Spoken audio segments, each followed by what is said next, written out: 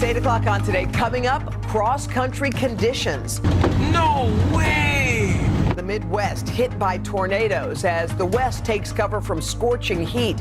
While in the Northeast, heavy rain set to pummel an already flood-ravaged region. Devastating. Absolutely devastating. Is there any relief in sight? We've got the full forecast. Plus, what a story. A local author's book hits #1 after a simple act of kindness goes viral. It was just an amazing thing, and it's all on you for your kindness and generosity. Thank you. Just ahead, the author and the man who made him famous reunite live in Studio 1A for the first time with a special look at their next chapters. Then, Ticket to Paradise. No winner in last night's Powerball. The jackpot quickly approaching $1 billion, while Mega Millions has a staggering prize of its own. What you need to know. And talking television. I'm going to build something better. And I'm going to do it from in here, whether you are. From the surprises. This is my home. I made a promise. To the snubs. We'll go inside the Emmy nominations, including the show that has every original cast member nominated. Today, Thursday, July 13th, 2023. Shout out to Branson, Missouri, Pittsburgh, Marietta, Georgia, and West Lafayette, Indiana. From Jackson, Mississippi. From Vancouver, Washington. Today's my 50th birthday. on a road trip from St. Petersburg, Florida to New York City. Hi, Mom, watching me in Forest City, North Carolina. We love you, Grandmommy. Celebrating Grandma's birthday. I'm turning 80 today. I love today, Joe. Where's the Waddy? Joe's got you 3246. From Los Angeles. We are back at 8:14. We have a new chapter in a heartwarming story we shared recently on the Morning Boost. It was so sweet. So a Texas veteran turned author became an overnight bestseller, and it was all thanks to the generous actions of a stranger who noticed him alone at a book signing table in Kroger. He posted about it on TikTok. It went viral, and the rest is history. So in a moment, we're going to bring the pair together for the first time since Sean Warner's newfound success. But first, a closer look at their story. It was a small act of kindness. Same thing, just sign it? Yeah, if you could just sign it. That helped turn a first-time novelist into an overnight bestseller. You know, when Red came up and talked to me, I was just so eager to talk to anybody at that point. TikToker Red first discovered author Sean Warner earlier this month at a grocery store in Fort Worth, Texas. It was near the self-checkout line when he saw the writer all alone at a table with a stack of books and a weary look on his face. I do a little bit of TikTok and whatnot, so I think I'm going to go ahead and get a second one. I'm going to gift it on there and see if we can get you a little bit of love on there. Oh, okay. I won't say no. Red's video quickly gaining more than 18 million views and more than 3 million likes on the app. I wasn't expecting this video to blow up like this. People coming together, it's so beautiful. And with the power of the Book Talk hashtag attracting a diverse reading community. Came in the mail. Super excited to read it. I'm so excited to read it. Thank you, Sean. Warner's debut novel, Lee Howard and the Ghosts of Simmons Pierce Manor, amassed 5-star reviews, climbing the ranks on Amazon's bestseller list. It was just an amazing thing, and it's all on you for your kindness and generosity. Thank you. And winning over new fans from all around the world. Ah, Sean, your book made it to Germany. Warner, an Army veteran and former paratrooper in the 82nd Airborne Division, went on to work as a software engineer before losing his job from company-wide layoffs years ago. That setback did not stop the father of two from moving forward. Instead, he decided to pursue his childhood dream of being a writer. The love just keeps pouring out. And as always, thanks to Red, your big heart and your generosity got this whole ball rolling. Now it's a new beginning for the novelist, all thanks to one stranger's good deed. Okay, This is so cool. We're so happy to say joining us now is best-selling author Sean Warner. Sean, this is an incredible story, an act of kindness. Tell us what it felt like when you realized that your book was actually climbing the charts. You are watching it in real time. It started out with a lot of confusion. We didn't know what was happening. Our phones were going off, and we had no clue what was happening. And our daughter actually said, "Dad's gone viral on TikTok." And you, just to be clear, you've never met Red before. You just happened to be at that grocery store. I was at Kroger signing the books, and Red saw me sitting alone and came over and said hello, and brightened up my day, and then it just brightened up my life. It sure did. Really changed everything. We want to bring Red in. I think he's here. Yeah. Hey, Red, Red. do you want to come out? There you are. You haven't seen each other since that day, that fateful moment. Hey, forget that handshake. Oh, thank you so much. No problem. No problem. Sit out, Red. Will you tell us, when you walked up on that table and you said you saw a guy, he had not a great look on his face, not feeling the best. Tell us about that. Honestly, well, my brother sent me to go get ice cream. I was supposed to be at a birthday party, so I was beelining it straight for the frozen food section, and I saw Sean, and I don't know, something just registered with me. You know, I feel like I have a lot of passion for other people. I'm a big people person, so when I saw him and he didn't have a smile on his face, it just made me want to change it. So that's all I did. I was like, hey, can I make a video of you? And it took off. Honestly, I did such a small part. It came down to the people. Like, the people decided, and it took off. It really took off. And Sean, I just want to point out, since you are a best-selling author, people are giving this book great reviews as well. So they're buying it. They're not buying it just to be nice people. They're buying it, they're reading it, and they're loving it. That was a hurdle for me to get over, because the last thing I wanted was sympathy. Yeah. You know, a pity review or pity buys and stuff like that. But after I got over that and I started reading some of these just really gracious reviews, then it was like, okay, I got to sit back and start enjoying this now. Yes. You were getting choked up, Sean, looking at people from all over the country and really around the world holding your book up. It arrived in the mail. What was that like? It was just incredible, something I never thought had happened. But what really warms my heart, and I'm going to get choked up again, when parents say they're reading it with their kids. It's what every writer would hope. It's the dream. Jared, what about for you? What has this meant for you? Honestly, so much. Like, again, I'm a big people person, and I always joke, you know, I tell people, could you imagine, thank God the book was good, because could you imagine the blowback if it wasn't, you know? And, you know, so many people, like hundreds of people have messaged me, whether they're authors or they're illustrators or whatever it may be. And a lot of people have messaged me saying that, you know, Sean's book, you know, I think it started out as being a nice gesture to somebody, but then everybody kind of rallied, and it became almost as if his success was our success, you know, and the people just got behind it. That's a beautiful way of putting it. That's exactly it. Yeah. Well, if there's a moral to the story, it's how a simple act of kindness can do so much.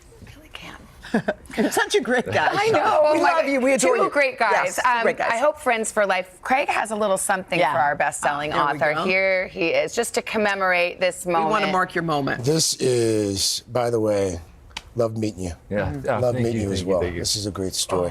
We wanted to present this to you. Oh my gosh. Bestseller. Thank you. Amazon bestseller. TikTok famous, and all around fantastic human being.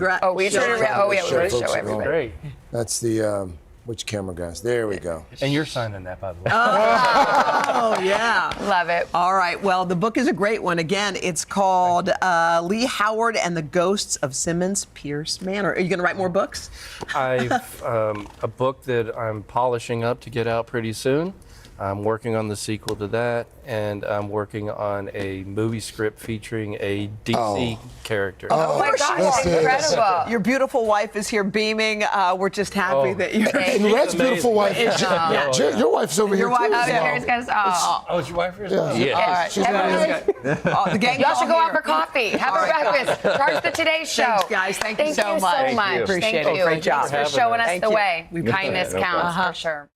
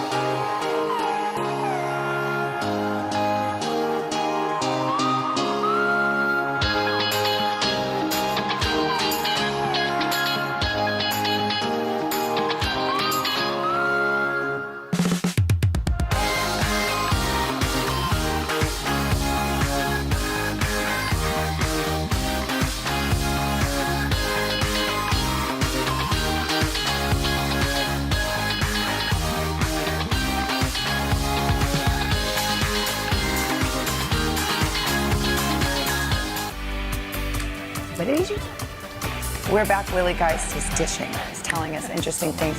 By the way, you are celebrating a milestone. It's unfathomable. You've hit 300. Congratulations. Congratulations. 300 So- shows? What is it? Wow. 300 years. He's 300 years old. Do 300 Sunday sit-downs. 300. With actors, musicians, writers, politicians, and no one does it like Willie does. Thanks, guys. It's not a traditional celebration, 300, but we'll take whatever we can get. We wanted to go big for our 300, so I got together with Matt Damon to talk about his career and his latest role in the upcoming movie Oppenheimer. Damon plays Leslie Groves Jr., a real-life general in the United States Army who is tasked with supervising scientist J. Robert Oppenheimer on the Manhattan Project. That's the secret operation during World War II to create the world's first atomic bomb. Why don't you have a Nobel Prize? Why aren't you a general? They're making me one for this. Perhaps I'll have the same luck. A Nobel Prize for making a bomb. Had you heard of the general? Did you know anything about him? No, I didn't know. I wasn't familiar with all the details and how kind of fraught this whole situation was with the differing philosophies, right? The military's, very necessary need to compartmentalize versus the scientists who share all their information because they're all about trying to get to the greater truth. And so they want to build on each other's work. But I think it was like herding cats for him most of the time with the scientists because they just did not align philosophically. Oppenheimer comes in the same year for Damon as the hit movie Air, directed by Ben Affleck. You got a name for it? Air Jordan. Yeah. What was it like to be directed by your best friend? It was great. It was great. Great directors really give you the freedom. It's a collaboration. It's a partnership. And I imagine you have a shorthand on set, too, where it makes life easy. You can waste so much time by trying to be polite, and in the movie business and in theater, they've developed a whole vocabulary for how to talk to somebody, and basically how to tell somebody they're sucking, right? And we can just say, you suck. So it's not, that was great, but what if we tried this? It's I'm wondering if he feels a little more reserved in this. Just tell me I'm overacting. You know what I mean? Good Will Hunting, the movie that changed his life, began as a writing assignment while Damon was studying at Harvard. Well, I got a number.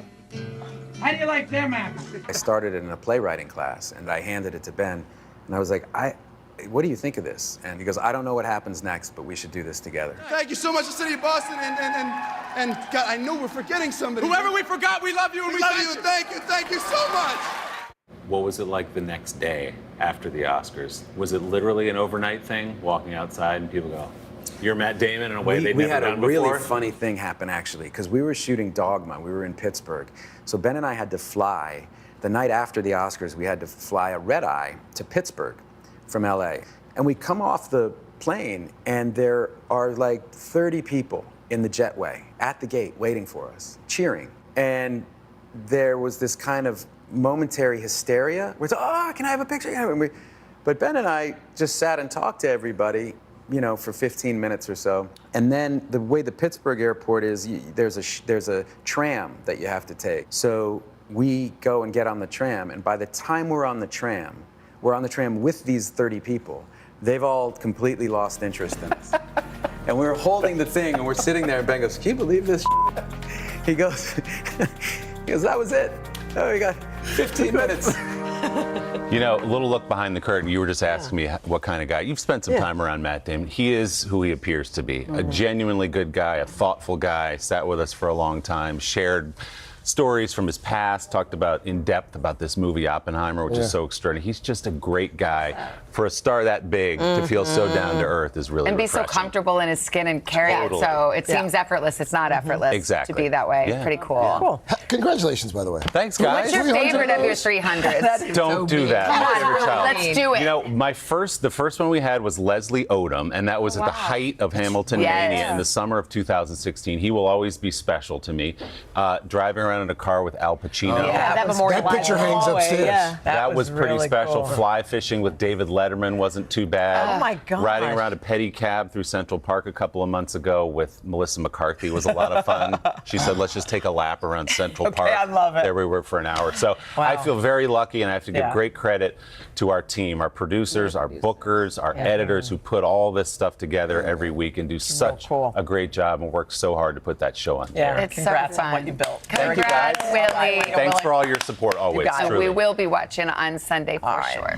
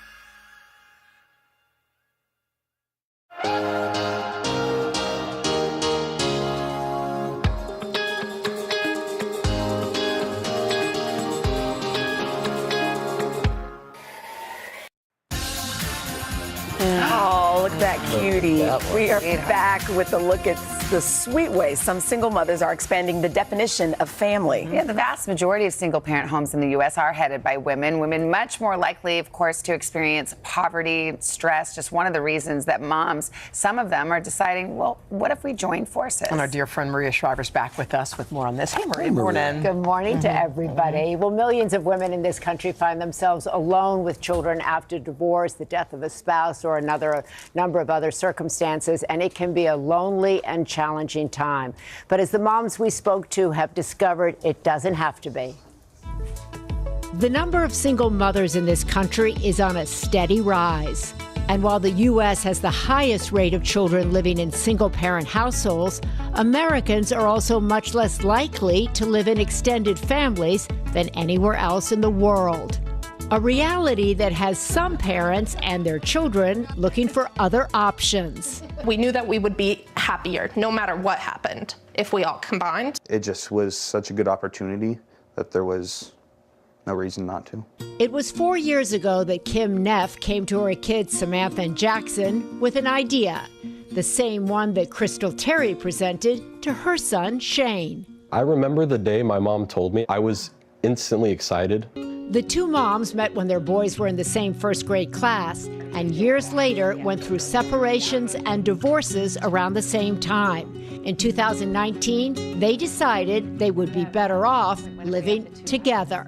You thought, okay, so this will be better for us financially. Right. We can share the rent, share the utilities, share the groceries. Right. You can help with childcare. I'm at the office, you're at home. Did you think of it also as emotional support? Well, absolutely. Yeah. But I didn't realize that would be such a big benefit of it until we moved in together. There's another adult here that understands what I'm facing, what I'm going through. Like the component that you have in a marriage, but without the romantic piece of Yeah. it has been huge. We live on a commune by the lake. The term commune has become a popular way to describe two or more moms living together with their children.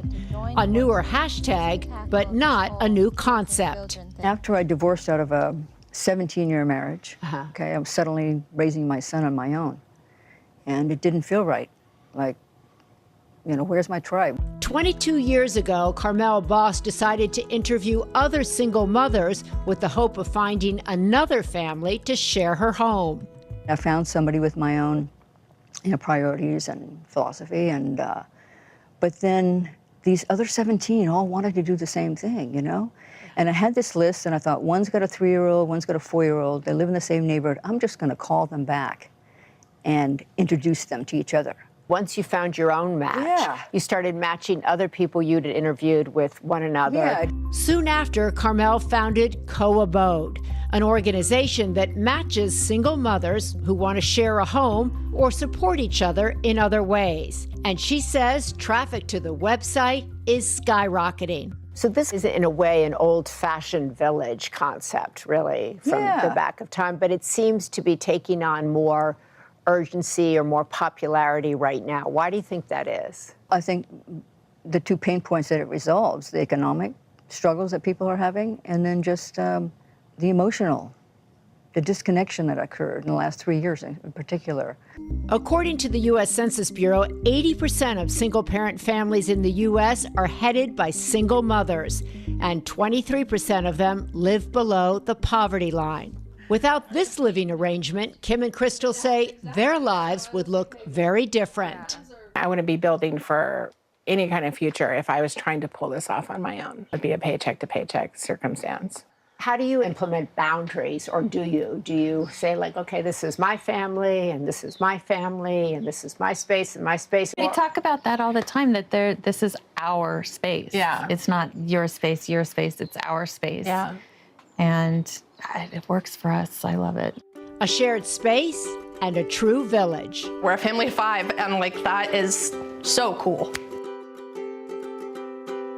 Okay, even though all of their kids have graduated last month, Crystal and Kim say they have no plans to stop living together. Both of them do date, but they're not looking for a big commitment. And they say disrupting the arrangement that's been so wonderful for the families, a person would have to bring a lot to the table to disrupt a lot. What a concept. Well, it'd be fun if we all did we were it. thinking we'd do it. Don't you want Maria raising your kids? Yes. Go talk to Maria. No, I'm done with that. We'd be like family therapy with Maria. It's weekly. We'd all be better people for sure. All right, Maria, thank you. All right, just ahead, what brings you joy? Well, for Allie Love, the perfect week involves exercise, friends, and ice cream. Okay, now you're speaking my language. She's here to inspire us with ideas for making every day feel special. But first, this is Today on NBC.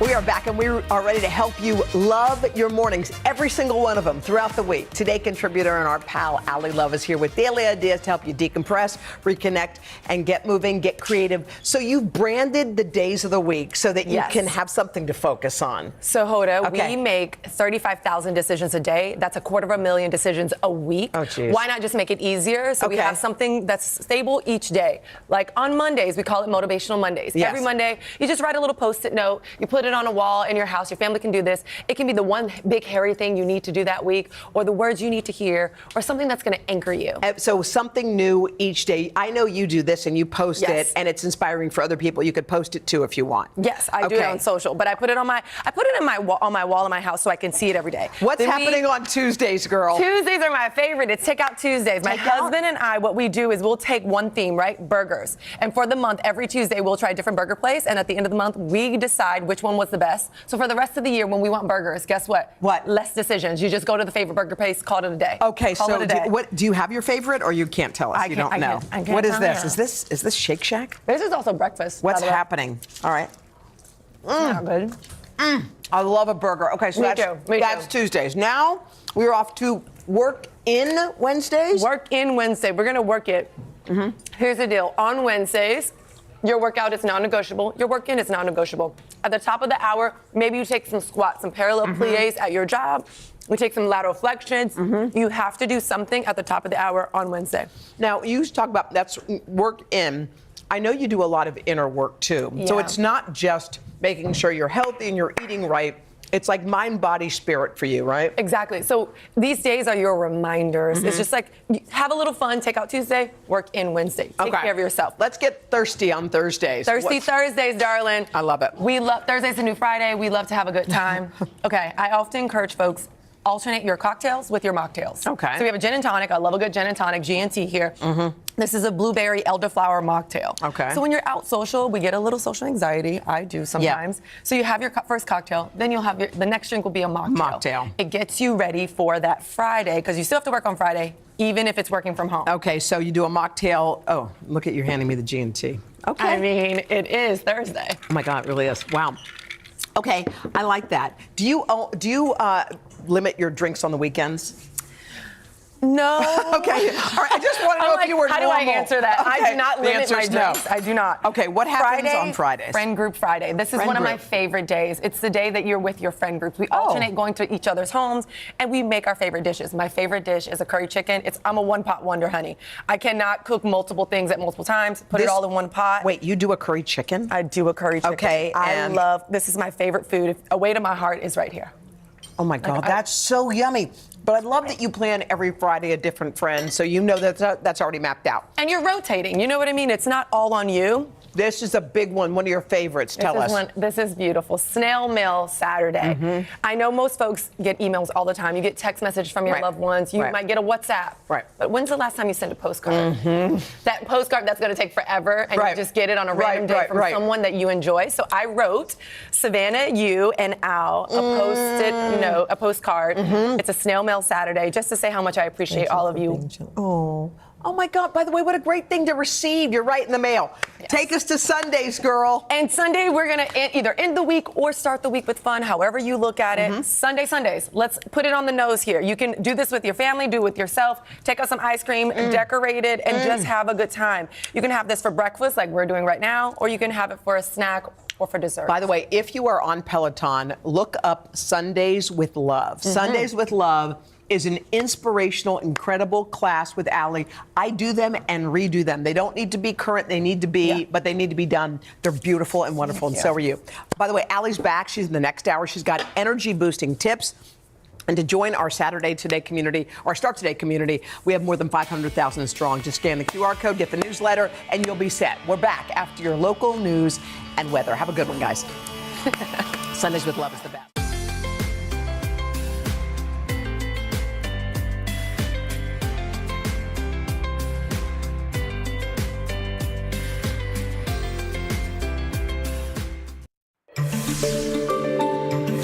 This morning on the third hour of Today, Hollywood on hold. Actors' unions are set to go on strike as contract negotiations reach a tipping point. This is the equivalent of pressing a button on a nuclear bomb in Hollywood. everything stops. What happens now and what it means for your favorite films and TV shows.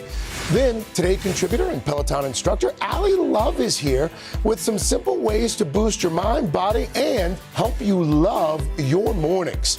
Plus, Sterling K. Brown and Mark Duplass live in studio to share their new film all about keeping hope alive. And in Try This Today, we're getting the scoop on some new ice cream flavors. And yes, there will be cherries on top.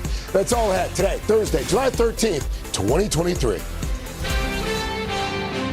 Live from Studio 1A in Rockefeller Plaza, this is the third hour of Today. And a good Thursday morning to you. Welcome to the third hour of Today. Craig, Chanel, and cousin to the show. Hi, Vicky cousin. Wing. Good morning, cousin. Al and Dylan both working on some special projects, but we're going to actually catch up with Dylan in just a few moments. We got a lot to talk about, but before we talk about anything else, let's talk about Ms. Jones's big night with the Queen. You know what? You I just hang want out to be with honest with you Beyonce. because everybody knows because I posted it. So last night I was in Philadelphia, about 2 hours up the road for Beyonce. This is video you shot? This was video I shot. So sorry, it's a little grainy. A friend of mine had a box seat, and they're like, "Hey, do you want to come?" I'm like, "Yes." Is she floating? Yes. So here's what I will say about this Beyonce concert.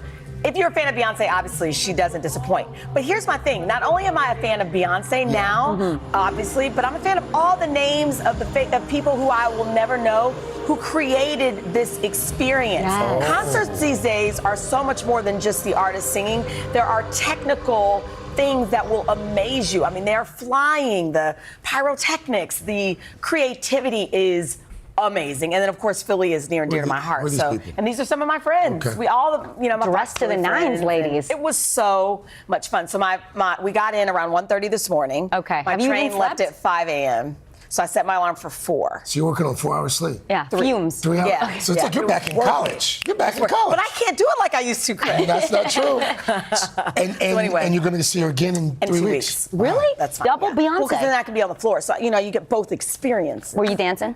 Oh, you know, and singing, and doing all the things. There you go. More on Beyonce in a couple of weeks, but we're going Right. to turn now to the big story of the morning. Hollywood drama playing out in real life now. Members of SAG-AFTRA failed to reach an agreement on a new contract by that midnight deadline that they set.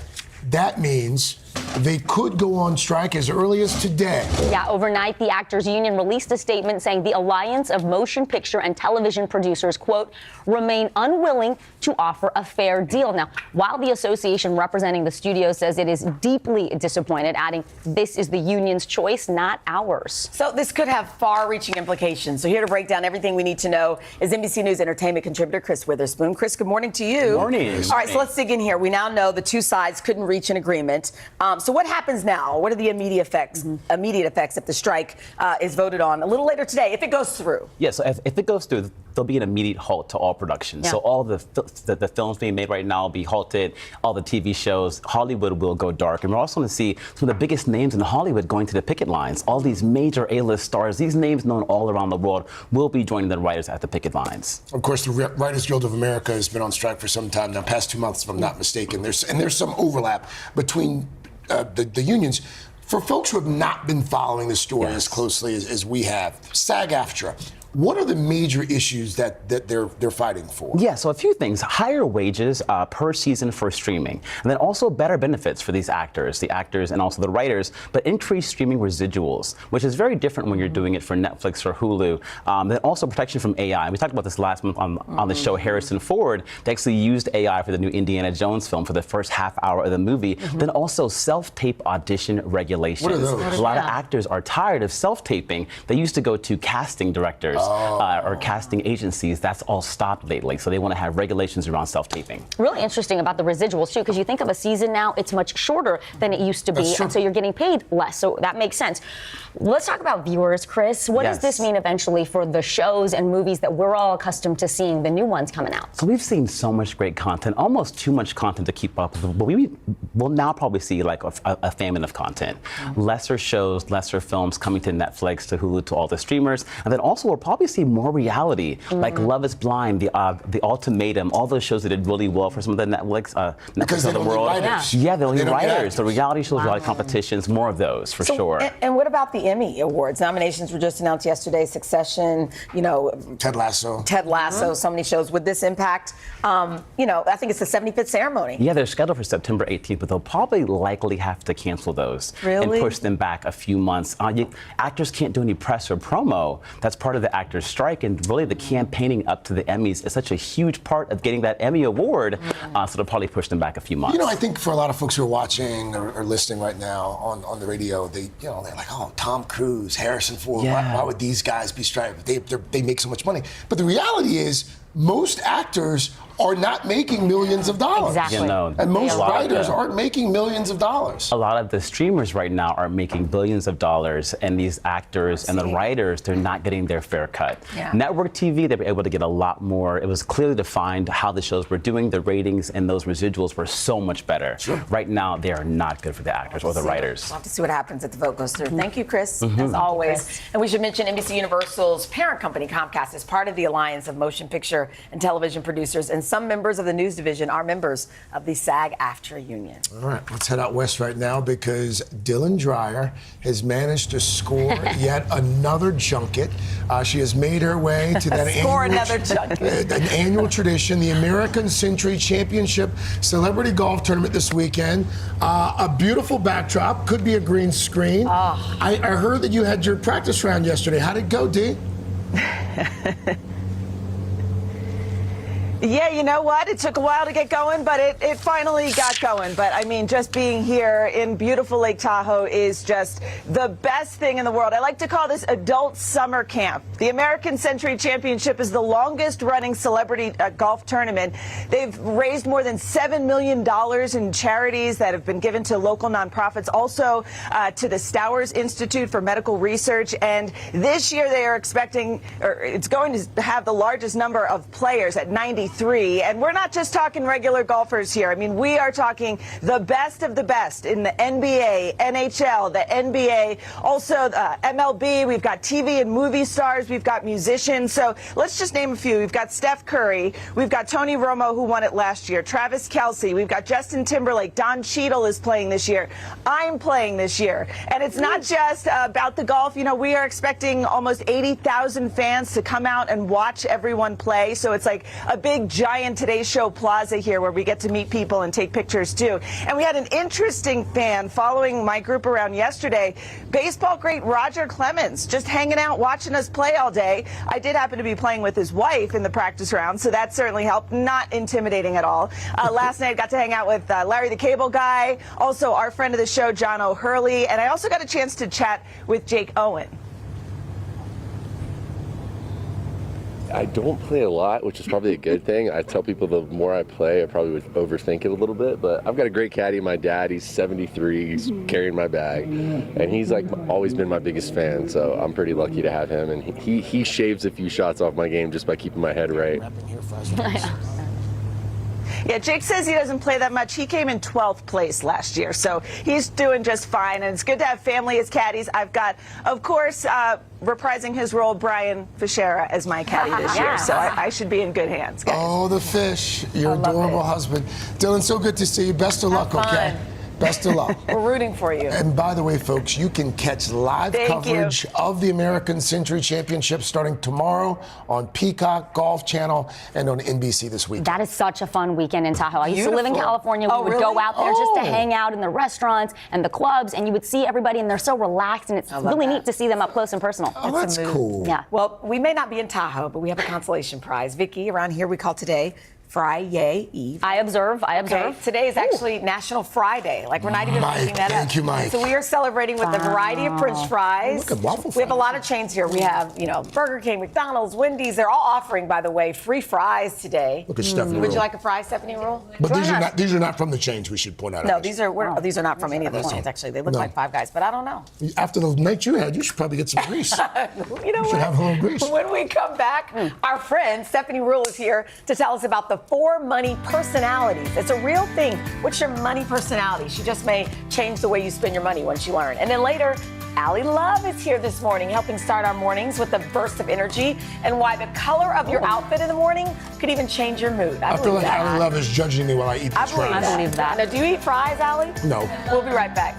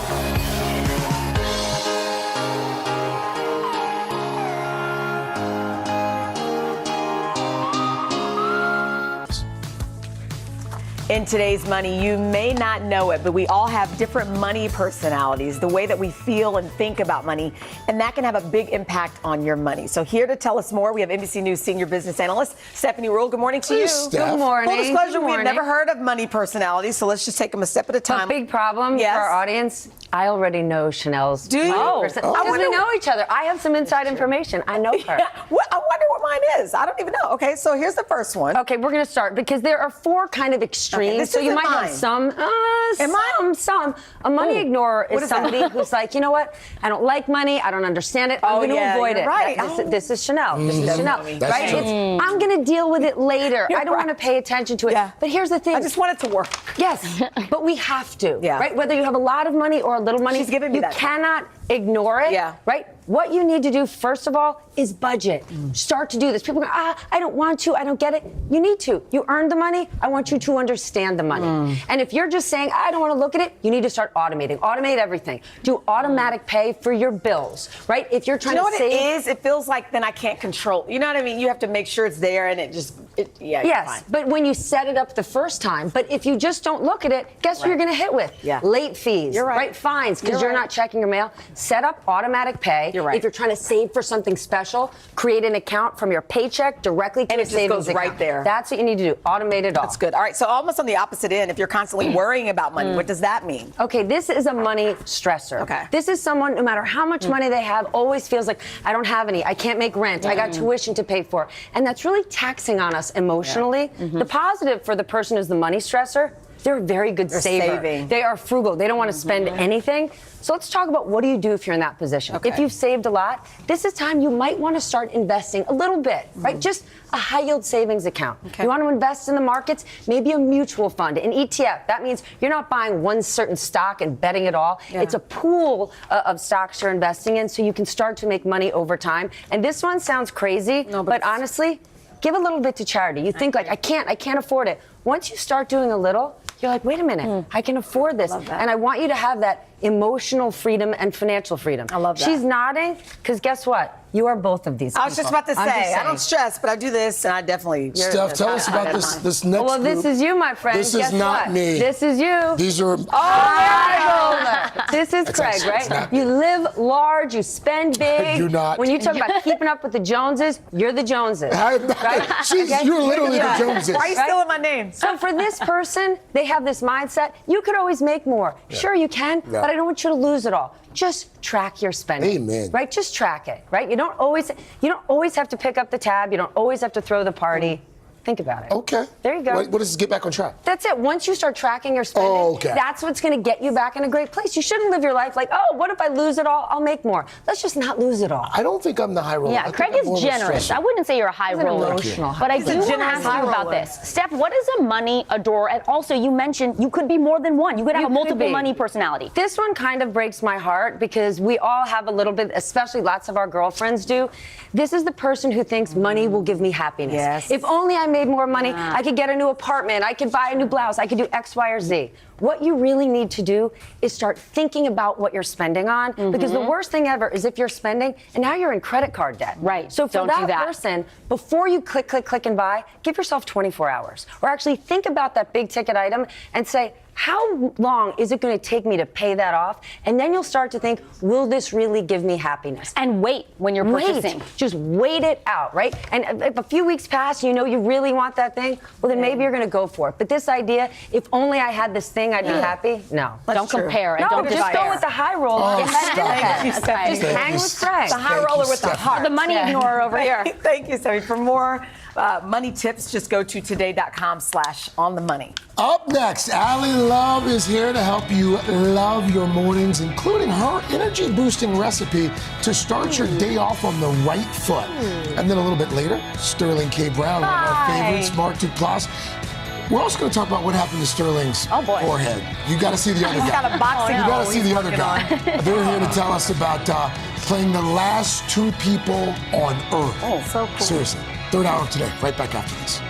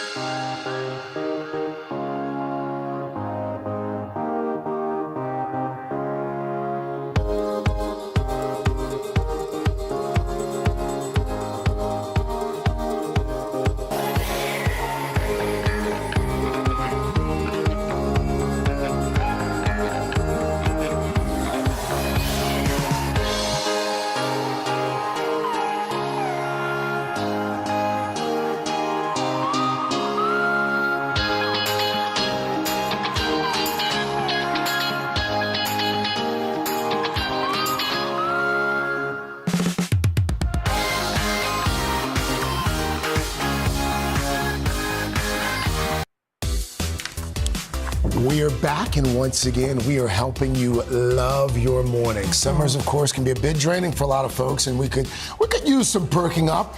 And it all begins when we start our day. So, here to offer some energy-boosting strategies, today contributor Allie Love. Good to have you back. Hello. How are you? So let's start with some movements. Like you get out of bed, you're just kind of dragging.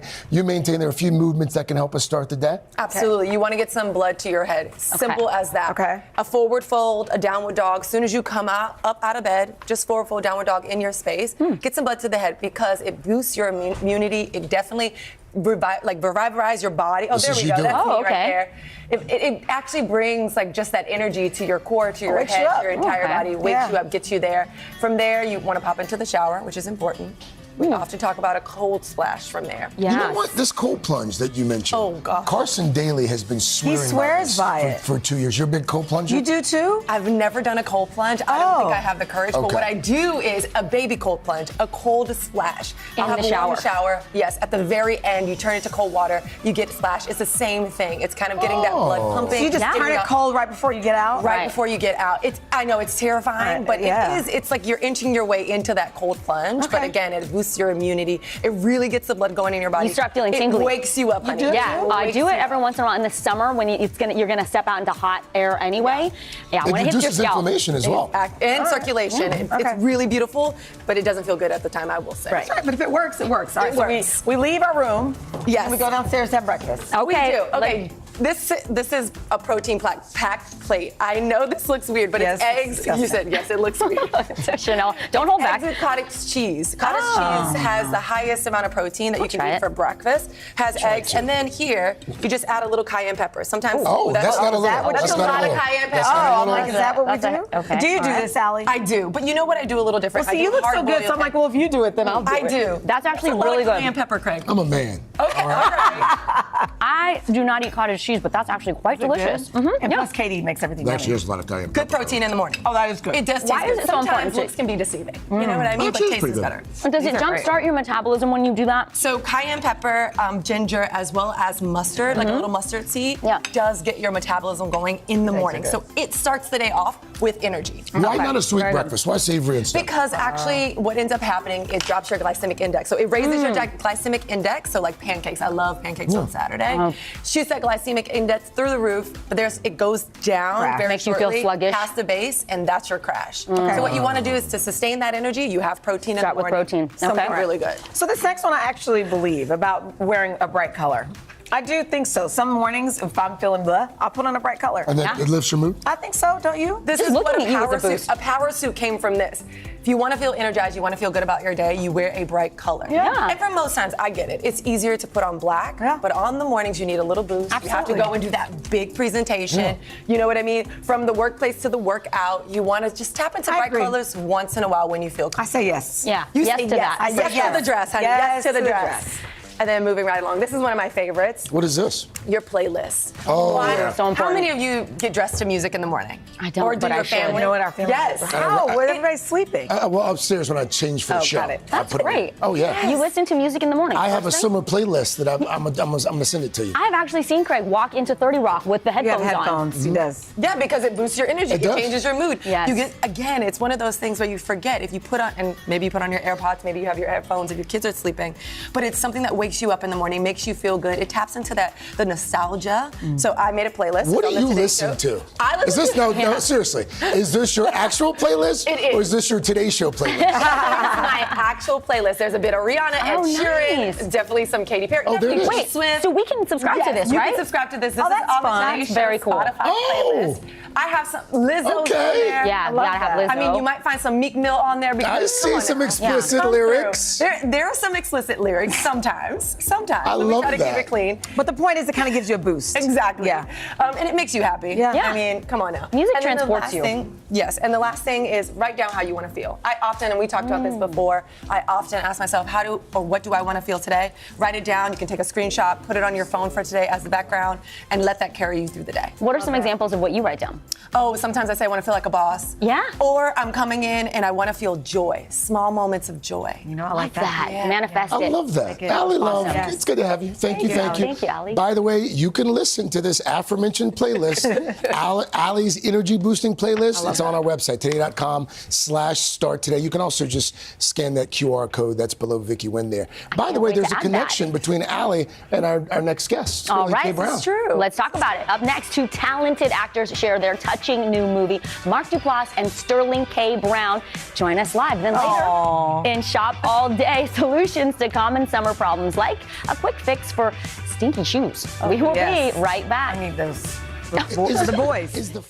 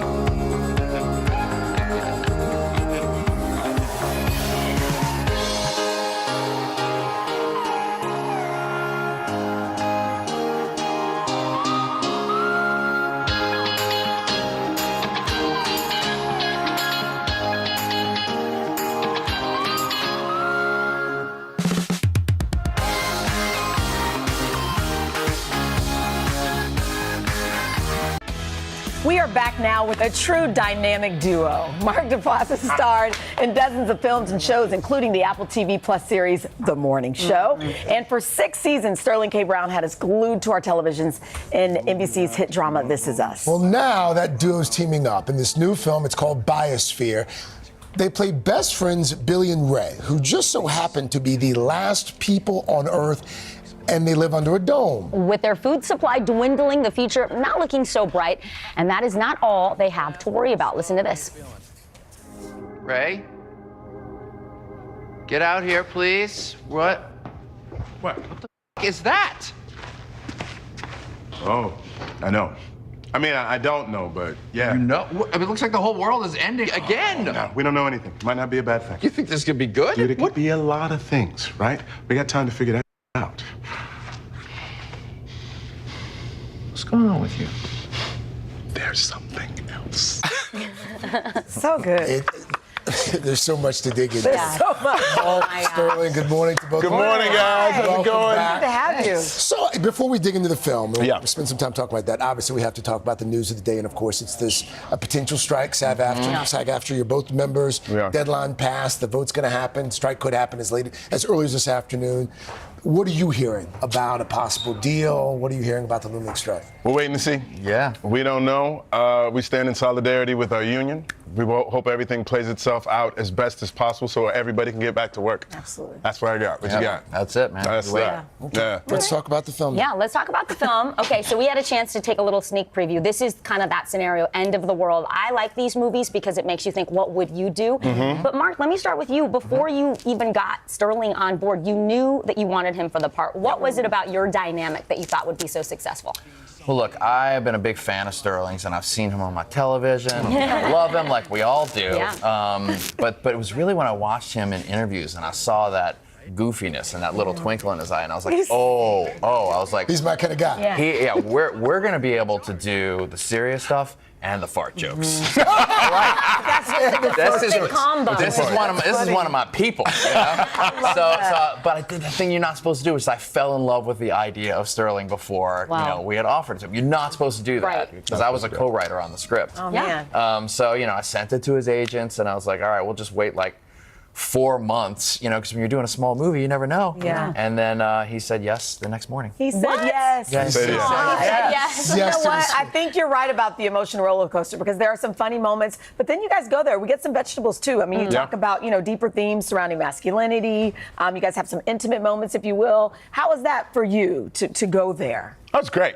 Yeah? So much No fun. hesitation? I think when you're with somebody that you trust and you have a real rapport with, you just sort of dive into the sandbox together and you say, let's play. Okay. Like this guy likes to play, so do I. So it's all good. I don't want to give away too much. Yeah. But Mark, you just mentioned this. You both co-wrote the film. I didn't co-wrote. He co-wrote it with Mel Eslin, his producing partner. Yes. But the concept is it's a little out there, to say the least.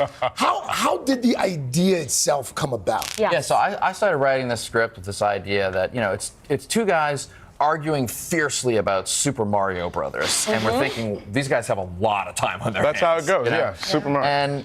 But really at the core of it for me, is are we capable of change? Are we as a society doomed? But I wanted to do this in a movie that didn't feel like I was forcing you to eat raw vegetables. I wanted to do it in a movie that feels like a great buddy comedy. Like, this movie feels like Dumb and Dumber to me in all the right ways. At the end of the world. It At the end of the world. has Yeah. a little bit of a twist, and Yes. which, again. Well, that's quite the twist. Not a little bit of a twist. That's quite the twist. That's why I know twist. it feels like we're being like dodgy. Like the more you see this movie, Yes. knowing nothing going on, the better experience you will have. Amen. Trust me. I would agree with that. Yeah. Thank you. Yeah. Mark, let me stick with you for 1 second. Yeah. The morning show. This may feel a little familiar to you. I don't know, Yeah, it sitting does. here on the set with us. Yeah, it does. Can you tell us anything about the new season? Yeah, well, it's season 3. It's really exciting. We had John Hamm come join our cast this year. Nice. Excellent human being. Yep. There's a lot more of that fun, icky, strange codependence between myself and Jennifer Aniston, and I love that relationship. But really, that show's just been so great because now I know when I'm up here sitting with you guys. Yeah, what's really going on. And you're smiling at me. And know what I we're thinking. Somebody in your We ear. know what we're thinking. I know you're all deeply earpiece right stressed here. and exhausted. You have no idea, Mark. You have no idea. Somebody just said it. This somebody is just, us. Yeah, somebody just This is us. When you were talking, somebody just said Nice. This is us. There you go. You guys are so busy. Sterling, you worked on a new project with the creator of This Is Us. That's right, Dan Fogelman. Yeah, what can you tell us? First of all, he came to see Biosphere, which was really cool to see that he That's supported cool. us Your in that worlds way. came together. That was awesome. Show's going to be on Hulu. It's a bit of a thriller, so it's a bit Okay. of a departure from the dramedy that was This Is Us. It's got a big scope. There's going to be a lot of action sequences and stuff like that. I get to kick some booty and take some names, so it should be fun. Range. Okay. It should be fun. You see that Band-Aid on his That's head? what I'm I was going to say, That it came would be from one of those journalistic stunts. it would be irresponsible of me to not ask about this Band-Aid. Is there something on my head? No, they have. It was a run in with the zit, bro. That's Okay. it. I'm going to keep it simple. okay. I say, yeah, no, for reals. I feel like you should lie and say you were I having a should mouth. have. My publicist wanted me to, but I'm going to keep it honest. Wow. I thought I was going to win. I lost. You're just like us. You're just like us. Yes. God. Mark, Sterling, thank you both so Thank much. you, It's our guys. pleasure. Thank you. Biosphere is in select theaters now. It's a great one. Go see it.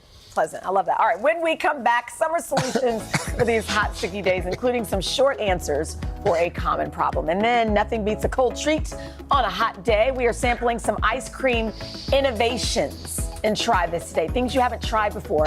We think you might like it, like a sweet mashup that pops. Oh, There's your hint. there's a hint. That sounds like a lot going on, doesn't It does. I'll take We'll it. be right back. Come on. Give me some.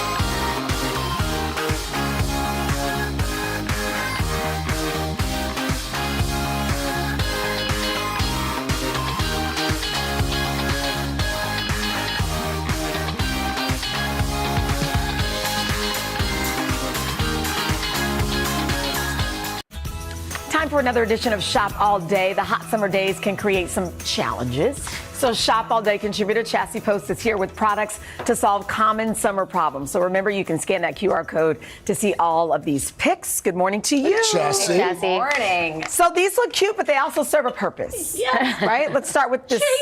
Chafing, right? I mean, we've all been there. Not fun, right? But we've got solutions first for women. Okay. The Athleta skirt. These are so popular. Oh, they're shorts. Have you guys tried these? My girls love these. It is Those are the cute. skirt short combo. Cute. Perfect. So first of all, the little biking short underneath helps with the chafing, but the fabric, it is feather light, it is breathable, and it helps to keep you cool, dry, and not irritated. Okay. It keeps your skin from rubbing against your other skin. This one? Exactly. And women are living in these. They start at $21. What? For it's got guys, pockets. yeah, and pockets. It's really cute and Very cute breathable and colors. fun. So that's for women. Yeah. And these are for men, these shorts? Correct. These are next level. So these are from a company, these are shorts from a company called Bird Dogs. And I know Bird Dogs. Yes. And our producer, Emily's husband, has been wearing them for years. Yes. So They're not only are they shorts within a short. Yes, super stretchy, but there is this fabulous little insert here. It's a liner. I've never seen something like It this is before. so soft. So do I wear and underwear with comfy. this or no? Well, that's the great news. Hey, Craig, let's go right there. You don't have to wear underwear with these, right? You were thinking it. You were wondering. Right? And that's the innovation. But they're also so comfortable. They're really stretchy. And they've got belt loops, Craig, so you can dress them up and wear them with a belt. Dress it up.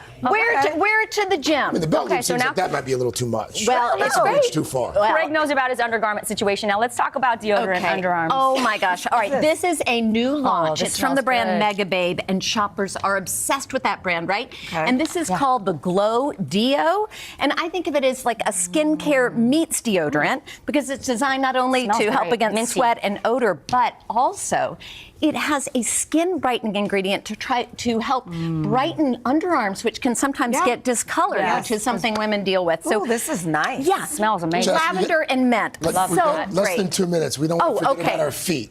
Yeah. So for anybody knows anybody with some smelly sneakers or athletic equipment or gym bags, these are called the stank sticks. Oh, a stank stick. Yes. There you go. Yeah, sticks in, stink out, and it's so great. Not only do they, help Here, to wear this around your They neck. kind of look like nunchucks. They but- do, but they are magical. They remove odor. You put inserts in there? Yeah, there are inserts in there, so you can switch them out every 3 to 4 months. But these are magical, and they also work. kill bacteria. Yes. So pop Plus, them in plus anything. you could just say stank stick. I'm here for Yeah, that. which is a lot of fun. Okay, everybody's so excited. We have another new launch from Color Wow. You love the Dream Coat. This is extra strength Dream Coat. And guess what? It's designed to, keep out that moisture and frizz and humidity.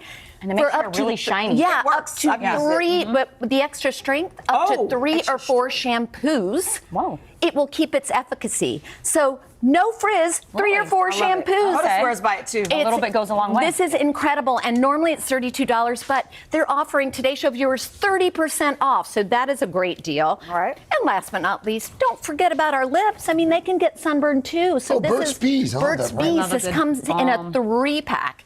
And this is multitasking because not only is it tinted, but it's nourishing and it has SPF 30. Oh. So, it does 3 things in one, and you also get this great little clear after sun soother nice. with aloe, which really feels cute. so good if you've been having a great I time love out that there. it has SPF. That's also Chassie, important. Yes, as it's always, great. thank you. Thank Things we you. don't Especially need to for buy the stank ourselves. stick. The stank stick wins. For more on all of these products, especially the stank stick, just head to today.com/shop. When we come back, we're going to shake things up and try this today. We're going to sample some new ice cream flavors and make a milkshake that satisfies your cookie craving. All that when the 3rd hour of today comes right back. All right. Fantastic.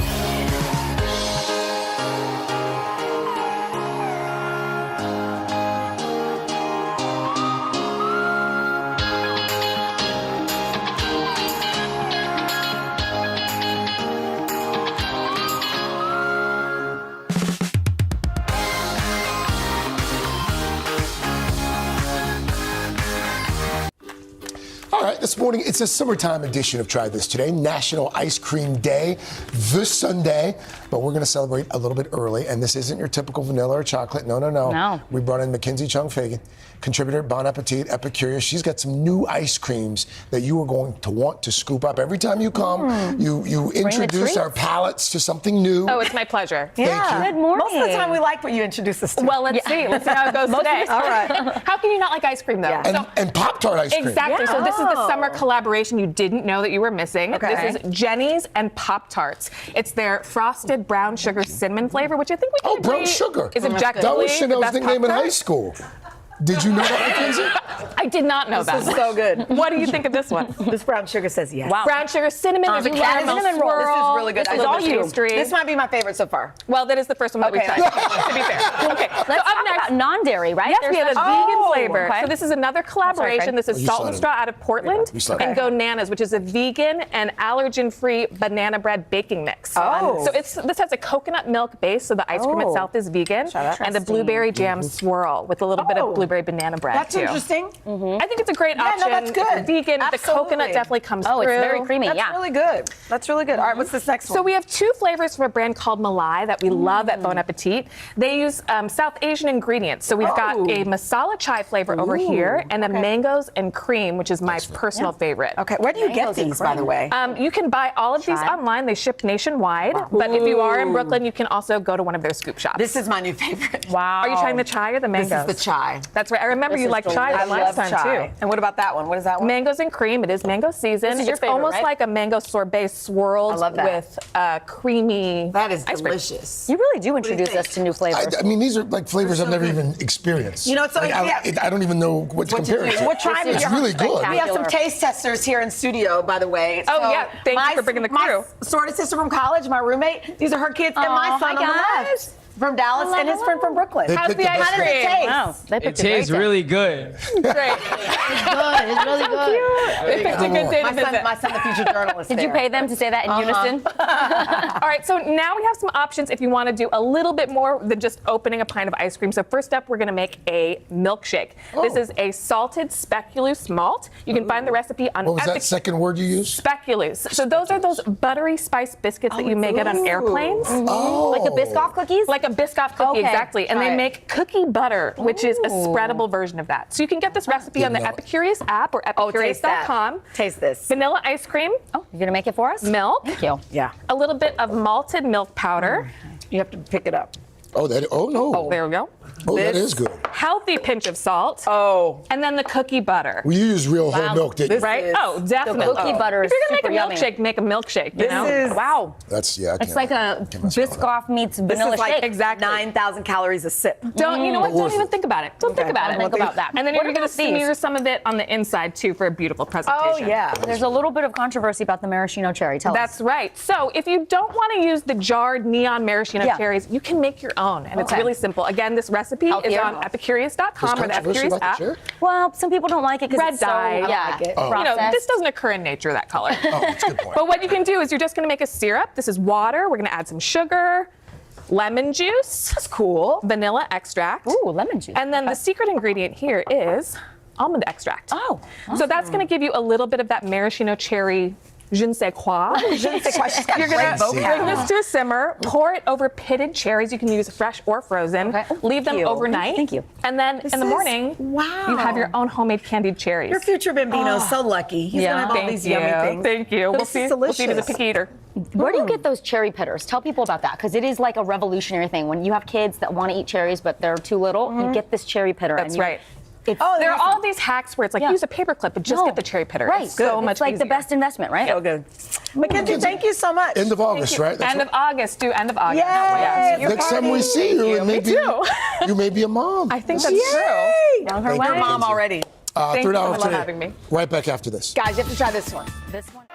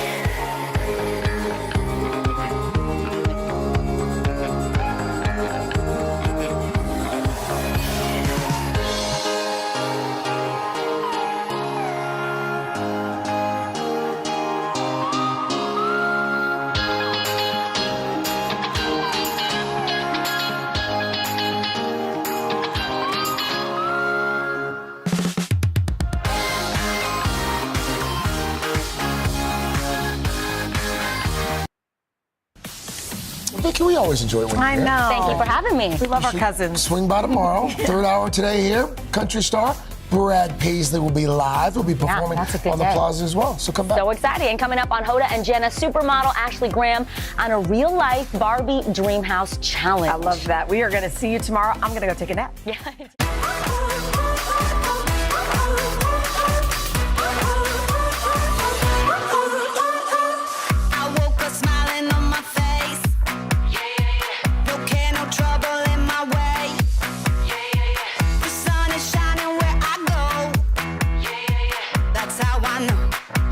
That's how I know.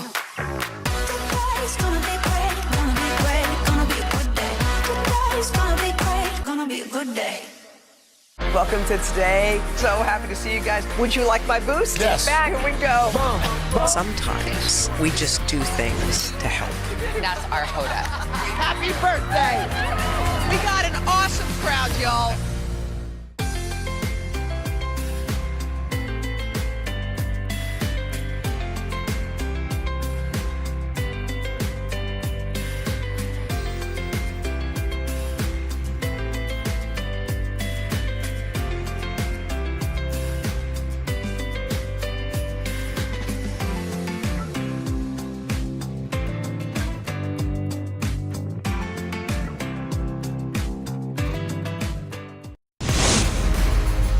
Today's supermodel Ashley Graham is here with a real-life Barbie Dreamhouse challenge. Plus, the lovely and lively Sunny Anderson brightens up our kitchen with a fresh summer dish. And Jenna on Jeopardy! Her book club was a featured category on the popular game show, and today she'll put me to the test. So get up. It's Today with Hoda and Jenna.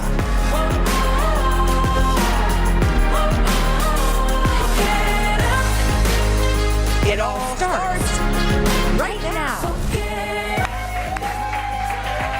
Hi, everybody. It's Thursday. It is the 13th day of July. It is almost mid-month, and we're so happy you're here. And if you were busy last night, Wait, no, hold like on one much second. of America. Hold on one second. What? You know how sometimes I have to spot this out? This is what is sitting behind Hoda's coffee. What? As if she put a browned apple. It's not brown. I just started eating it. As if she put this half-eaten apple right it's here on hidden. the table, nobody would notice. It's hidden. I can't help it. Okay. Every day there's a new surprise. Okay, so if you were up and you're a Jeopardy fan, you were pleasantly surprised. If you watch our show in Jeopardy, and there's not much crossover, but if you do, then there was a category, an entire category, on someone sitting across from me at this table.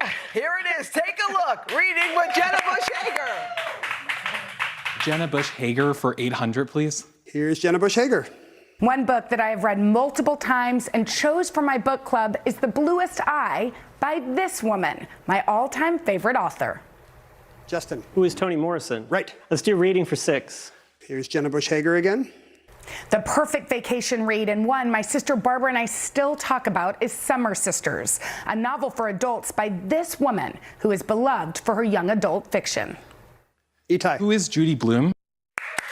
Jenna Bush Hager for 1,000. Jenna Bush Hager for 1,000. Don't you love when they're like, who is Judy Blume? Did you like how I read those clues? By the way, my favorite part wasn't how you read them. It was when they say, Jenna Bush Hager for 1,200, please. Jenna Bush Hager. By the way, how about your funny is husband? that? Is he like into it? No, he doesn't know. Oh, he doesn't know? No, he's in Canada. But also, I didn't know. I haven't seen it. That's the first You I've don't seen watch of it. Jeopardy? Every night? No. A lot, by the way. I do love Jeopardy. You know the people who watch, though, because they're always on it. Yeah. They're the same ones who do all But the I crosswords. didn't, yeah, you know what? I'm just proud to be part of that. Jenna Bush Hager for 1,400. By the way, cool. Can you imagine if it wasn't around reading? Who doesn't wear underwear on the Today Show? Who once did a thirst trap and embarrassed her entire family? This person once got a minor in possession of alcohol. Who is Jenna Bush Hager? By the way, Amazing. I loved it. I loved it. I love it. Way to go. Do you have an all-time favorite game show?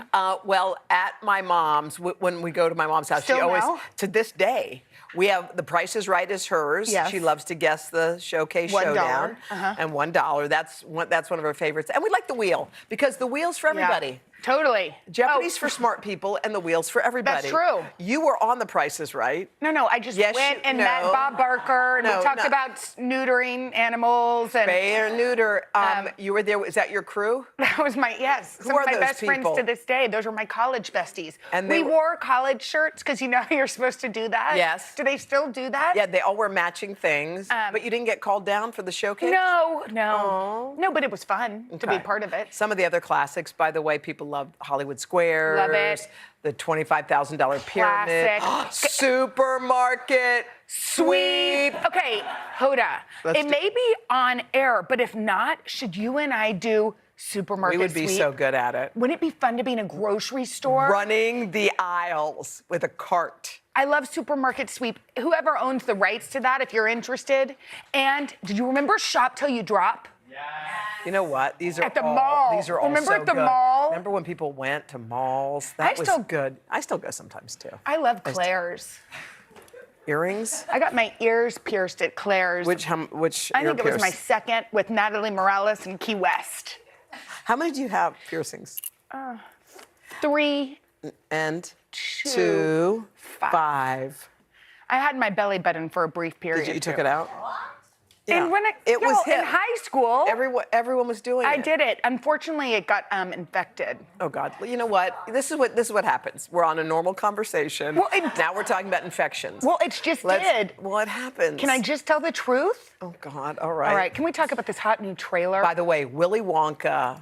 This movie looks, number one, the clips that have been out are hilarious, and it is our. Can't wait for that. Yeah, it's a movie starring Timothée Chalamet as the beloved chocolate factory founder. Take a look. What are you doing? I'm making chocolate, of course. How do you like it? Dark, white, nutty, absolutely insane. Many people have come here to sell chocolate. They've all been crushed by the chocolate cartel. So you're the funny little man who's been following me. I will have you know that I am a perfectly respectable size for an Oompa Loompa. An Oompa what now? Allow me to refresh your memory. Oh, I don't think I want to hear that. Too late. I've started dancing now. Once we've started, we can't stop. Come on. Wait, can I just ask Hugh a Grant. real question? Remember in the original film Yes. when the blueberry Berry fell in. Now, Yeah. did they die? I think so. That blueberry flew up into the air and was so. never to be seen of again? Violet. Violet? I yeah. think so. But she. I think a lot. By the way, there was no follow-up. Here's the thing. A lot of things are scary, but you don't realize it when you're a kid No, I watching know. all the things. I know how dark Willy Wonka was. Everything. By the way, all of the things are dark. Yeah. The mothers are always dead somewhere Totally. in the beginning. No, I know. Before anything even starts. Believe me, I mean, my child at age 3 went up to Donna and said she'd like her as her stepmother because she expected me to sail off like they do on Frozen and never to be heard from again. All right, there is a brand new restaurant order that, according to the Wall Street Journal, it's the it food of the summer. You know what it is? The hot dog. Which everybody else has already known about. Well, I was going to say the hot dog has been the it food of the summer since Forever. 1943. Yeah, right. But now it's about toppings, and the chefs are adding them. It's actually on the restaurant menu. Okay. All right. So, do you like a hot dog or a burger when you're barbecuing? I prefer a burger. Yeah. What about you? We usually do both, and we And usually you'll have get one of each. burger and Yeah, one of hot each. dog? Yeah. Should we check out our hot dogs? Sure. Wow, thanks, Gerard. Thank you, Gerard. Oh, extra ketchup. That's yes. Thank you. Okay, so thank you. Thanks, Gerard. So, show yours. On my hot dog, I like the works. I like ketchup and mustard. I like relish and onions. If I'm gonna do it, Onions? and then I like a little extra. Oh my God, the bun is warm. I like a little extra ketchup. I like the same thing, but I don't like onions. You But like it? relish is one of the world's best things. Relish is amazing. And you can't really put it on anything but a dog. I know. Mm-hmm. Oh my God. How good is that? It's really good. But it's kind of just a vehicle for all the toppings, if we're honest, right? Do you like the actual dog itself? Not so much. Not much. Mm-hmm. Coming up next, y'all, you know what's popping in pop culture? What? Olivia Rodrigo's new #1 song. Also, the secrets of Miss America. We got what everybody's talking about coming up after this. Just one more bite of the dog.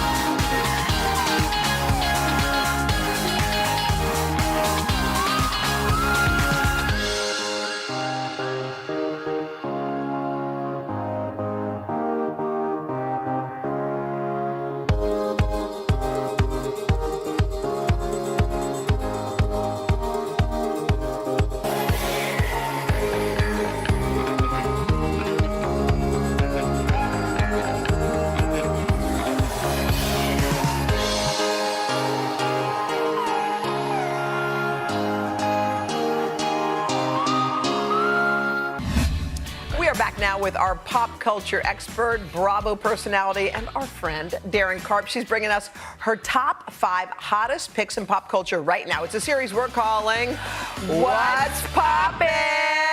Okay, what do you have for us today, Darren? Okay, I've got everything from music to movies to television. I can't wait to break it all down for you. So right. let's get to our first 5 Number items. 5. Okay. What all is right, it? number 5 Yes. is Threads. Oh, everybody's talking about Okay, Threads. see, I like this enthusiasm. Okay, give this it is to sort us. of Instagram's attempt to kind of combat the Twitterverse and Okay. its volatility that's kind of going on there. Threads sort of feels like an easy dinner party. Yes. You don't have the angry uncle, no angry brother to Yeah. kind of combat with. So it really, really makes it so easy. It links right to your Instagram. So you sign on to Instagram, you kind of download Threads through there, and boom, you have By your the way, entire. all the celebs Did are you in. join Reese it? Witherspoon is on it. J-Lo is on it. Pez Candy is on it. Wait, Pez Candy? Yeah, I collect Pez Candy, so it's like, man. Can I ask you? Your show's on it too, though. I don't know if you guys knew. Threads? We're on Threads? See? Wait, I'm making dreams happen here. Isn't it? It's doing really well. It's doing so well. It got over 100 million users like within the first week. It was Okay, like now the most what downloaded. is it? How is it different than Twitter, other than the grumpiness? Is it the same exact thing? You can be grumpy on Instagram. People are grumpy on Instagram. Yeah. It just feels kind of lighter. I think because people of are kind of like switching over. If you're really Yeah. into politics Yeah. on Twitter, highly doubt you're going to switch Take to us to Threads. number 4, Darren. All right, number 4 is The Secrets of Miss America. What? Okay, the first episode aired on Monday. I watched it, so it premiered on July 10th on A&E, and it reveals all the juicy, all the scandalous scenes behind Miss America, which feels a little outdated now, but 20 former Miss Americas and their competitors come back along with producers that to sounds speak good. about the contest.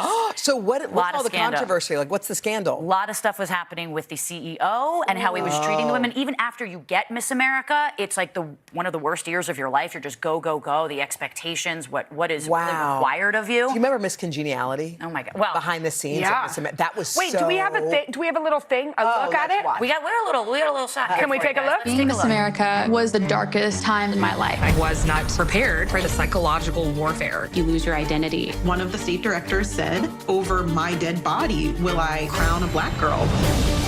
It's a horrible, dark cycle of abuse. You stand up against us, we will terminate you. We wanted people to understand who they were dealing with. We're talking Ooh, about it. the crowd. All right, we're going to see it. Wild. Yeah. Okay, Yes. what's number 3? All right, number 3, my personal favorite, The Real Housewives of New York yeah, is come back, on, baby! girl. Oh my gosh. Jenna Lyons and Sai, I know you guys just had her on, Yes. had them on the show. I'm loving them on the new Roni right now. Yes, we call it Roni in our world. I get to kind of look, Roni. I get to look ahead being with Andy Cohen, and I'm telling you, this cast is going to blow you away. And so the good thing about this is you don't need to catch up on 76 seasons. Totally. This is a brand new cast. Yes. You can start fresh. Start with us next The week, drama- July 16th. Drama's there. Yeah, the Is it- drama's back. They fight from everything about fashion to cheese, and Yeah. so those are the 2 highlights of my life. So I'm telling you, the drama is back. and By it's the very way, fun. our fights on cheese get real. They get epic. Jenna, you would really Nasty. participate I would take in this, somebody yeah. down. You guys are in your own corners with this. It's going to be great. And Jenna Lyons' closet alone is worth it. Yes. Just Okay. telling you. All right. Okay, we want to see what's poppin' number 2. Yes, number 2 is Olivia Rodrigo dropped her new single, Vampire. I don't know if you guys are aware of it, but the song instantly went to number 1 on Billboard. Billboard on 100, making her the first artist in history to have lead singles from her first 2 debut albums come at #1. So she is just She's on fire. She's amazing. Powers. I'm sure you've heard it already. It makes me kind of want to cry and zen out at the same time. So it's a little like angry, a little meditative. You know, the internet is sort of a buzz on who it's about. People are saying Taylor Swift. People are saying an ex. But we've got a little bit of a video if you want to like check it out. It's really good. I used to think I was smart, but you made me look so naive. The way you sold me for parts, you sunk your teeth into me. Bloodsucker fame, bleeding me dry like a vampire. All right, that was the Queen version. That was the Queen. I'm always bringing you guys the good Yes, stuff. yes. All right, take us to the mountaintop. What is #1? All right, #1, my favorite, Barbenheimer. Okay, this is sort of this internet sensation. 2 polar opposite movies sort of sprouted an internet phenomenon. This is a portmanteau of both Barbie and Oppenheimer. We've got Greta Gerwig's like fun pop movie of Barbie. Juxtapose that with Oppenheimer about the atomic bomb. So we've got a bombshell and a bomb. Both movies come out July 21st, and Oppenheimer is just as star-studded as Barbie. Emily Blunt, Matt Damon, Robert Downey Jr. And you know, usually people do this when they want to kind of counteract 2 different types of audiences because they're coming out the same day. But according to AMC, 20,000 tickets have already been sold for a double feature. So people are going to go see both. It's mass appeal. That's what I heard. I was on a call yesterday where a woman bought tickets to both. Yeah. She's going to go to a double header. Isn't that and maybe it's fun with a husband and wife or boyfriend girlfriend. It's like, you know, sometimes you always have to compromise for what your spouse wants to see. I'll watch Real Housewives of New York, but I'll also watch the Yankees. Which one are you more into, Barbie or Barbie? Yes, we love Barbie. All right. Oh wait, speaking of Barbie, thank you. We're taking you to a real-life California dream house. Supermodel Ashley Graham tells us all about it coming up right after this.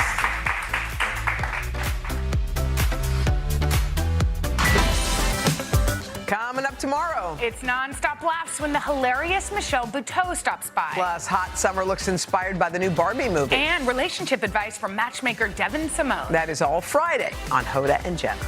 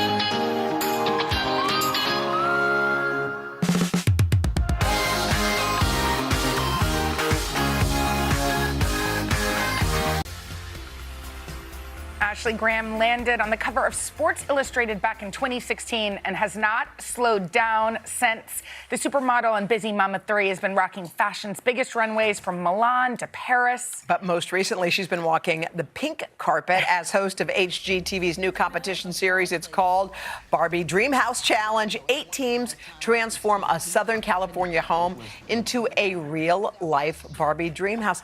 And in fact, Miss Fancy, you were at the premiere, am I right? Oh, yes. Mom's night out? I saw Margot and Ryan on the pink carpet, and we had so much fun. Oh, my God, look at well, you I had three. fun meeting them. What was it like? Yeah. I mean, Margot's beautiful. Yes. Like, you see her, and it's drop dead. And Ryan is just as cool as a cucumber. I feel like the two of y'all had similar, like, 1950s I Barbies. will say, I totally planned the black outfit, but when I saw her, she goes, "You got the memo." And I said, "Yes, Margot!" Oh, my God. How cool. Okay, wait. We have to know. Were you a Barbie fan as a child? I was such a Barbie fan, but became even more of a Barbie fan when Mattel called me in 2016 and said, we would like to make a Barbie in your likeness. Wait, you match her right now. This is Ashley Graham Barbie. Wait, let me see. I didn't know that. Here, you can hold her if you want. May I? She's got thick thighs. She's got a round butt. She's got lower belly fat. By the way, Beautiful. she is the coolest. What did you think when they made this for you? It was an honor. If I would have had a Barbie that looked like my body shape growing up, I think my mind would have not been as traumatized. And I wouldn't have looked at myself in the mirror and thought, why do I have this and she has that? Oh my God, I love that. And such positivity when it comes to how you feel about yourself. And I know that you are an affirmations person, but you've changed, obviously, over the years. You have children. Things are different now. So many kids. I know, so many children. But how has your view of yourself evolved over time? I have become more confident, and I think that comes with maturity and age. Also, having kids, my body has been all around. It's been this, it's been that, and then back again. But I've just been able to say, like, thank you to my body because I've done so much. And being able to tell my story has also enabled so many other women to tell their story, to find confidence within themselves. I've got saggy skin on my stomach. I've got cellulite all over my body. I've got stretch marks everywhere. And that's okay because my body is my body and I have embraced it. And I want little girls to know that. Yeah. That's why this Barbie was so important because she's curvy Barbie. Yeah, and you actually said you wouldn't let You better him... grab her by the neck. Yeah, grab her by the neck. I'm sorry, Barbie. But you made sure that they made her body to look real. It was so important. The one thing I did ask for was cellulite, and they couldn't actually do cellulite. Well, let's hurt on plastic. And this is like, I'm not giving anything away of the Barbie movie, but they bring up cellulite in They the do? Barbie Oh, they movie. do? Yes, they Wait, talk about cellulite. Is the movie, because we haven't seen it, No. we're dying to see it. You're going to love it. Really? You're going to love it, and that's all Can I'm you saying. take kids to it? Depends on how old they are. Okay. 10? Yes. 10. Depends. Depends. I don't have 10-year-olds. Okay, I don't know. you know what I love? When last time you were here, your mantras were, I am bold, I am beautiful. Yeah. I am brilliant. I am bold. I am brilliant. I am beautiful. Now what do you say? Well, this is what I started off with, right? And I think every affirmation for everybody is so different. It's so personal. It's ever changing. Depends on what you're walking into. But the thing that I always want to drill into young people, and even people that aren't young anymore, remember your words have power. And you get to choose your destiny. You will hear it all over TikTok. Instagram people will pop up and tell you, make sure your words have power over you. But really, you have to take this into motion. This isn't about just watching other people do it. So what do you say? your words now? Well, I am important. I can do this. Yeah. Mama, you got it. Mama, you got it. Do you think looking at yourself and saying those things has an impact? An extra 100%. My stomach will never be the same after having one and then twins all within 2 years. And I look at her and I hold her sometimes and I say, it's okay, I love you. And Justin, my husband, there he is with the kids. He loves me so much too. It's like, who cares at the end of the day? Because my body also, is strong. Look what your body did. You carried 3 babies. Yes. Like, Exactly. what an incredible masterpiece. How are those boys, by the way? Oh, they're so fun and so good. It's just such like a wild, rambunctious home, and I love it. Do they have twin language? You know, I have to ask as a twin. I don't know yet. Yeah. They're very different. Yeah. They're exact opposite. Yeah. So By the way, embrace that. I am. Embrace that. Okay, wait. What can we expect from the Barbie Dreamhouse Challenge? Yeah, what is it? HGTV this Sunday is Barbie Dreamhouse Challenge, and you're going to see this house transformed into every era of Barbie. And it's so much fun because every room is dedicated to like the 60s, the 80s, the 90s, past, present, and future. And it's the all-stars from HGTV and Food Network. So it's your cast and crew that you love and adore. Love. Yes. Well, you're not going to go anywhere, are you? Because you're going to help us do a little decorating. We have a friend here from the show. Oh, what? Yes. And you're also going to tell us how we can bring some of the Barbie Dreamhouse into our own house. Yeah, we look forward to it right after this.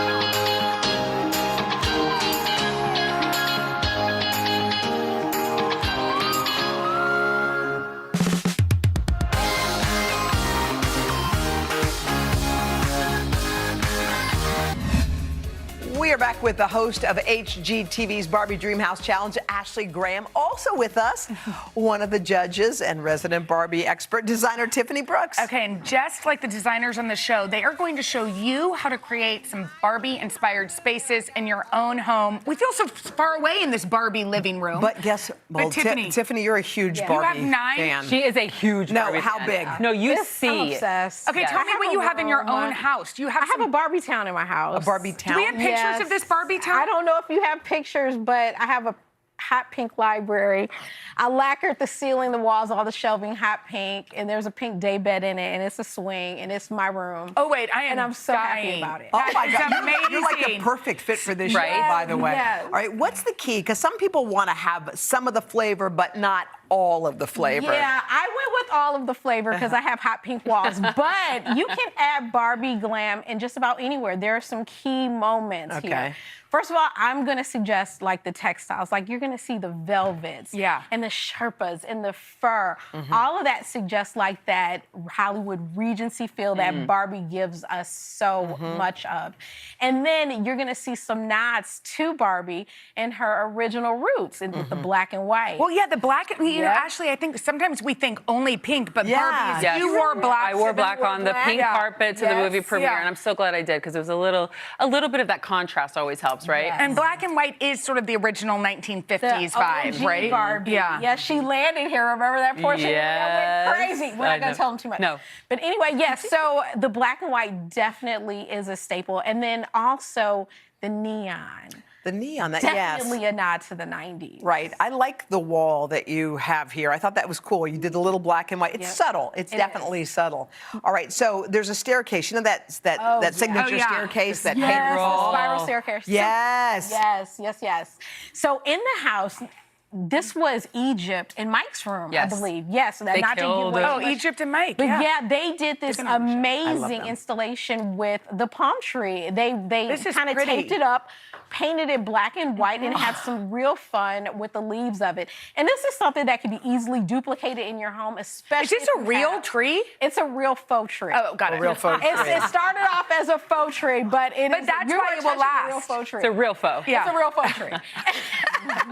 And then even to elevate the look even further, there was some moments of the silhouettes. Like this. Oh my gosh. So important. They hit the mark with that. And this is something that you can do. I mean, you don't have to have Barbie in your home, but imagine doing a silhouette of you and your kid. Yeah, that's a cute idea. How do you do that? Is that hard to do? No, it's not actually. You just take a side profile picture in front of a blank background, cut it out and paint it black, and then flip it over and put it on the wall. How easy is that? Easy. I just gave you the play-by-play. That is awesome. Okay, so Ashley, tell us about the designers decorated the dream house. Yeah. What else did they use? What other sort of vignettes? Well, they definitely had a Barbie fan helping them the whole time, and whoever the team that wins, that Barbie fan gets to stay in the Barbie dream house. Yes, so that's the whole thing. What do they eat in the Barbie dream house? I've always wondered. Oh, they have cookies and candy. Remember that time we went to that Barbie? Oh, just wait till you see the kitchen. Glitter food. Yeah, you just. What happens? So they get to stay there, and then that's it. What happens to the dream house? Does it go away? It's in Fantasyland. It's the magic of Barbie. Oh, you guys. Well, this is awesome. Well, we wish you guys great luck with the show. We're so happy you came. So good to see you guys. Challenge. It premieres on HGTV on July the 16th. I can't wait. Coming up next, a light dinner that's perfect for summertime. Sunny Anderson shares her easy baked chicken. Right after this. Thanks.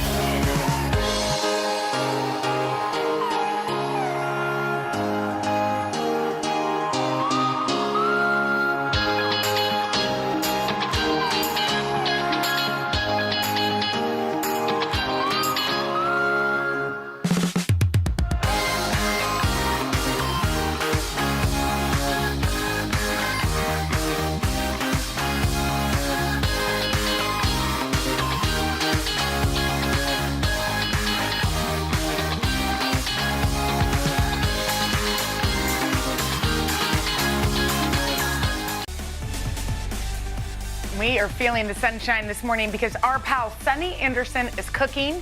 She keeps busy these days on the latest season of the Food Network's BBQ Brawl. Yeah, and she's making us some easy sesame baked chicken and some couscous. Sunny, let's talk about your show. Barbecue Brawl, girl. Tell us, break it down. Bobby done lost his mind. What happened to him? Bobby Flay done lost his mind. How did he lose He invited me to play with him in the sandbox. And you beat him. Wait, did he? Well, I can't tell you everything. Wait, how did you get the gig? So tell me. So I just constantly badgered him for a decade. Good job. Okay? That's good. That's how you get things. That's how you get to the king. You know what I'm saying? And then what? He called Where you? did they cook this?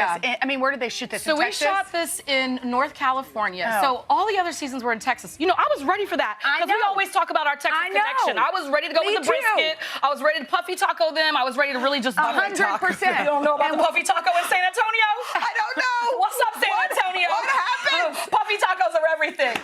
It's so, true. So this is Were in you North disappointed Cali. that you were like, hey, we got to shoot in Texas? I know my barbecue, and let's go. Or you didn't Let say me that? just fangirl for real. Can I really be disappointed anywhere Bobby invites me? Exactly not. So All right. we were in Cali. We were in Half Moon Bay. Okay. Cool. Yeah, we did a lot of really cool grilling. I would love to tell you what happened, but the title of the show is Barbecue Brawl. Yeah. And the brawl happened. Oh, all right. Talk to us. Let's make some chicken. So I'm going to show you some fun things. You can do these on the grill, but these are perfect in the oven as well. And I like to tell people, your oven is your grill is your oven. Okay. So these are my easy sesame chicken, baked chicken. Okay. So we're going to make the marinade and the glaze at the same time. Ooh, okay, double got duty. it. This is honey. You're going to pour in some soy. Soy. Love this combo. I'm going to get in some red chili flake. Hoda, if you don't mind zesting the lemon. You know how to do that? Hoda has a weird lemon hack that you would hate. No, it's not. What? I saw that. And I told you I watched you Wait, guys. Sunny, it did not worked. work. It does. It Give me did a not skewer. work. If I had a squeezed skewer. it. Tell the There was truth. way more lemon out of your lemon. Thank you, Okay. Sunny. Yeah. I need a skewer You guys ever before want a this segment peanut is gallery? over. You just put me on the side. Katie's and I'll getting be me in a a little box skewer. in the corner. Just put me right here in the corner. Wait, I'm just going to say And I'll just be telling you the truth right here. Like, it Sunny, did not work. Sunny, at the end of the segment, I'm going to squeeze it for you. Go on. No, you're okay, not. yes, I Don't am. waste Sunny's No, precious it's important. So look, ginger and garlic go in. Okay, this goes in, lemon. Yep, lemon juice. And then you're going to Whisk whisk it. that up. Yeah. Okay, so the cool thing is that about half of that goes in here. The rest you're going to reduce down to the glaze. How do you just do that on a pan? You put it in a pot. Yeah. You turn on the heat. Yeah. It's going to evaporate some, moisture, and Can then I it do will this? get thick. Yes. So what you're doing now is you're glazing the chicken that we have fun already is that? par baked. So the oven is at 375 degrees. You put the pan in the oven as it's preheating, so the pan gets hot. Yeah. Then you put the chicken That's out. smart. Look at this piece of chicken here. You that want you just glazed. No, sorry. no, that's good. You've got the color. So you put skin side down on the preheated pan. Okay. So that skin can get That's some an interesting contact. hack, by the way. Yeah, All that's right. a great Yes, hack. You're And gonna then get crispier skin that way when you Okay, bake. and then after I do all these, Yeah. should I put some of this on here? Literally like a bagel. What is that, Oh, a sesame? bagel. Those are sesame seeds. Okay. You can do white sesame seed, black sesame seed. It's a great texture. I'm team texture. Okay, let's move- It's a let's good pop move in the on mouth. down. Put this back in the oven for about 15 to 20 minutes. Now you're making now the you're making and you're gonna couscous? have the. That I mean, looks this is yummy. beautiful. So this is a simple summer couscous salad. Okay. If you don't have couscous, this is pearl couscous. You can do orzo. The dressing is very simple. I've got some honey, some orange juice. Honey is one of your go-tos. I love love honey. honey. It's one of your It's a go-tos, liquid for sure. sweetener. I mean, you can do agave nectar if you want to, but I'm going to add into here some of those little bags of like sweet peppers that you put on the grill. Yeah. Just chop those up, get those in there. To that, I'm going to add some basil. I love a basil. perfect I love summer basil on salad. Kinda everything. tear it up a little Is bit. that mint too? It is mint. Girl, I'm into your whole It's vibe. summertime. You feel me? Yeah. Let's do it. It's from my garden, Hoda. You have a garden? I do. I have a garden. You know Tons who of would gardens. be fun to see together? Who? Michelle Buteau and Sunny. That's my girl. Do you feel me? Yeah, Survival of the Thickest. It's on Netflix. You can stream it right now. We used to work together at VH1. Oh, you did? Yeah. Are y'all from good the same friends? Well, we used to be tight when I was in Brooklyn, but now she's a movie star. So are you? Well, Okay, what else? You're a Food Network star, girl. Crazy. What else? So then you just add in some cucumbers that we have here. Why did you walk over here and then We could walk have chopped away? it, but like Well, who 'cause I cares, need a right? bowl. But the dressing is simple. You know, it's orange juice, the honey, mustard, blah blah blah, whatever. Hey, Sunny, What's I hate that? to put you through this, Oh, God. but she's Again? going to do it. America, here it goes. Yep, here it goes. Sunny told you how she feels. You know, these people, these social media people, they, slow down. I can't believe you're wasting Sunny's precious time. I love this. Squeeze it right in here. Squeeze it. No, put it No, right I want in you here. to see how much comes out. Okay, can I just show you? Give me a whole nother lemon. Where's the other lemon at? Look, Sonny. Come on, Hoda. Come on. Let's see the drop, Hoda. Let's see the drop. Sonny, I am sorry she has wasted your time like this, Sonny. All right. Maybe it's the other end. Anyway, Sonny, thank you so much for coming to be with us. Oh, He it was also that has end. this other weird hack. No, it's not You weird. know, Hoda, Watch, Sonny. I used to watch you in New Orleans, Hoda. You know did? that. Yes, girl. Look at that. Sonny, there's 2 drops of lemon. That might as well be a lime. And you know exactly what I'm talking about. But by the way, wait, can we just say that this is delicious? Can I try your chicken? Yeah, I've been eating. love these. I've been eating while she's been clowning over there. I was working. GC love those on the kitchen. And listen, if you aren't hanging out with us on the kitchen Saturday mornings at 11 o'clock, I don't know what you're doing. It's an excuse to stay in bed longer. Oh my gosh. And watch people cook. Yes. To get these recipes, go to today.com/food. Check out the new episode of Barbecue Brawl, Monday nights on the Food Network. Okay. Don't look at my lemon. She already looked at it, okay? Coming up next, we're off to summer camp to meet a beloved man who's impacting kids for more than 60 years after Why this. doesn't it work? It worked at home. It's not a hack. It is a hack. It worked.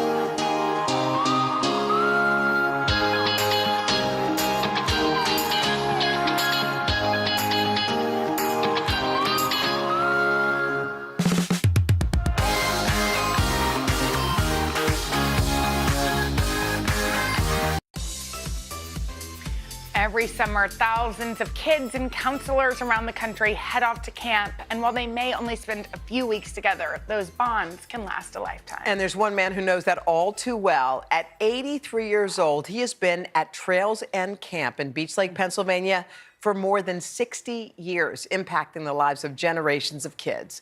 Take a look. Stan Goldberg is life-changing. He is the best of humanity. Stan Goldberg is Trails End. When Stan Goldberg arrived at Trails End Camp in 1960, he had no idea he had found his life's calling. My uncle did sports at Trails End Camp and said, bring Stan to camp. So I came here as a counselor. The son of a postman and secretary from a modest upbringing in Brooklyn, Stan fell in love with camp life. He soon convinced his new wife, Star, to join him as a counselor, and the rest is history. I said to Stan, maybe we could do this every summer, and who knows, maybe one day we'll own camp, never really thinking it would come true. In 1986, Stan left his job as an assistant principal and bought Trails End, taking over as owner and director. The common ingredient is being there for one another and not being concerned with things, but being concerned with people. I'm proud of you. At 83 years old and still at camp more than 60 years later, Stan's recently handed the reins over to his daughter and son-in-law, with their children helping out as well. Trails End is my home. It's where I grew up. It's just love and respect. He makes people feel good. Freddie, would you hold it? I mean, why don't you hold the ball? It's magical what he does with the children that are here. You watch a child grow up from 6 or 7 years old till 16. The impact is remarkable. For Stan, every person who passes through Trails End becomes part of his family. I never had a grandfather. Sometimes Stan calls me his grandson, and having that connection from someone that I never knew existed, I feel like I have a granddad. And Stan knows every member of his ever-expanding camp family. Come on, Jake. You're the only one whose name I don't know, Remy. My dad will say, and you grew up on Miller Place and your dad was a dentist? And he was like, people always ask me, how do you remember everyone's name? And he said, it's because you remember every one of your family's name. The first Friday night of the summer, Stan says, close your eyes. Close your eyes. Everybody, close your eyes. And think of somebody that's in your life now that you never knew existed. To honor Stan, his Trails End family arranged a little surprise for him.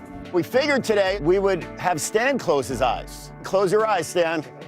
3 former campers and counselors made the trip back to Trails End to tell Stan about the impact he's had on their lives. Stan Goldberg. Oh my. Great more.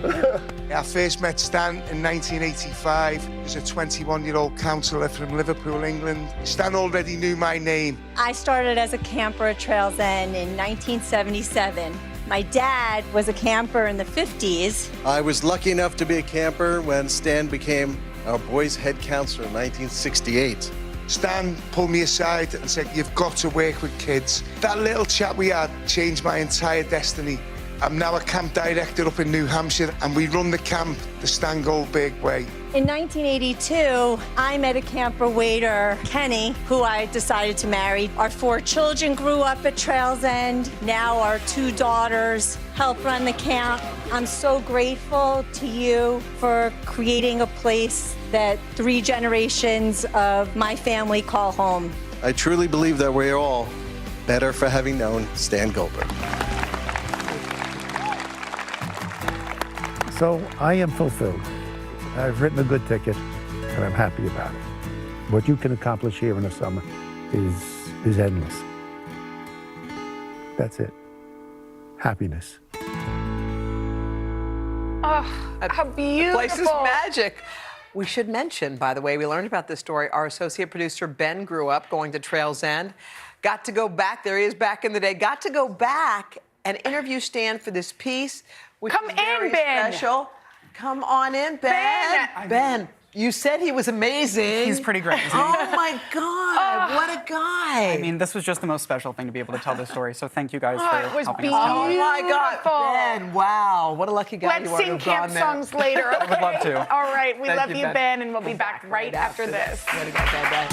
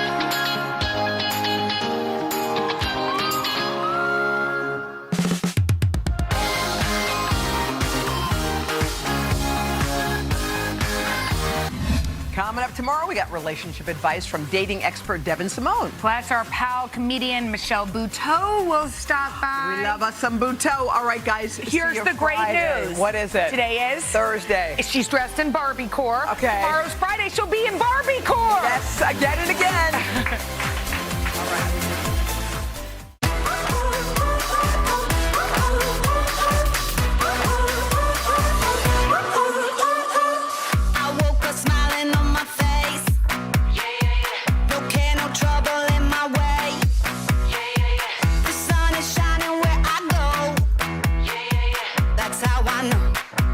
That's how I know. Today's gonna be great, gonna be great, gonna be a good day. Today's gonna be great, gonna be a good day.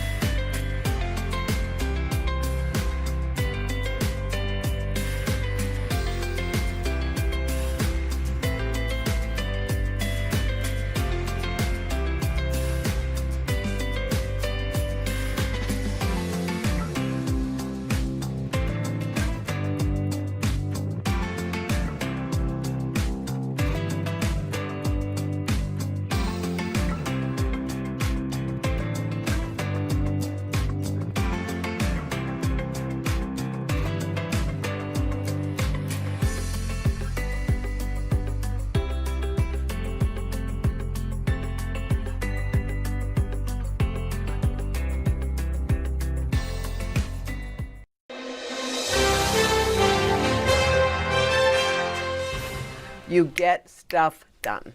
Okay, you get stuff done. Has that been kind of the secret sauce? Because you're not here by accident, obviously. You're a talented human being. You've got all the things going for you. But how much did that play into your success?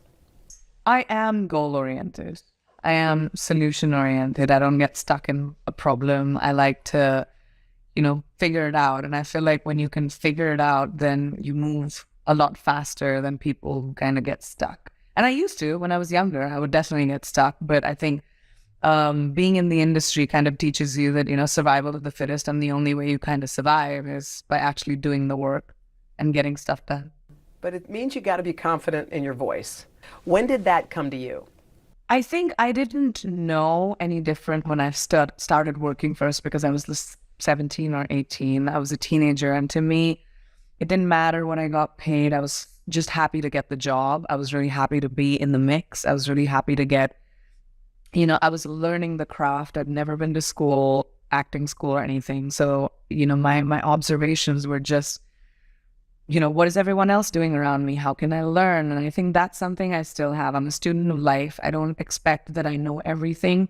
So when I ask for something, it never comes from a place of, even now, it doesn't come from a place of I expect this done. It comes from a place of here's why it needs to be done. Mm-hmm. I come with reason because I don't like being told no to. So I make the situation such that it's hard to say no, where I'll be like, this is why it's necessary. Here's why we should make the change. I'm not someone who likes conflict. I love collaboration. So I always make it, and that started very young. I feel like when you give people, I learned, and I tell young girls this, specifically girls, but mostly for young people, is confidence is not, it's self-taught. Well, talk about, self-confidence from being a kid. You came to this country, I think you were 13. Most 13s, there's no more awkward or insecure or scared time in your life than that little window right there. Yet somehow you had the moxie to come here. You had the moxie to say, I want to try this. That's big confidence for a kid that age. It was. I don't know if I had the confidence. I think I just didn't know any better. I was just really excited about going to America, because to me, American high schools were like, Beverly Hills 90210 or like Saved by the Bell. We had to wear uniforms because the socioeconomic background of most children is very different. So to create uniformity in school, it's mandatory to have uniforms. Whereas in America, you could wear whatever you want. Plus, I was also in a girls' school till I was in the 12th grade. So the added benefit of, being around boys was very enticing at that point. Yes. So wait, were you, I was always embarrassed about boys and dating at that age. I always wondered, would anyone even look my way? What did you feel like when you were that age? I liked looking. I didn't know I could do anything about it, but I kind of I went to boarding school when I was in third grade. My mom sent me to boarding school because my parents they had just, exited the army, and they were setting up their own private practice. And when I went there as a baby. But when I came back to my parents' home and went back to my school, I was like, I'm a woman. You haven't lived. You still live with your parents. I went to boarding school. I lived by myself. I had this with my classmates, I had this crazy sense of confidence when I would tell them what happens when you don't have adults supervising you. And they used to look up at me as if I had had this magical experience at Narnia, which was inaccurate. I just kind of made it up. And I realized, I think, looking back, I think a lot of confidence comes from, I don't like to say fake it till you make it, because I don't believe in faking anything. I think talking to yourself and having a dialogue with yourself which hypes you to be what you need to be is a very healthy thing. And I think in different phases of my life, I kind of taught myself or learned how to be my own hype girl. And it kind of helped me navigate many really crazy situations, like especially coming to America at 13. And did you have friends? Did you feel a part of something, or? Eventually I made friends, but in the beginning, this is the first, say 3 or 4 weeks when I didn't know anyone, and I used to the vending machine was easy. I preferred my own environment because I just didn't understand how to navigate hallways, how to find homeroom, how to go to a cafeteria, how do you grab a tray. All that was new for me. So I think I observed for the first 3 or 4 weeks, and then I got the confidence because I had seen what kids do. I got the confidence to walk into the cafeteria, and I was like, all right, now I know what to do. I'm not going to look like an idiot. Did you ever feel, I mean, I felt this way when I was in school for much of my life. My parents came here from Egypt, and they wanted us to be red, white, and How blues. old were you? I was born in the States, but they came here as newlyweds, and my brother, sister, and I were all born here. But somehow you always are kind of different. Like, I remembered playing Spin the Bottle when I was probably in 6th grade, and I was praying it would land on Todd, and it did. And when he looked at me when it landed, he said, I think that's going too far. And I'll never forget it. It was like a knife in my heart because I had dreamt of that moment. But it kind of reminded me that sometimes you aren't quite in with the other kids, and that kind of underscored it for me. I didn't know what your experiences were like in school. Did you feel like you fit or not? No, I didn't think I ever fit. And I don't know if it had to do with me being Indian or it had to do with me being non-American. I think that's kind of what it was. I was an immigrant kid. I spoke differently. I tried to fit in a lot. I changed a lot of my identity when I was in 9th grade to kind of fit in. I was in Queens for a short period, like a couple of semesters, because my aunt, who I was living with, was moving around. And living in New York just in 9th grade made me realize that the world is not just one type of people. There are so many different kinds of people. And then after that, when I moved around, I kind of had an arsenal of that, you know, if you're made to feel isolated, it's not kind of true, because Queens was like this incredible melting pot of like people from Ethiopia to people from like Afghanistan to like, in my own block, I met like people from everywhere in the world. It was incredible. But I never felt like I fit into school because I came from a conservative family. You know, my family wasn't about, you can go out at 9, you can date boys, like that stuff didn't exist. So, and that was very different. And I had to kind of explain it, why I can't talk to boys. So that would be really embarrassing, even though I was someone who liked the attention, even though I was someone who liked to wear makeup. And I would come back home dressed in whatever I went to school in. But when I went to school, I would change it to like the shortest shorts and crop tops and, you know, do all of that stuff. But trying to fit in is such a big part of being a teenager that I think I did the same thing. But I remember my crush was Seth, and he had green hair, and this was me, and he never knew I existed. I may have mustered up the courage to say hi once, and that was the only time he looked at me, and he just smiled and walked away. But he was never in my league. And I absolutely understand what you felt. But the fact that he smiled at me or even looked at me when I said hi, or I think I passed him a pencil or something, he was in front of me, but he looked at me and my day was made.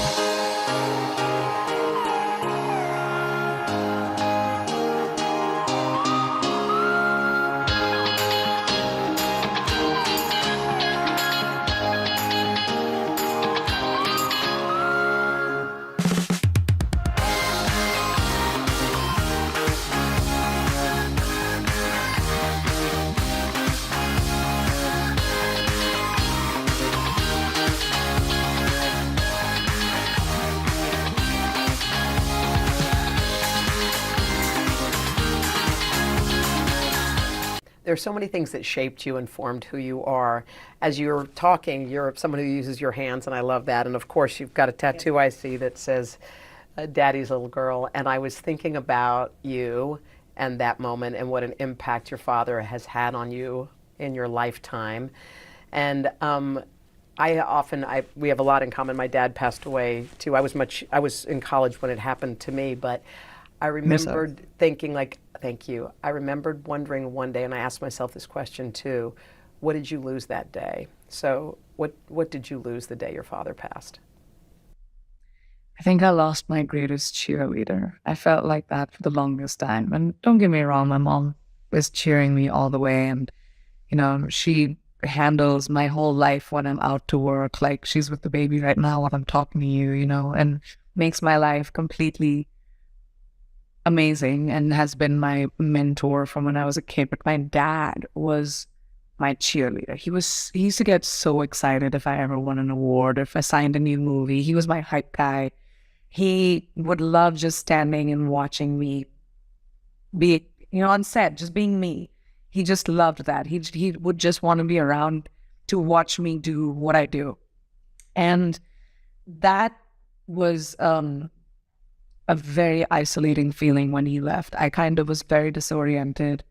I felt like, you know, I don't know how to cheer myself on. I didn't know how to get excited. I went into a really dark place because I was very, very close to my father. Cancer is a really bad disease. To see the deterioration of a human being. And my father was a Defense Army man. You know, he used to wear his, you know, uniform and ride in his bike and handsome, tall, and life of a party. And then to see what that disease did to him in his last few days kind of really broke me as well. But I felt like I had lost my cheerleader. I think that's what I think I lost that day. A lot of us go through life and we always compare someone who we fall in love with our fathers. I think it's a natural way that we go through life. You need someone who measures up somehow. Well, look at you. You found this wonderful, wonderful man. What was it about him, and what is it about your love story that you think makes this so magical and makes it work? He's my cheerleader. He's the most secure man I've ever been with. He gets extremely excited at my wins. He takes off my extensions at the end of the night. He fixes my dress when I walk off stage and makes sure it looks right when I'm on the carpet. He brings me my coffee first thing in the morning. He's all the things that, you know, a girl dreams of, and you kind of never end up having it when, you know, you have all of those aspirations and you're let down. But my husband is the kindest, most generous, gentle, thoughtful man, and also extremely intelligent and patient. He's just so even-tempered, can handle any kind of thing thrown at him, and also has the ability to be vulnerable with me, honest and vulnerable about his fears, I think just having the honesty to be able to say anything to your person and know that nothing can faze them, and they're still with you and will still grab your hand when you walk out the door, no matter what happens to you, is a very safe feeling. And I feel safe with my husband. I wish that for everyone. I feel like sobbing right now, although I'm not going to because it would be weird. But by the way, that's so beautiful. And what I like is whether love takes time or whether love happens in an instant, when you know, you know. And you guys were like Whirlwind City. And here you sit with a beautiful baby and a beautiful relationship. You know, I guess just the way it was intended. Our relationship has only evolved. You're right, because we didn't know each other very well. We didn't know each other's lives and temperaments, but we knew that there was something that just drew us together. Wherever we went, we just we were just drawn to each other. I knew him for almost 2 years before we started dating. And I mean, I've said this before, but honestly, I didn't give it much of a chance because, you know, I was like, he's 25 years old. He's a rock star. Like, I want to get married. I want to settle down. I want to have a baby. I was 35 at the time. And I was like, I've been there and done the fun thing. Like, now I'm in a place where I wanted stability. And I didn't give Nick enough credit till I went out with him on our first date. And then we spent like the whole evening together.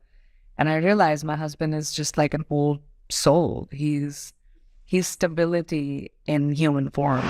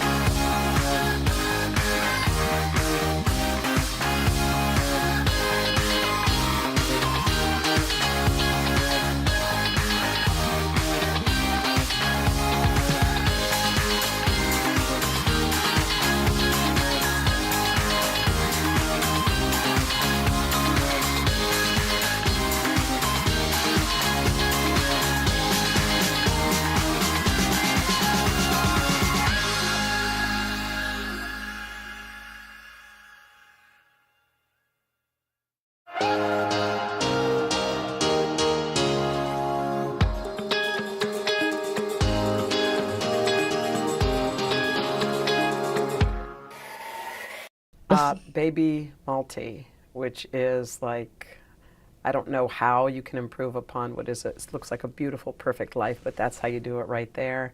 That little baby, first of all, that baby tested you. When that baby came into the world, it was scary, and the baby needed love, care, and all of your prayers and everything. What were those initial days like when Malti was born? This is another really amazing example of the strength that my husband has. I kind of like shut down. When we heard, I didn't know how to react. And I remember he just held me by my shoulders and he said, and I said, just tell me what to do because I don't know what to do. And he's like, just get into the car with me. Just change, get into the car with me. And we drove to the NICU. We drove to the hospital. She was born. And from the moment she took her first breath to now, she's never been without one of us, ever. We used to divide our days because we were both working, if I would take the morning shift and stay in the ICU with her for like 6 or 7 hours, we used to do skin to skin because the nurses, in a NICU, they did God's work. And they really encouraged us to be very hands-on with her, even though she was so tiny. She was in the hospital for about 110 days. And then Nick would come in the evening and I would go home and then he would spend like 5-6 hours with her. I don't think it was our test. I think it was her test. I realized very, very early that I did not have the luxury to be scared or to be weak, because she was scared and she was weak. And I had to be her strength as her mom. I needed to make her feel at every given moment that she's not alone, that she has someone who can handle her, that we've got her. And that's all we did. And we prayed and we were there with her every single moment. And today she's the greatest gift of our lives. And just like our whole lives revolve around her. Oh my gosh. I love the name Malti. that just come out It's of my the mom's blue? middle name. That's your mom's middle name? Oh my God. It's my mom's middle name is Malti, and his mom's middle name is Marie, so she's called Malti Marie. Malti Marie. How beautiful. And she's with you right now?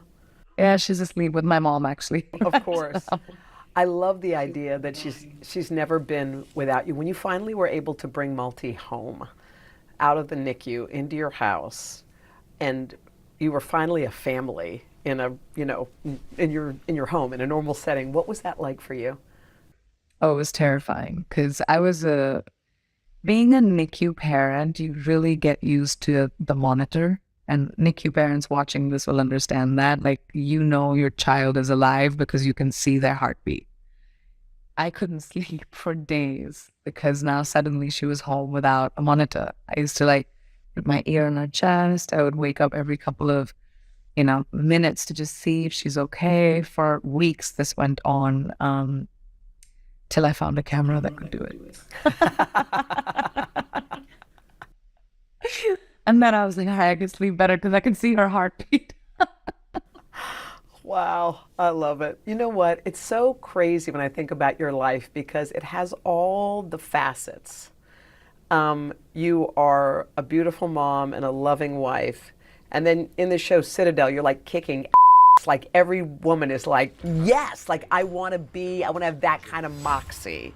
I mean, is there a part of you who has that kind of stuff inside you, like your character does in Citadel? Did you just throw a knife at me?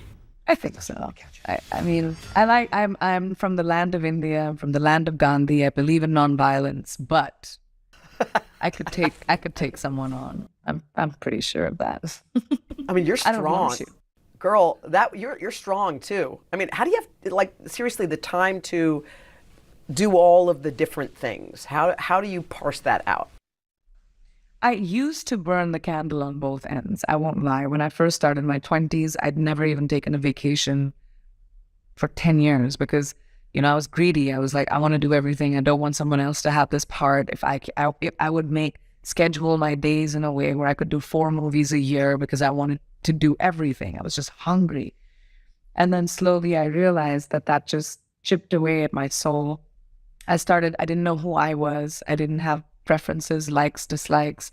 Everything was just my work. And that's fine because I'm extremely blessed to have an incredible career and for almost 23 years now. And, our jobs are not the most stable. Like, I don't know where, as an actor, you don't know where your next paycheck is coming from. You just have to get to the next job. So I've managed all right for almost 2 decades, but in the beginning it was crazy. After that, in my 30s, I think I realized that the thing that they say about work-life balance actually is a real thing. And now I've reached a point where I work till it's bath time at about 7 o'clock, and then after that I'm not available.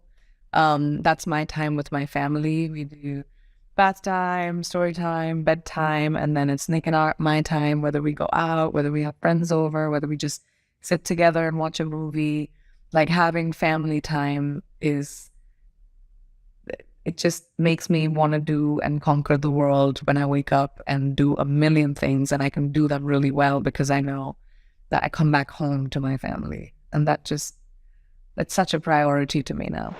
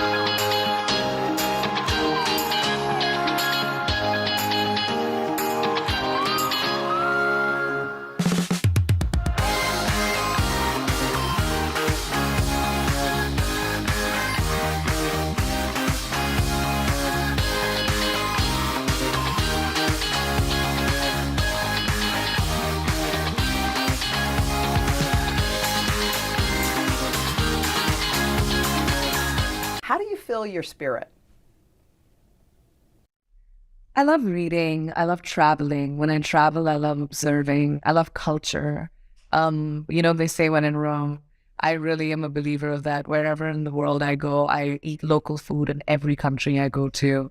And I'm kind of training my daughter how to do that too. She's extremely, her palate is very global. From Korean barbecue to pasta to Indian food, she's great. But my spirit gets filled with people, travel, culture, laughs, jokes, community, good times, a table full of food and family and friends. It's truly what fulfills my soul. But also being able to go to work and, when people watch my work, for them to say, wow, I can't believe you did that. Even after all of these years, I work. It's the most satisfying thing to me when my work is appreciated by the people that I work with and the audiences that watch my work. Like, that really fulfills my spirit because I put a lot of myself in my job. You seem so comfortable in your own skin, like you know exactly who you are, you know exactly what you want and why you want it. Being comfortable in our bodies is sometimes a different thing. It takes years sometimes. Some people go to their grave and they're never comfortable. They just want to be in a muumuu and hide.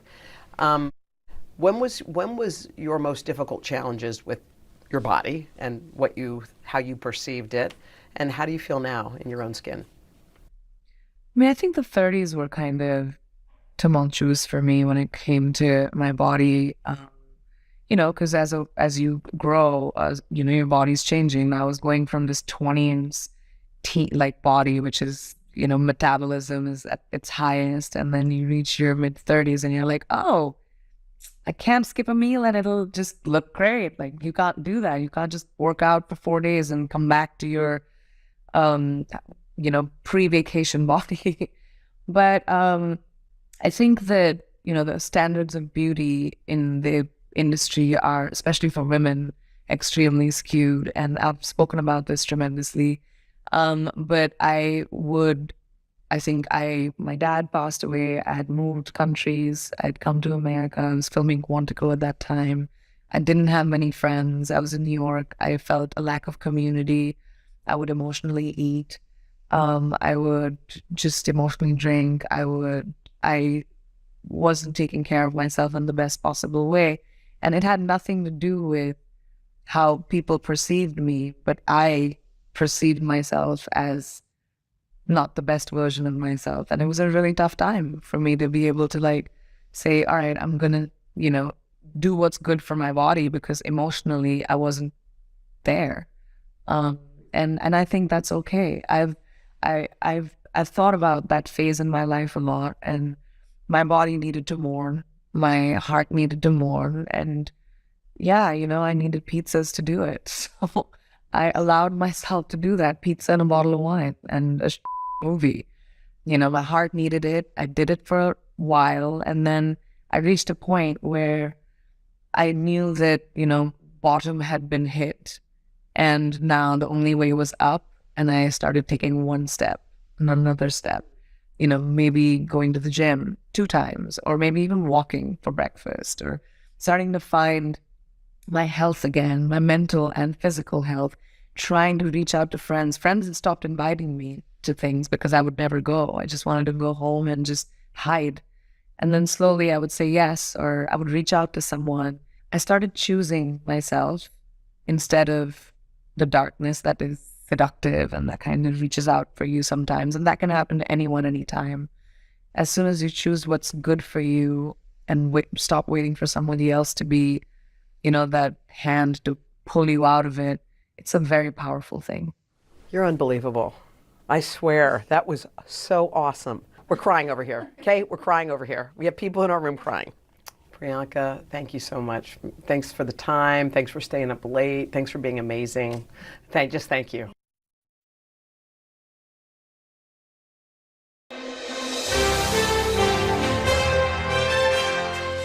You know what? I would love for you to join me. You should.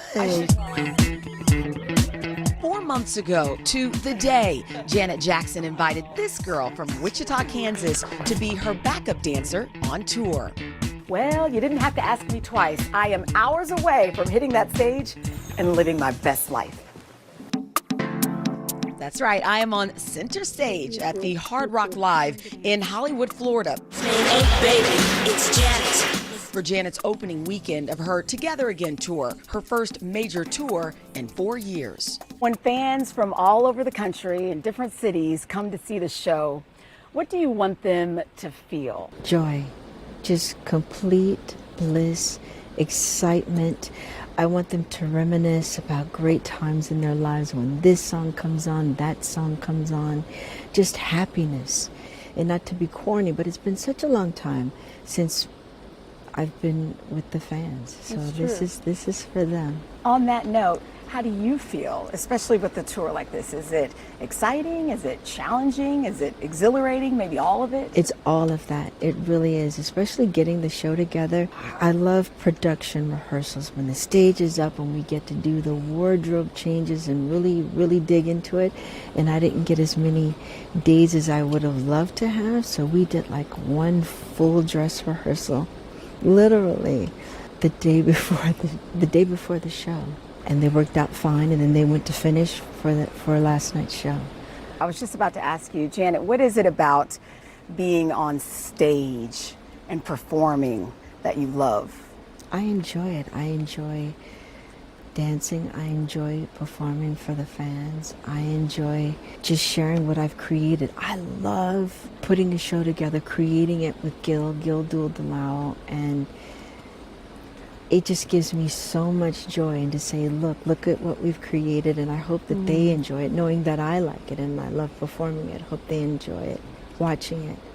You have so many, songs that fans love, but is there any song in particular that, I guess, when you look out into the crowd and they're singing it back to you, that you feel most connected to them? Oh my gosh, it's a couple of times in the show that it happens. But I think one of the nicest moments for me is when I do Again, and when they sing it to me, and I love that. I can hear them, and that sounds so beautiful to me. Them knowing that melody, thinking, oh my God, how many years ago was it that I wrote that song, and just listening to them, and a melody that you've come up with, and lyrics that you've come up with, that you've created, and having this group of people just singing it back to you. I love that. It's beautiful. Is there anything that you do before you hit the stage, when you perform, or a ritual, or is there anything that you say to yourself? Always pray. We, as a group, we always pray, and I myself, I always give it up to God. I say, God, from this point on, I said, I'm releasing it to you. It's in your hands, and that's who I trust the most. By the way, I should mention you're letting cameras kind of follow you around for an upcoming documentary. You're still developing this, but we know it involves family, this tour. Family, the tour. There are some surprises. I think it'll be quite fun. I hope that the audience enjoys it, and I'm so thankful that it was as successful as it was. You're just moseying along for 5 years and talking about your life and friends and family and work and this and that, and it was difficult at times. At times it was a breeze, very cathartic, therapeutic. It's like you were in a session at times, but I enjoyed it. The press release that they sent out with this new one, it has a picture of the family on the front. It talks about the family, back together for a reunion. Do you think there would be a time when you guys would perform together or get on a stage? I hope so.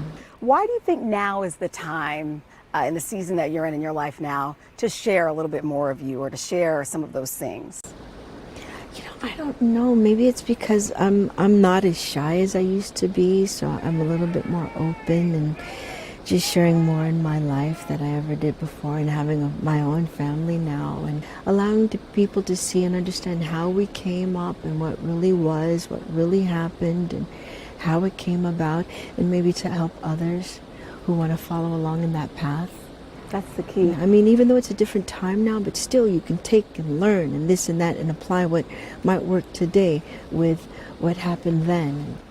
I love that. Do you think people, or do you feel like your fans really know you, or is there still room for us to get to know you? I think there's still room, a little bit of room, but they know me sometimes better than I know myself. So we're also celebrating 50 years of your career in entertainment. And I remember when you were on the Today Show, I told you, I talked about the power of representation and the impact you had on, you know, especially brown girls like me growing up in Kansas.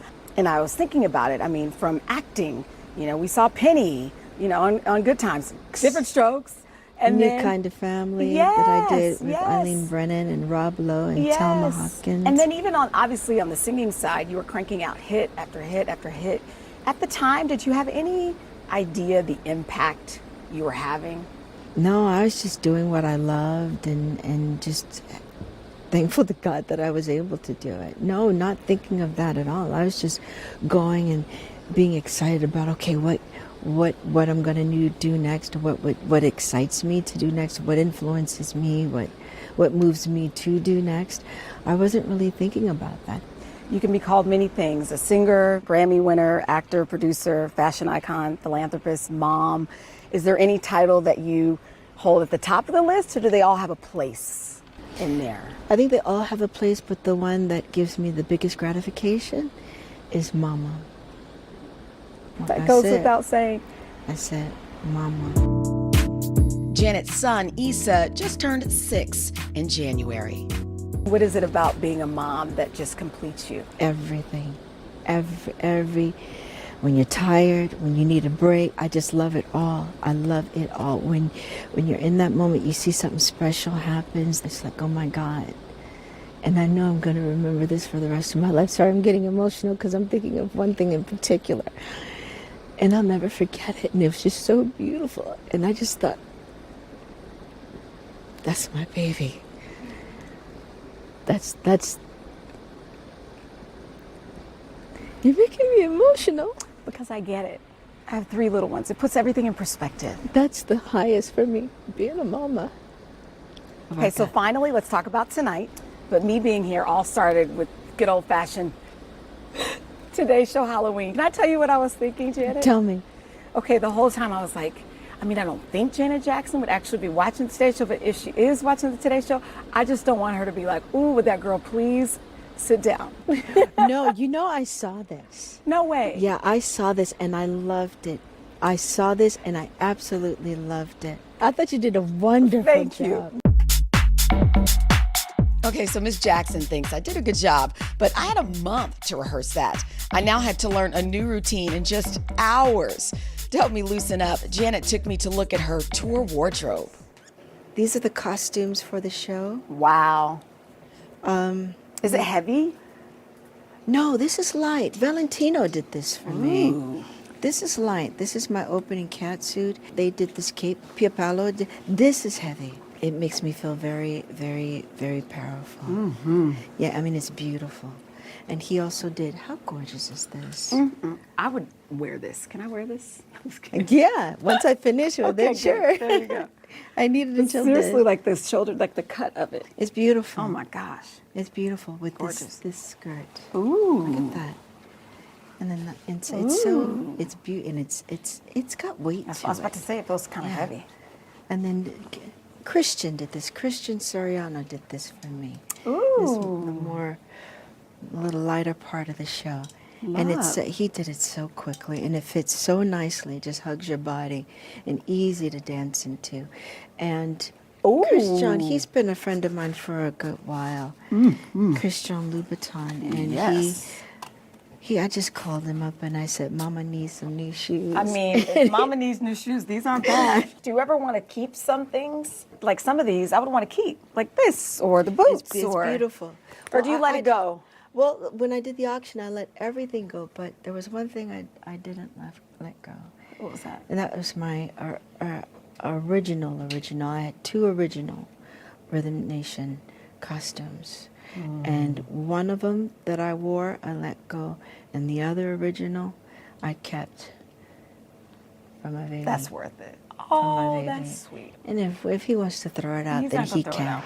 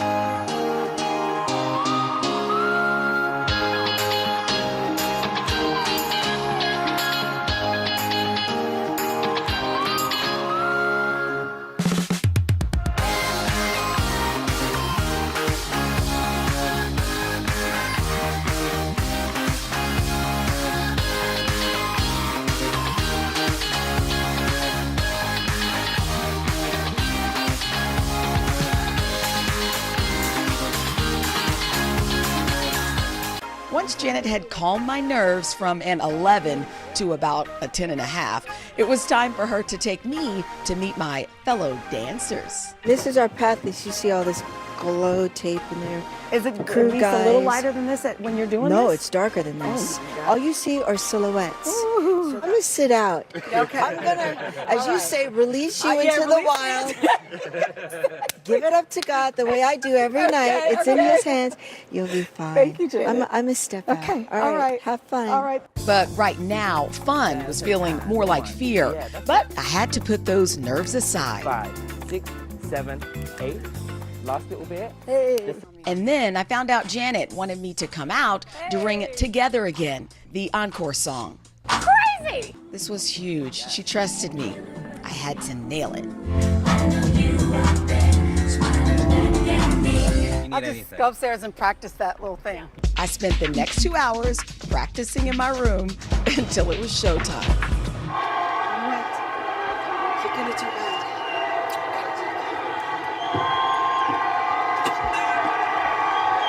And suddenly my nerves melted away and I just embraced the magic of the moment.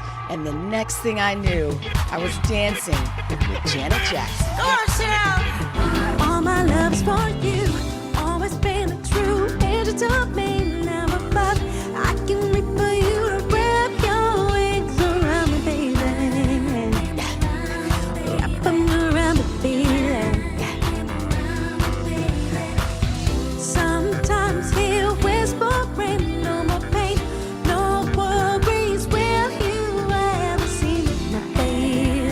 It was surreal. One of the best days of my life. I'm gonna do the ugly cry when this is all over. But just like her music, Janet just wanted me to smile to the very end.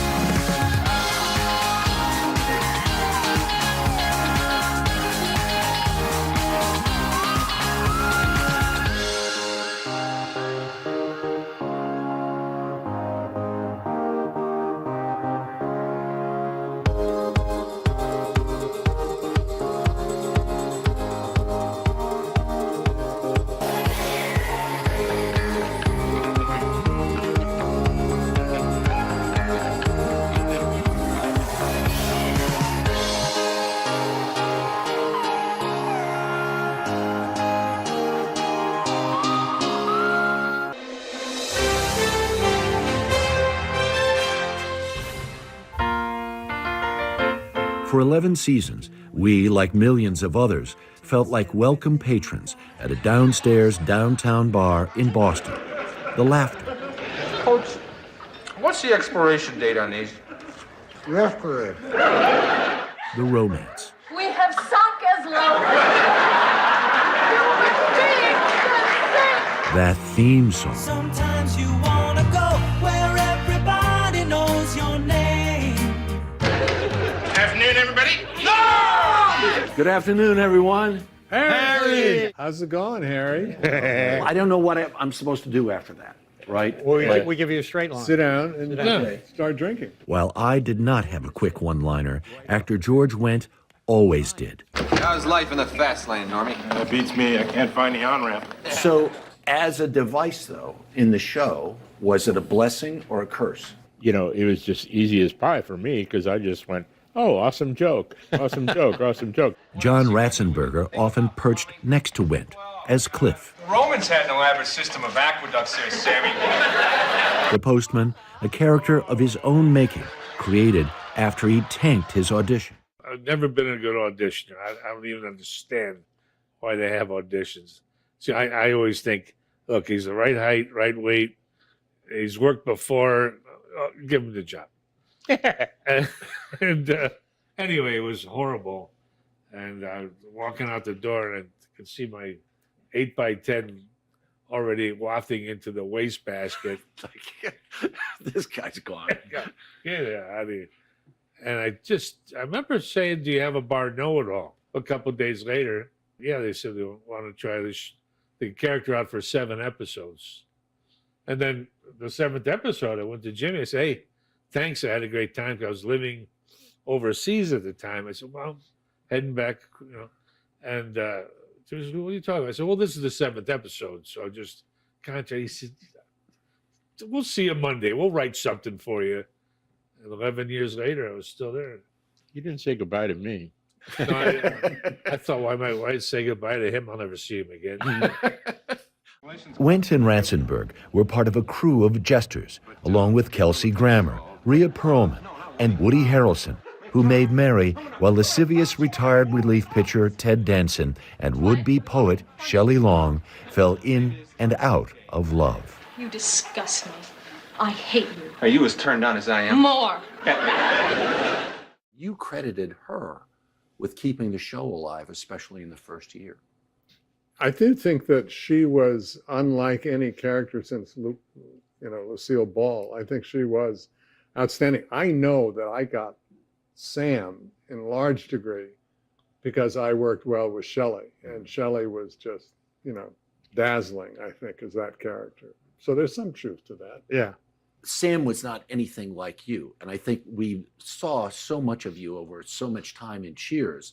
We assumed you had to be a jock, right. You had to be a womanizer, Right. you had to, et cetera, et cetera, et cetera. Any of it true? No, really. Did I take you to your first baseball game? First baseball game. Wait a minute, there's no such drink as a screaming. I think I'll have a screaming Viking. It was appointment television, Thursday nights at 9. Do not disturb. Cheers is on. Many an episode became an instant classic. I have never been witness to such a silly, soft. Oh my God. I don't think I've ever laughed harder in my life. Yeah.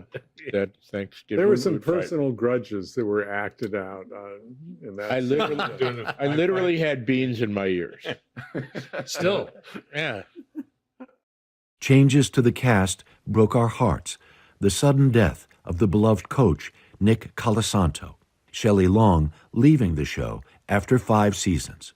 I certainly was worried. Oh, I just lost my dance partner, Shelley. Mm-hmm. So will this even work? And we had done boy girl, Sam and Diane, so well, but we had done it. But Cheers kept getting better. The late Kirstie Alley, who died in December, played Rebecca Howe. She was nothing like Diane. I am Rebecca Howe. I am the manager of Cheers.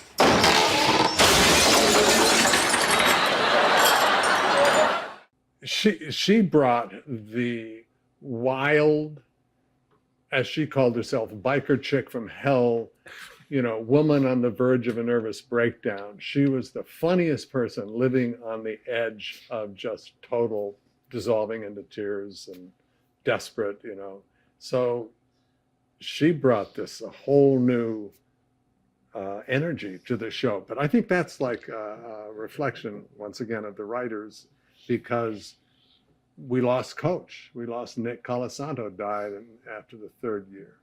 And comes Woody. Boom.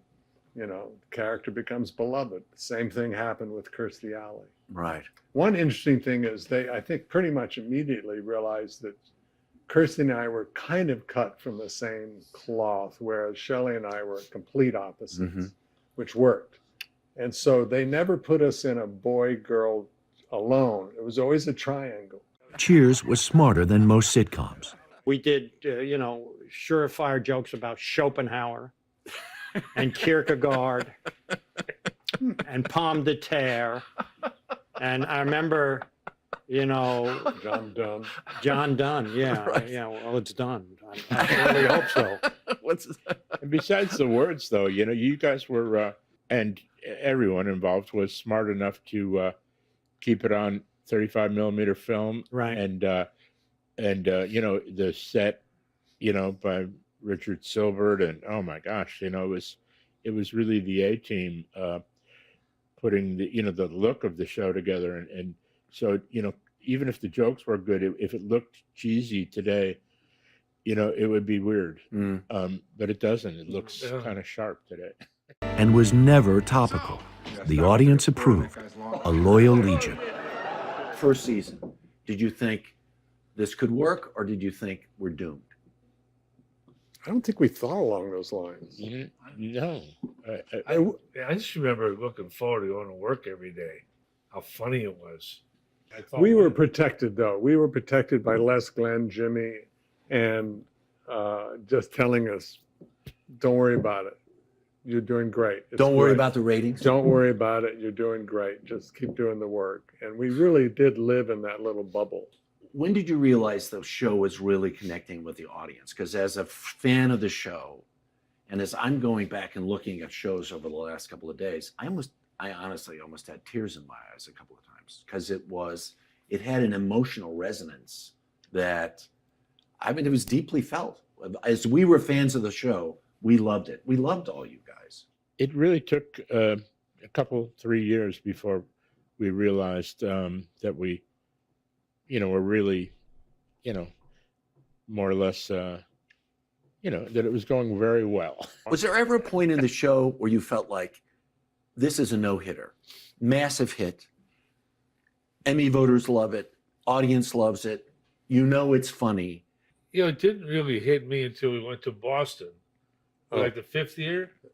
For the 100th. 100th? Yeah. And they were going to throw a big parade for us and whatever.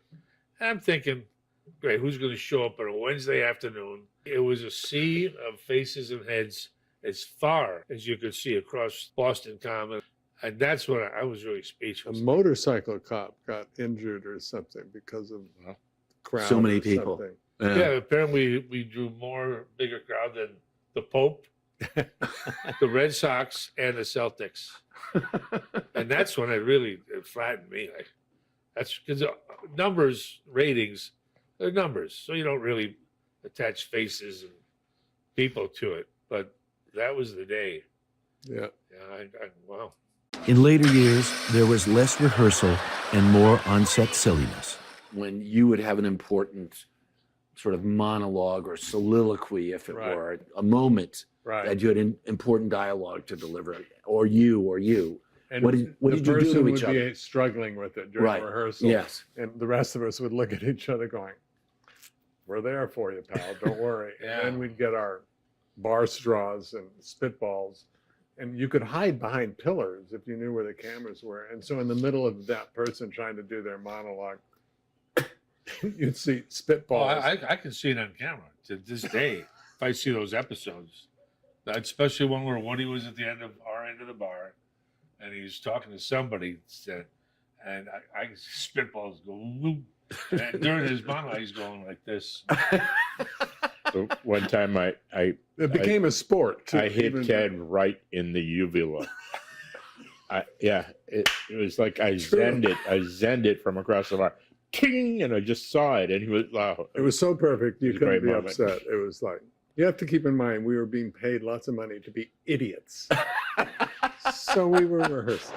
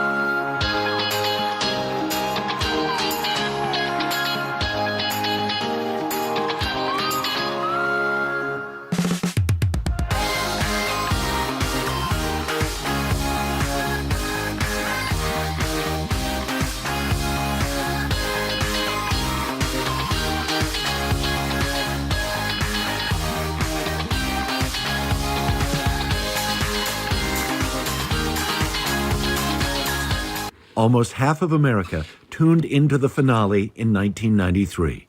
90 million viewers. You could almost hear a pin drop as Sam closed up the bar one last time. Watching the final episode, as you're walking through the darkened bar after you say goodnight, all you could hear were your footsteps. Yeah. What was that like? You should ask Bob Broder, who was the guy right at the there. door. He was the guy coming to the door. Bob is Glenn Lesson, my agent, and he was he really wanted the show to continue, even though we wanted to end it. So we decided to give him an ignominious moment and have him be the last customer. Oh, the one who have, knocks. And have Ted tell him that the show's over.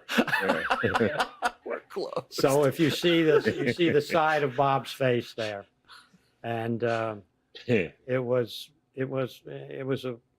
a sad moment. We all loved the moment too, where when Nick died, Colasanto, Nicky died, and when we came back the next year, he had a picture, a famous photograph, kind of sepia of Geronimo, and we all, probably you led the charge that we wanted it on the set, and Right. they all agreed, so it was behind the piano. And I love the little nod of straightening that, kind of as a nod to Nick. Really beautiful. Yeah. Really beautiful. Does it seem like 40 years ago? Yep. It's 40 years ago. 40 since we started. Right. 30 since we ended. Sorry, we're closed. To celebrate 30 years since the last episode, we have ordered up the bartender here to prepare some screaming Vikings. And I'd just like to say, for the record, cheers. Cheers. Cheers.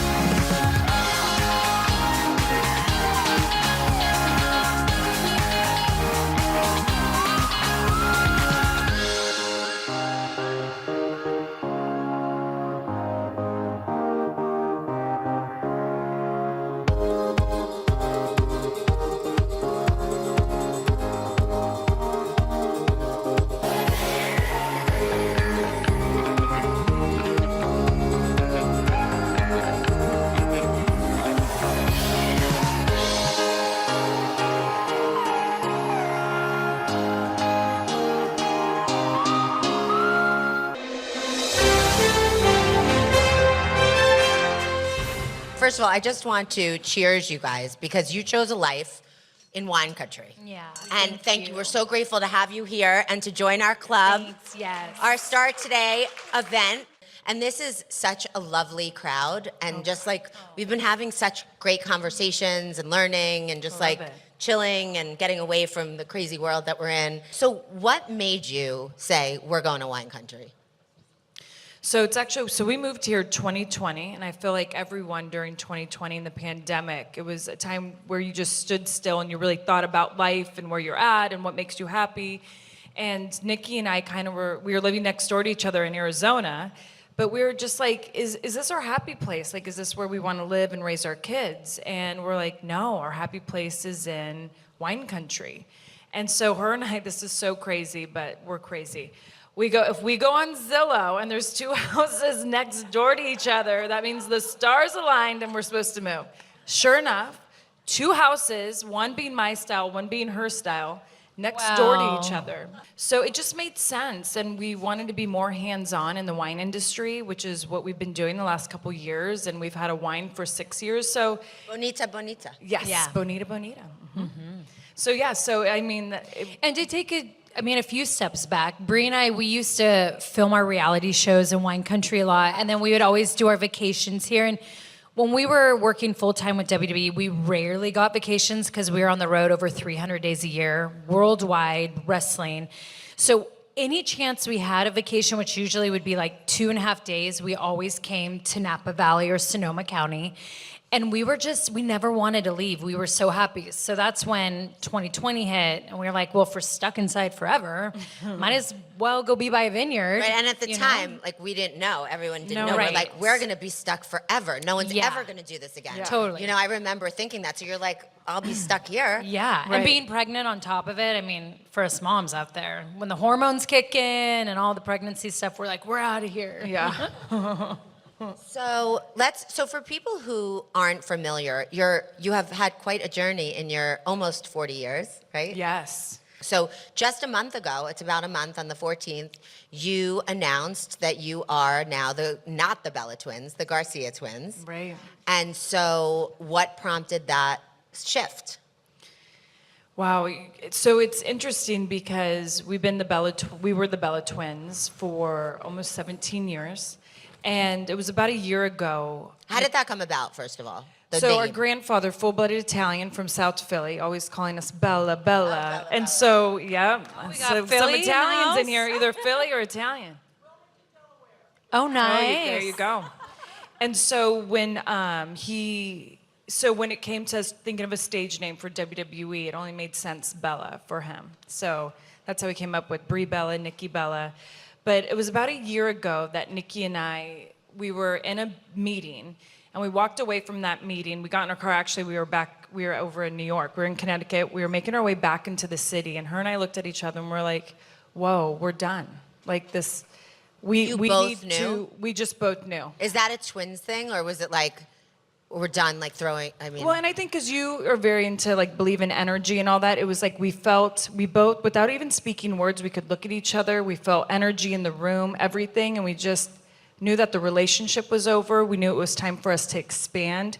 It was time for us to not ask permission anymore, especially when you hear no a lot. We're like, we're almost 40. I can't be asking for permission, praying it'd be yes, when usually it's a no. There was just so much, and her and I were just like, okay, we need to start thinking about our new chapter, which means thinking about our new name, I guess. And the Bella was a WWE thing, Yes. right? So if you left the WWE, you had to leave that name anyway. So right? Right. And we were prepared for that. It's WWE's IP. So when Bree and I were in the process of knowing that we were going to eventually be closing this chapter and starting another one, we knew that we would leave that name. So you said to yourselves? And we just said, we also want to go back to our roots. We're Mexican-Italian. We're very proud of our Hispanic heritage, and we represented our Italian side for so long. So for us, it was something we really wanted to go back and represent Garcia and that side of us. And it's just the roots of women. Bree and I, when you look at a book, and we have so many chapters, right? And when we are entering this next chapter, we have a life coach, and we do the work on every part of our lives. And we've been doing that probably for the past 20 years of just really working on ourselves, our careers, everything personally and professionally. And it was like, what does this next chapter mean? What does Garcia mean? Yes, it's our name, it's going back to roots, but what does it mean to us? And for Brie and I, it was just this chapter of truly having, we've always had a voice, but not being silenced, truly getting our power back, not asking for permission, like Brie said, growing in any way we wanted to. So for us, we just wanted to be our authentic name, Garcia, and we just thought of everyone in the past that didn't have a voice and who we could represent now and how we could walk into this next chapter, just feeling us strong and powerful. Yeah, I think that deserves a clap. Yeah, I was thinking that. But you talk in your book, and you're very open about it, your journey has not been without pain. Right. But when did this change, sort of the shift of saying we're not victims? I mean, as children, you had a really hard time, and you talk about that. So if you could just sort of tell us about that, and then when the shift came. Yeah, I mean, we grew up in a broken home, and there was, there was abuse, and there was a lot of times in our childhood where we just, we didn't have a great relationship with our father, and there was times he was absent due to drugs, and I think that was one hurdle. And then another hurdle for myself, and I'll let you speak on yours, is I lost my boyfriend to a drunk driver in high school, and to have to deal with that pain at a young age and experience that. And Nikki, that's a lot of stuff before 18. I mean, a lot, yes, for sure. And then Nikki dealt with rape and before 18 as well. So, we went through a lot of pain, but I think as we had each other, we stayed really strong. But definitely I feel like our hardships molded us into strong women. But you talk about like something of that enormity now so casually. It's like, right. Don't you wish, and I know you guys, this is a big mantra for you as well, and I know you do this on your podcast, but like if you could only tell your younger self, like, look at me. Yeah. Like, look at what's going to happen. Right. And that's why it's so important to talk about it, because I don't want people to go back and look at the younger self and say, oh, I wish I could have just held her. She could have just went to her mom or just went to someone and talked to, someone about it. I'd love for them to learn from me, knowing that you can. And that's, I guess, what leads me to sort of your mantra now is that you're all about not asking permission. Right. So I love that, because I posted a quote the other day that somebody told me here that when they were saying that no is a complete sentence. 100%. Like, it doesn't have to be like, I'm blank. It's like gonna pass or no, or I don't want to do that. Yeah. And I know that that's a big mantra of both of you.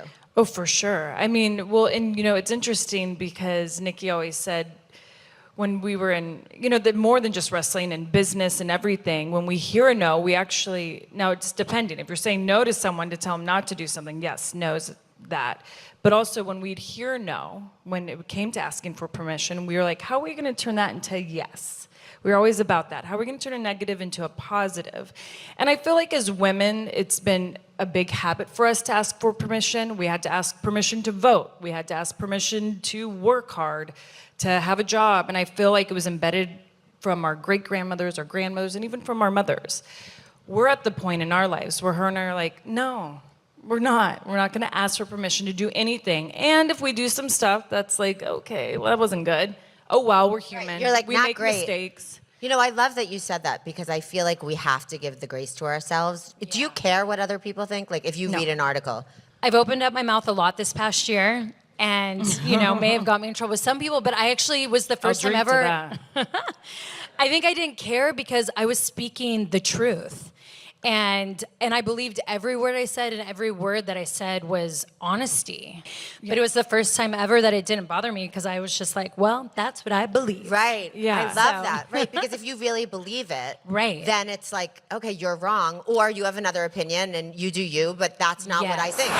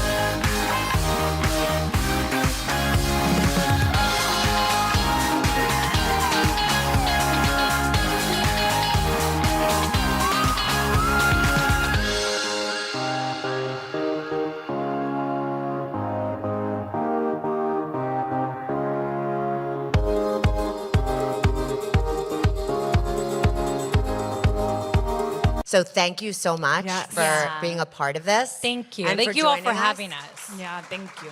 And so I'd love to leave with just some sort of like takeaway that you think that we could take out of the weekend. So something I've been working on a lot lately is patience. And I saw this quote on Pinterest, and it said, "Be patient with yourself. Nothing in nature takes quick to bloom." And I believe that. I feel like nowadays we're so quick to check on people on Instagram, Facebook, Google something. We get everything quick and done.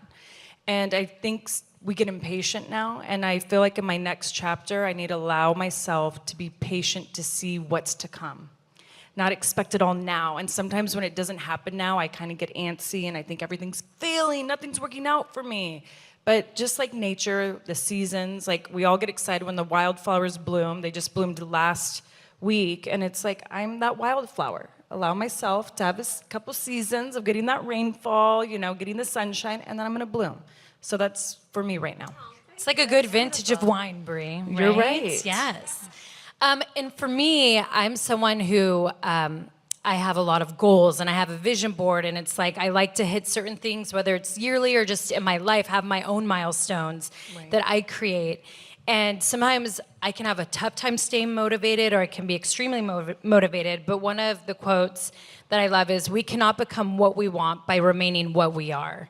And I feel sometimes it's hard to let go of who we were, but who we're meant to be is there. And sometimes, like, I've been on this incredible journey, and I've had ups and downs through my life, and I feel like I've been a lot of different versions of me, and that's okay. That's like the story we tell. We get to be these different characters, and who I was then, I'm not now, and I know who I'm gonna be in this next chapter is who I was in the past 16 years, and I can't wait to meet her and then look back on myself now and like have that conversation of like, remember when you were 39, entering 40?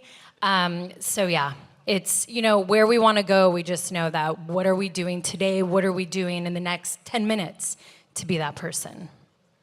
I mean, I learned so much from you. And thank you. You're just lovely, and thank you for being so vulnerable and for sharing. I mean, it's a lot, and I think it helps empower us because the definition of insanity is doing the same thing over and over and expecting a different result. So if we don't change our behavior, and I like just the ability to forgive and like move on from who you were. You don't have to live that. No. You could like be like, that was not the right thing. Yeah. Let's move on.com. Totally. 100%. Thank you so much for joining us for the new rules. And Sonoma County.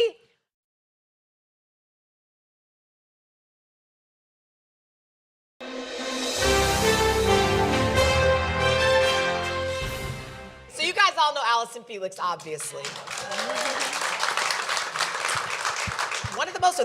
the most. She is the most decorated Olympian track of all and time. field. So I just want to go back just for a second.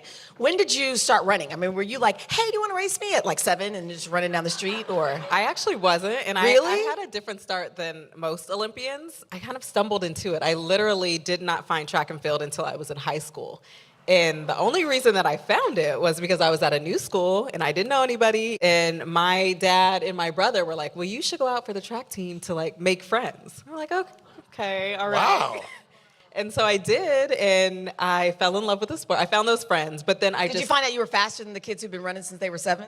I found out I was pretty fast, yeah. But you had never done any sort Just of... like backyard races and like field days and things like that. You know, I knew it was quick, but I had never done anything in an organized fashion. And when did you discover that you were not just fast, but Olympic fast? It was like the middle of high school. It happened very quickly. The middle of high school, my coach, he would enter me in these races with professionals. And I started winning them. And so then it was kind of a whirlwind from then on. And since that point that I started track to my first Olympics was a little over 4 years. So tell me, do you remember your first Olympic race? Like, take me to the first time. Yeah, my first Olympics, it was in Athens.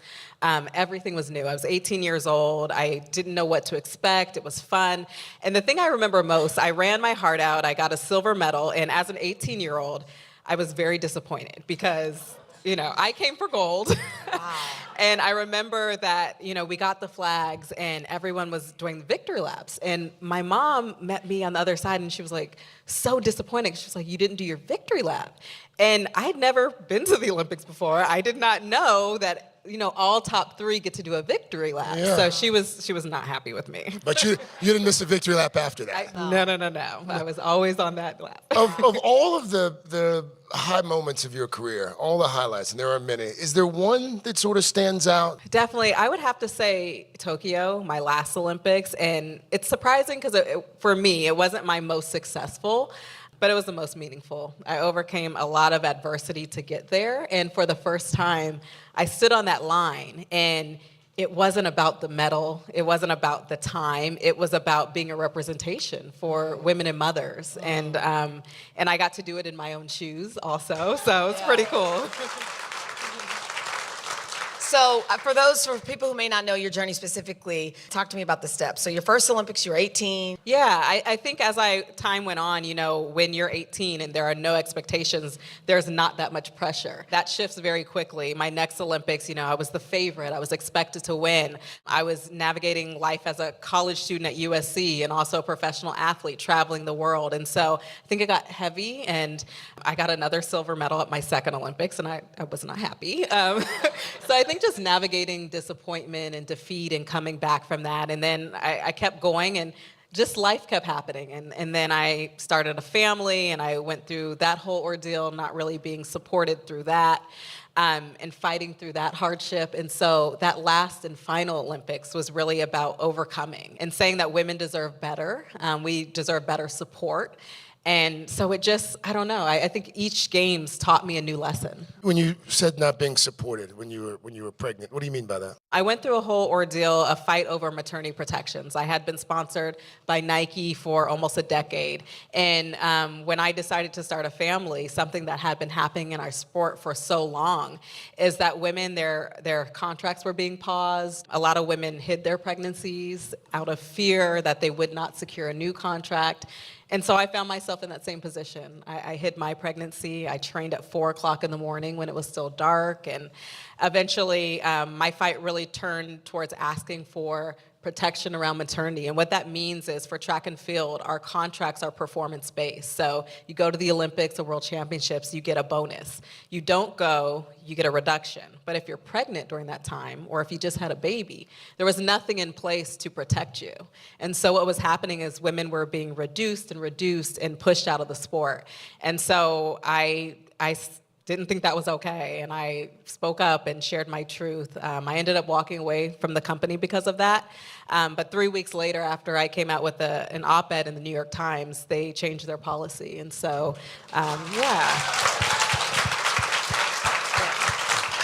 Yeah, today they offer 18 months for all female athletes, and other companies as well came forward and changed their policies. So. Any regrets?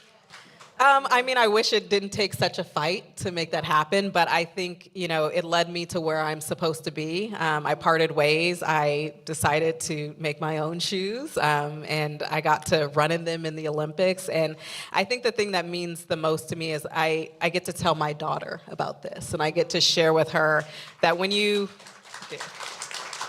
just that you need to stand up for what you believe in, and that it's not always about you. A lot of times it's about doing something for others and for the next generation. Through the whole journey, I've known that one day I'll get to share with her, but she's been that motivation. And even just speaking out on this, that's something that's so far from comfortable for me.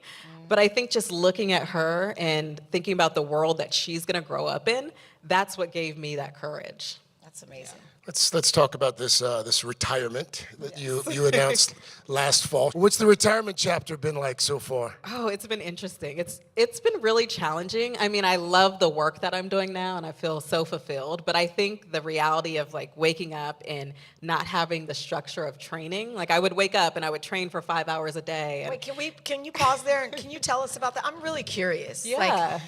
How does that work? So when you were in the thick of it. Yeah. Wake up, have a pretty normal breakfast, what pretty time? simple. Nothing crazy. My coach was never a morning person, and I was grateful for that. So I'd have a pretty normal day. I would get to training probably around 9, and I would do 3 hours on the track. What does that mean? What are you doing? So warming up, and then you get to the meat and potatoes of the workout, whether that's conditioning, reps on the track, 600, 400, 300, How block many times workout. a week? You got to go every day. Oh, every day. I was like, oh Monday, Wednesday, Friday. Okay. Oh. You would have a recovery day. Every day. Single day. On Wednesday, you would have like a recovery day, and so that's a day where you see the massage therapist, the chiropractor. You might go for like a longer type run. I'm a sprinter, so for me, a long run is about 20 minutes. So yeah, and then after that, I would go to the gym for a couple hours. After that? Every day.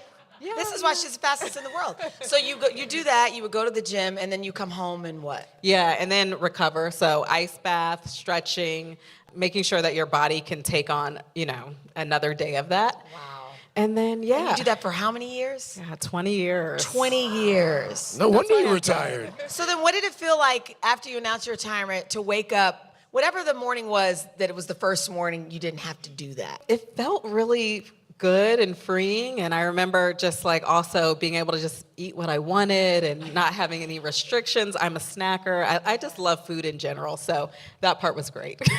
So, do you still run? I do, yeah. I think it's not like that though. Not as intense. I think I'm actually struggling with that part a little bit, just because I'm switching from like this competition mode to just everyday life, and that's been hard. Oftentimes I'll find myself at the track like just going through a brutal workout. I'm like, oh wait, I don't have to do this. I don't have to be here right now. So I'm finding new things, new ways to exercise, but it's a lifestyle and it's just a part of me. Does your little girl like to run? Yes, she does. She likes to do kind of all things. I'm trying to push her away from track as long as I can. It's a tough sport, so we do all the things though. Soccer and dance, and we just do a little bit of everything. Tennis now, you've taken up tennis. Yeah. So how did that happen? Well, so my daughter is taking tennis lessons, and I was like, I think I should just try to understand the game a little bit. So I'm just at the very front end starting lessons. But just seeing her do things, I was like, I can try new things. I've done something for 20 years. I think I've just been out of the practice of trying things. So. How old is she now? She's 4. Does she, I guess 4 is young, but does she have any idea that mommy is the most successul American track and field athlete ever? Does she know? I think she has no idea. I think she just is like, Mom, do you have my snack? Like, what are we doing today? Those are the important things to her.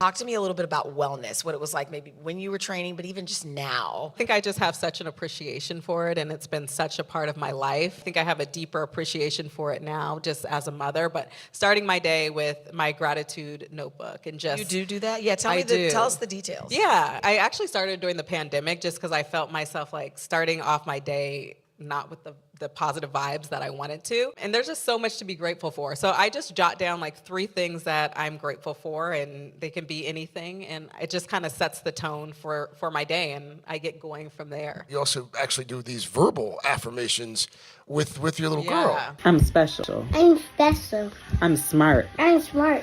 I can do hard things. I can do hard things. I'm going to have a good day. I'm going to have a good day. I just want her to be confident and empowered. And so every morning when we're going off to school, we just kind of repeat little things, whether it's like, I'm a good listener, I'm a good friend, I'm kind. And she's really taken to them now. She's like, if I forget, she's like, Mom, we didn't do our affirmations. So she keeps me accountable. I love that. I love that. All right, so talk to me about your entrepreneur hat. So when did you say, you know what, maybe I can start my own sneaker line? Like, when did that happen for you? I mean, it was completely organic. I was in the trenches of everything, and I was having a conversation with my brother who I work with, and I was just really venting to him and telling him I was tired of begging companies to see my worth and my value. And at this point, I had been to 4 Olympics. I couldn't find another footwear sponsor, and so he was like, we should do this ourselves. I felt that he was right. Like, here's an opportunity for us to create change instead of asking somebody else to do it. And when we went down that path, we learned what we thought we were doing was creating shoes for me to wear in the Olympics. But then we learned that sneakers have not been made for women, and they're made off of a mold of a foot, and it's the mold of a man's foot. And once we learned that, we're like, this has got to change. And so our shoes are completely made to fit the form of the female foot. And we just try to do things different. We're for and by women, and so I love that I get to wake up and do that every day. That's awesome. That's amazing. The name, though, Seiche. What's the story there? So Seiche is a type of wave. We spell it phonetically, but the Seiche wave is found in enclosed bodies of water. And when atmospheric pressure brings the water to one side, it's the Seiche wave that restores balance. And so that's what we want to be. You know, we don't believe there's ever been balance in the marketplace, but that's what we strive to do. That just gave me chills. What has this experience in your journey this far, what has it taught you that you know for sure? Yeah, I think it's shown me my strength and just my power. I think before I would have been terrified to speak up or to build something.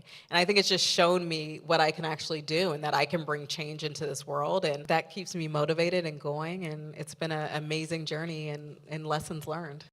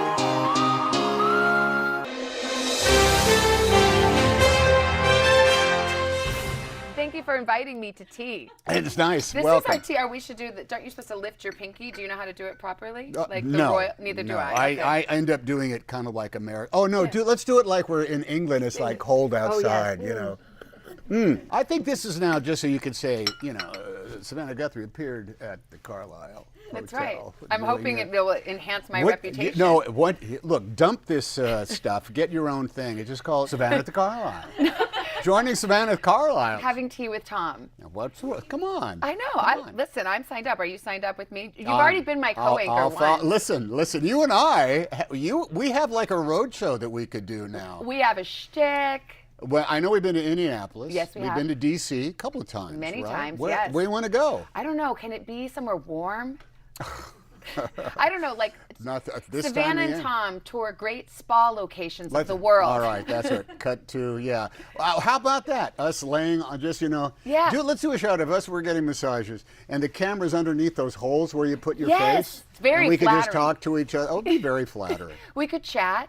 Well, you actually, you're Staff, crack staff. I know, Can you get on exactly. that? Let's get They're on it. waving over there. Bahamas first. They're waving over there. I mean, you actually, you meditate, right? I do. You're very much on the wellness path. I could learn a thing from you. Okay, all right. You got to maintain that temple, Savannah. You got to Yes. take care of the mind. I've only been meditating. You know who taught I should stop meditating? Who? Jerry Seinfeld. Really? Yeah, I met Jerry. It's a famous people's club. Hey, Jerry. Hey, Tom. We don't really know each other that I'm not ever invited. And I said, so Tom, what are you up to? And I said, I've been working. I'm taking a year off. Really? You're taking a year off? Why would you take a year off? They're comedians, so why would you take a year off? I said, I'm just really tired. I've been working like 6 years. Well, don't you meditate? And I said, no, I do not. I'm not Goldie Hawn. I don't wear yoga pants, and I don't, have wind chimes in my. No, you've got to. I've been doing it since college. I'm going to have you taught how to. And so he did. He put me together with his teacher, and it's a odd, easy, life-changing thing. And should everybody do it? Sure, why not? Okay, let's talk about your new project. Did you like getting in touch with your inner crank? Hey, Otto! No. Don't you dare let that little rat dog piss on my walkway again. Get out of here. Listen, everybody has one. And my brat kids will probably tell you, when is Dad not in charge with his inner crank? See, no, wait, I have to stop right there because you are known by reputation and experience as the nicest person Well, I in like America. to use the word fascinating as opposed to nice. I am one of the more fascinating people. But listen, we have all been stuck in traffic, right? And someone up ahead does not use their turn signal, right? And if they would just do that common courtesy, everybody would know a little bit better. And then you won't end up swearing, a blue streak at the people who did not use their left turn signal. Or, say for example, you pick up a remote to your audio-visual system at home, and you press menu, and you press input, and you press select, and you do all those things, and it never, ever, ever works. I'm going to tell you something right now. I once was trying to get a DVD to play, and I kept pressing all the buttons. And you know what the DVD told me? Like literally it said goodbye. It said goodbye. And I was just trying to play, like Citizen Kane or something like that. So when that stuff happens, I do, in fact, go absolutely berserk, vocally for a long time. So you do. You have a dark side. It is when I begin any conversation with this, let me get this straight. Oh, I'm gone. Oh. I mean, I'm already gone. Staff, does that not happen on occasion? Staff. Yeah, they're over there rolling their eyes. Happens all the time. Why would it work for me? Isn't that another one I always say? Yeah. Why would it work for me? A Bluetooth, a printer thing, a key in a lock, a coffee maker. Why would it work for me? It never does. I'm feeling your grouchiness. You've turned me into a believer. I'm ramping up here. Staff, I'm ramping I feel up, sorry Savannah. for you. See, this is what happens. It is true, though, that there have been whole profiles written about what a good guy you are. Look, I'm a nice, I wake up happy. You are a nice guy. People always ask me. I cut people a lot of slack, and listen, it's all a self-defense mechanism to keep myself entertained. Yeah. I'm very selfish in that regard. When people ask me if you're really so nice, I say no. But I'm just trying to enhance your reputation. Could you say something other than, well, he's very professional, be very precise. He lives his life with a lot of fidelity. Can you say something like that? I say he is loving and warm to all he That's encounters. much better than the NICE word, because that makes me sound like a pushover. I know. I want you to have that edge. I am not a pushover. No, edge. And I think Otto has some edge, and I was glad to see you get out that inner grumpiness. Right, but listen, I wish I had lived a life where people would truly fear me, but I've tried to come in like angry. I just make everybody laugh. So, me. Hey, let me get this straight. You're so funny. I can never get across that barrier. Tell me about what made you want to do this movie. I heard that you'd read the book, and then you saw. Well, actually, we saw the foreign film first. It was about 5 or 6 years ago. You just watch a lot of Swedish movies? Well, the foreign films at the time, at the end of the year, because sometimes you get like packs. And in fact, the Academy used to send out, here are the 5 foreign films, and the foreign films are always interesting because they're off the cuff. They're usually about another culture that we're not supremely, familiar with. Asia, countries from Africa. And this was Sweden. You think you know everything about Sweden. And the movie is A Man Called Ove, which is from the book. And that he was railing against sort of like the way certain societies work, particularly in the Nordic countries. That was all over in spades, and that really translates to the United States in a lot of ways. You can fight the system. You can be angry against the system. But there was a bigger element to it that I thought was this was a guy who has no faith in the future. You know, meaning that he can rely on nobody. He's kind of like running the victim narrative. These people let me down, and those people across the street are no good, and no one looks after this except I'm the only one that cares. Every time the phone rings, you know, we did that thing. Remember that one phone robot that was calling up, and a lady said, "Hello, hi, can you hear me?" Oh, the robocall. That one. Yes. That, you know, we put that in because you can't even pick up your phone innocently anymore without being manipulated by, you know, our corporate overlords. He disconnects the service after that scene. Yeah, right after he starts yelling over the thing. So that's where he is. That I felt that Otto. There's a great performance by a fabulous Swedish actor named Rolf Lassgård who played Ova. I said there has already been an Ova. I will call this guy. We will be Otto. I will be Otto. There's so many categories in American life right now of us versus them, plus or minus, on the right side, on the rock side, in favor. And I thought that was what that we could really tear up an examination of that sort of theme. Because look, at the end of the day, a movie has to live up to the theme that's examining, that it is examining. And you know, 2 hours is a long time to invest in this case, a man who has faith in nobody but himself. But it's not, I mean, it is, there are moments where you just cringe because Otto's so grumpy and so mean. He's You're so like, right. why can't you just say thank you He's to that correct. lovely lady across the street? Oh, you know? I get that. Well, we wanted to properly introduce ourselves because, you know, we're going to be neighbors and everything, so. Okay. Bye. Then you learn that at the bottom of it, like everyone, he has a story and a perspective, grief and hopelessness and loneliness. This is the thing that I think comes, and I must say that this is what cinema does for me as a moviegoer, is that you learn other people's stories. And no one is a stranger once you know their story. Everybody's a stranger if you jump to the stereotype of who they are and what they want and what they like. But as soon as you learn a little bit about a neighbor or the history of somebody, well, guess what? You end up saying, well, I've kind of been through that same sort of thing myself, so maybe we actually have some things in common.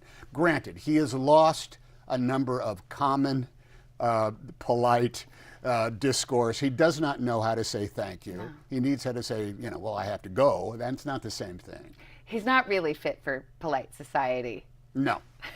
No. But he changes. Well, like everybody does, he changes because some form of, you know, cyclone hits town in the course of his neighbor Marisol, who comes from a different culture, that speaks a different language, that is loud and noisy and doesn't know what the rules are. But if you look at them, they have an awful lot of things in common. And there's a moment where the very first time we met in the film, Otto comes running out of his house saying, they're trying to back up a trailer, you know, and he comes out, what in the hell is he trying to do? And Mariana, she says, I know, that's what I've been saying. So actually, the first time they meet, they agree on how crazy something is. And that is actually a hint to how much they have in common. She is extremely forceful in a proactive kind of way, and he's extremely forceful in a defensive kind of way. They're both truth tellers in a certain way. Hello, I called it Hurricane Marisol. It's like, you know, that thing that happens when like natural disasters hit a neighborhood. Everybody comes out. Yeah. Everybody starts cleaning up. Everybody starts looking after each other. It's almost unfortunate that it requires that for a neighborhood in order to get start looking after each other. But there is something incredibly powerful, and in a lot of ways, not to the natural inclinations of an awful lot of people, and it comes to an awful lot of Americans, to go across the street, knock on the door and say, you okay over here? And the opposite, the other thing, the complement to that is knock on the door and say, hey, can you help me with something right now? Soon as that starts happening on a city block or in your neighborhood on a street, extraordinary things happen. It's a big theme, the found family, the family that not that you're born with, but the family you choose. That's exactly right, because you don't get to choose. It's like I won the lottery. Ding, ding, ding, ding, ding. Did I get an bang egg? the teacup. You have nailed it. You have nailed it. Everything after, you know, we marry the people we love. Our family is not a choice. We are born into it. But everything else after that is a choice, and it is what we choose to do, how we choose to look after our stuff, how we choose to treat essentially the people that live within 100 yards of you. That's where you get into the I think the give and take of what is your definition of a quality of life? Is it to belong to something bigger than yourself, or is it your property and your property only, and screw everybody else? Can I say screw on the Today Show? Oh, you sure can. What I mean is you take a thing and you screw it in.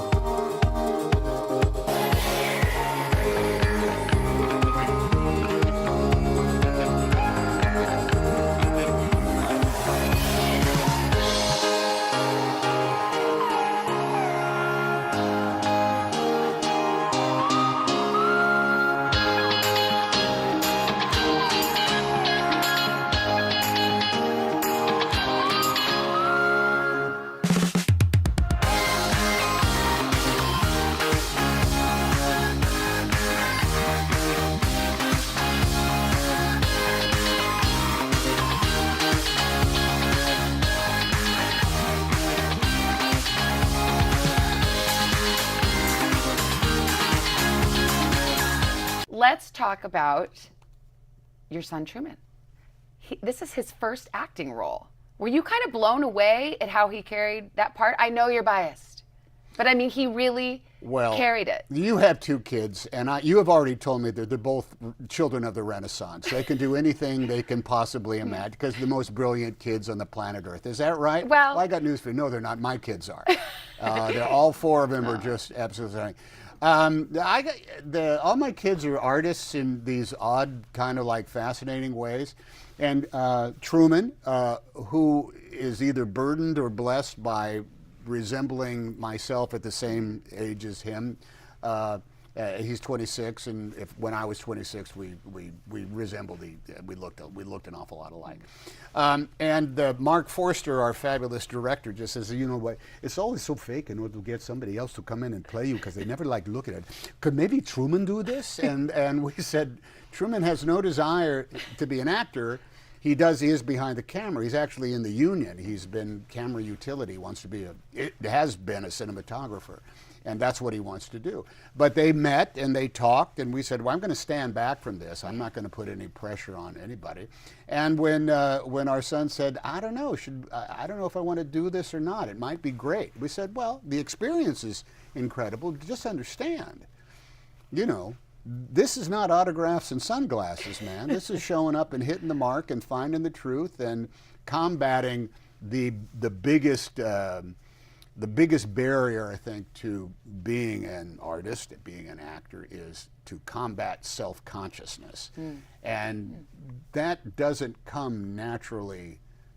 That can come after time. Did you give him any tips? No. Did he ask for any? No. I said, dude, there's only one way to do this, and that's by way of your instinct.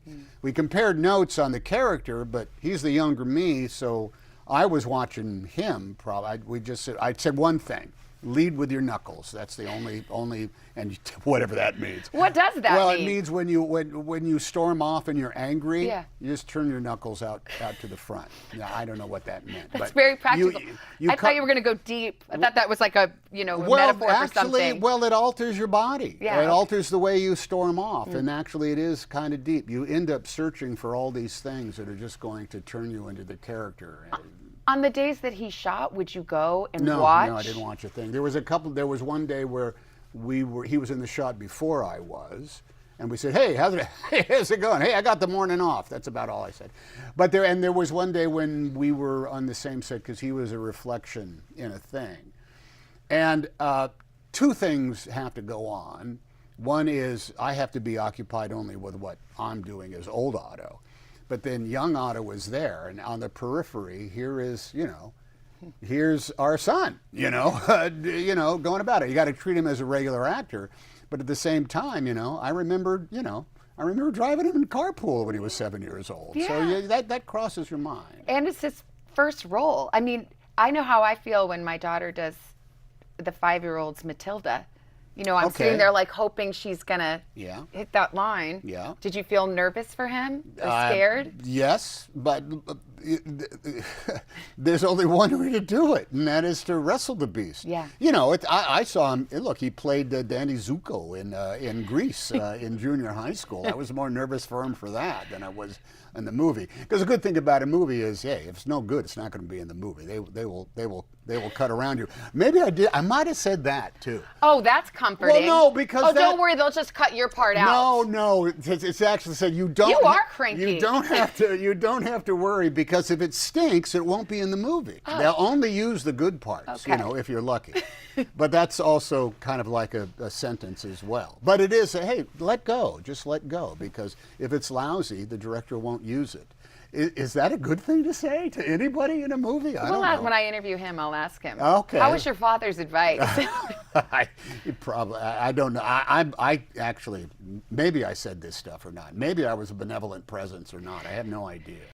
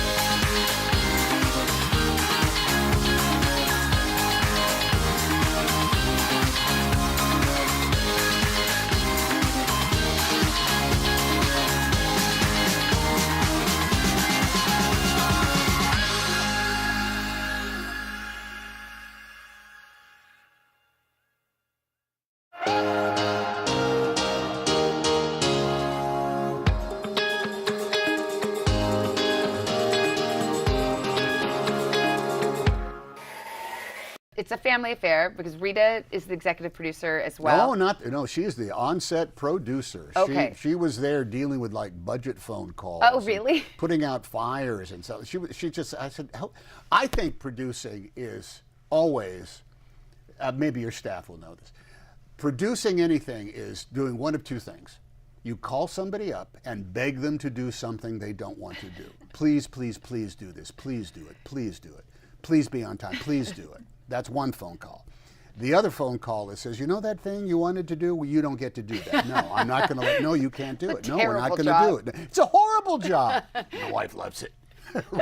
Rita loves it. Between that and writing and performing the song that's over that's actually one of the on the short list for the thing. That's what she lives for. But she was very nervous about. You're going to talk to her? I don't know if you are. I don't think so. Can you get me an interview? She was nervous. I'll see what. Yeah. Oh, yeah. Like I control. I'll take her and I Truman. control that. Yeah. I do that.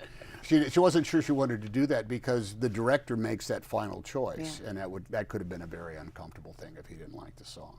Well, they'll just cut you out if they don't like it. That's what my friend told me. I hope that happens on the Today Show too. If it's I not wish a it great would. moment, they'll cut it out. No, it's live. Cut to the weather. Just this like is this. not live. This isn't. Okay, No, we would all put right. you on an 8-second delay in case you're gonna. Hey, why? curse. Because I'm so cranky? In case you might say screw I or might say something that we'd have to screw bleep somebody. out. By the way, if you did that, what would be wrong with that? You know, What, cutting it just out? bleep somebody. Just bleep, bleep, bleep, bleep, bleep. Might We've be had. more I think accurate. we've bleeped from time to time. Oh, really? But not for me, I don't think. Well, I might have once. But anyway, we digress. Oh, well, I'll ask your crack stuff. One of your co-stars is a scruffy cat. Schmegel the cat. I said right off the bat, you guys are insane to make this a cat. You're not taking over my bed. Cats are untrainable. Make it a dog, man. Dogs learn everything. Dogs will look at you when you're on the spot. Cats will only do exactly what they want to do. And it was true with Schmegel. It just so happened that he didn't mind making a movie after a while. He fled the set a couple of times in which everybody just freezes. And the animal folks say, they coast it back. But other times he laid right where he wanted to lay and looked at me the way he wanted to look at me.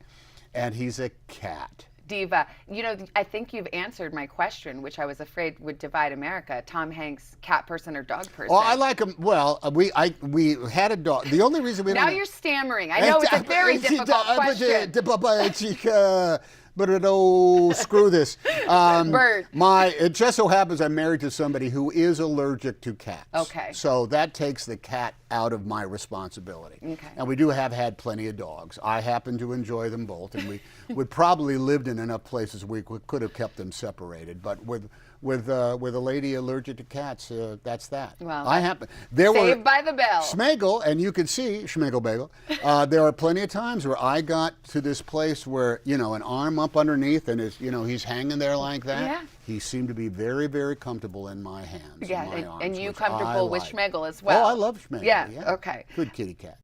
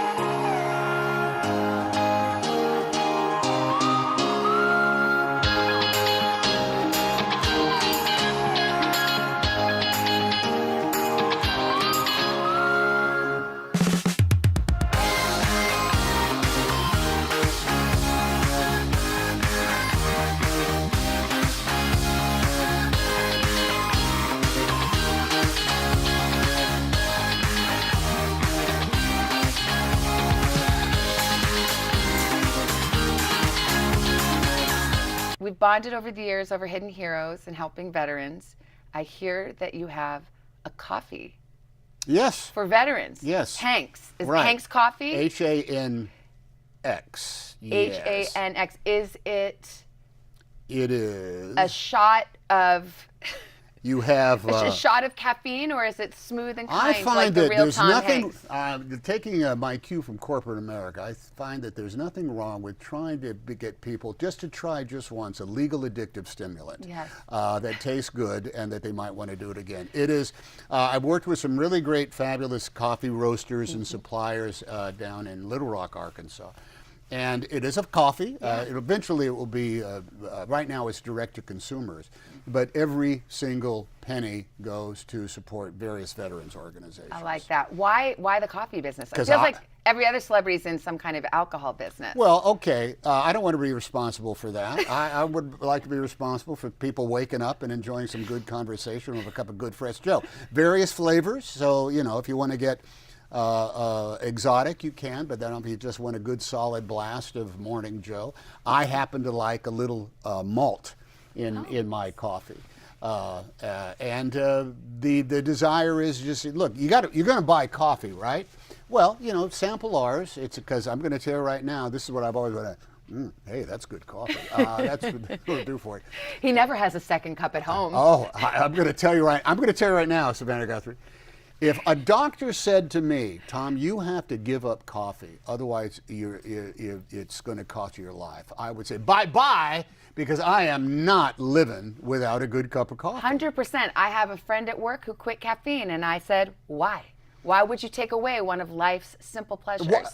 Hello, that's like saying you shall never have spaghetti again. I'm not going to live on spaghetti, okay, but I'm going to have it on occasion. How do I find that coffee? Oh, you just go to hanksforourtroops.something, right? You're terrible at this. Listen, I'm not a corporate sponsor. I'm just a guy that invented it. It's a totally different thing. They invented, yes. Yeah. I invented this coffee. You invented coffee. You see. Not only is he nice, he invented coffee.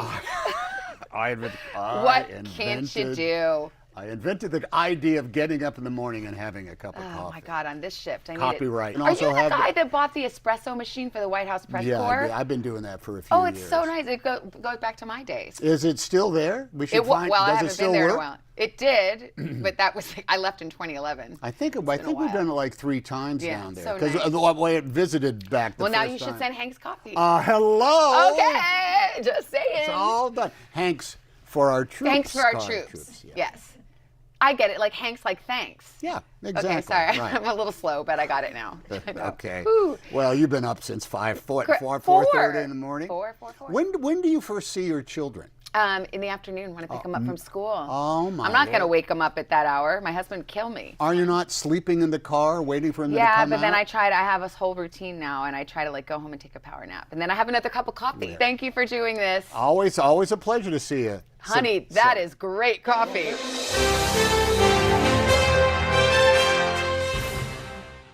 Welcome to Today All Day. All day? Today all day. All day.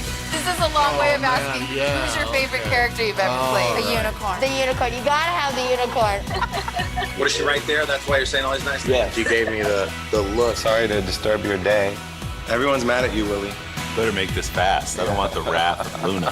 When I see you, I always think, I wonder what his quote would be. Give us 6 minutes and we'll ask as many questions as we can. Welcome to Cold Cuts. Cold cut, cold cut. My buddy Cal cooking with me. Dads don't babysit. It's called parenting. What was the first book you remember loving? Heart Smart Today, with simple exercises to strengthen your heart. Make the most of your beach days. It's all about the tracksuit now. How good do they look? I now pronounce you husband and wife. Kiss the bride. This morning, a story of people helping people. You've received tons of letters from people who have been inspired. Let's do the weather out. Okay. All you gotta do is say, it's cold, it's warm, it's raining, it's snowing. That's it. One of our most favorite franchises ever, Ambush Makeovers. Okay. Look at it. It doesn't look so good. No, it doesn't look good. Will you judge us in a cook-off? I will, and you guys will definitely win something. Today, all day. All day? All day. Welcome to Today, all day.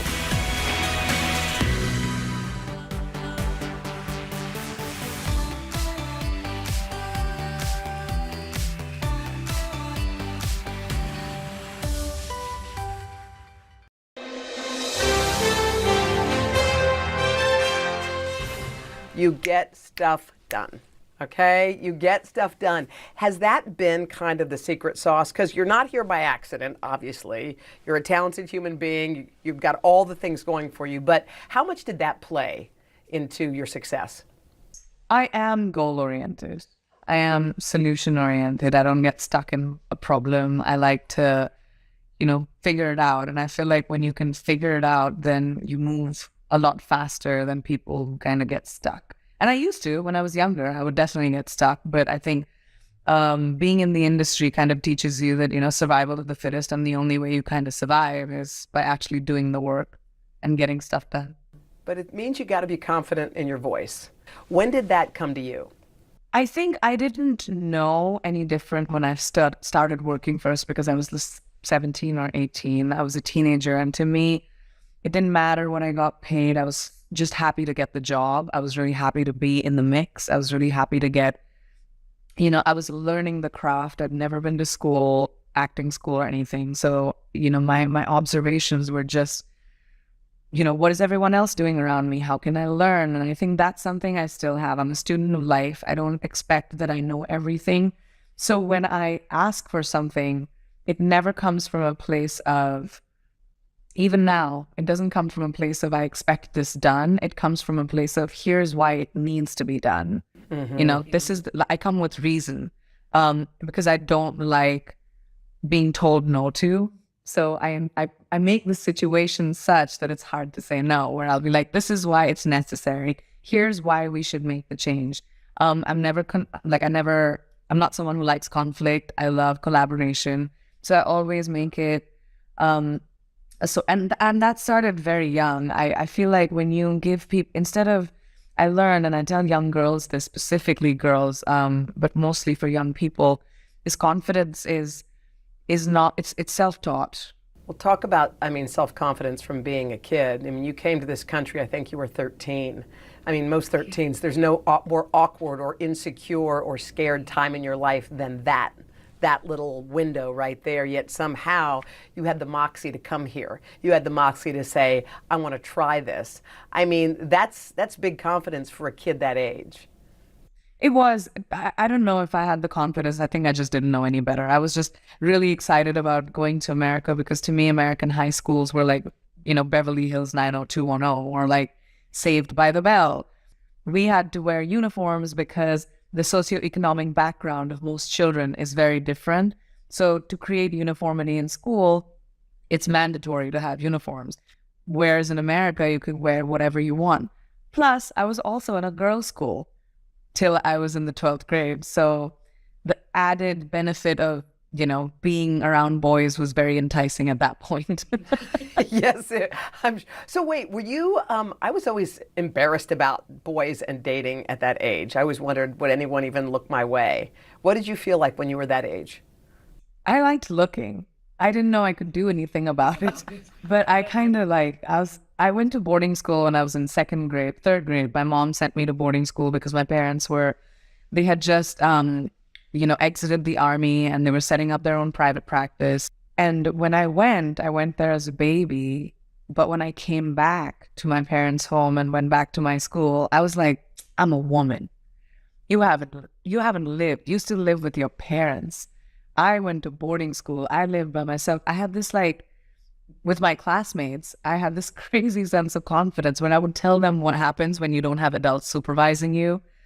And they used to look up at me as if I had had this magical experience at Narnia, which was inaccurate. I just kind of made it up. And I realized, I think, looking back, I think a lot of confidence comes from, I don't like to say fake it till you make it because I don't believe in faking anything. I think talking to yourself and having a dialogue with yourself which hypes you to be what you need to be is a very healthy thing. And I think in different phases of my life, I kind of taught myself or learned how to be my own hype girl.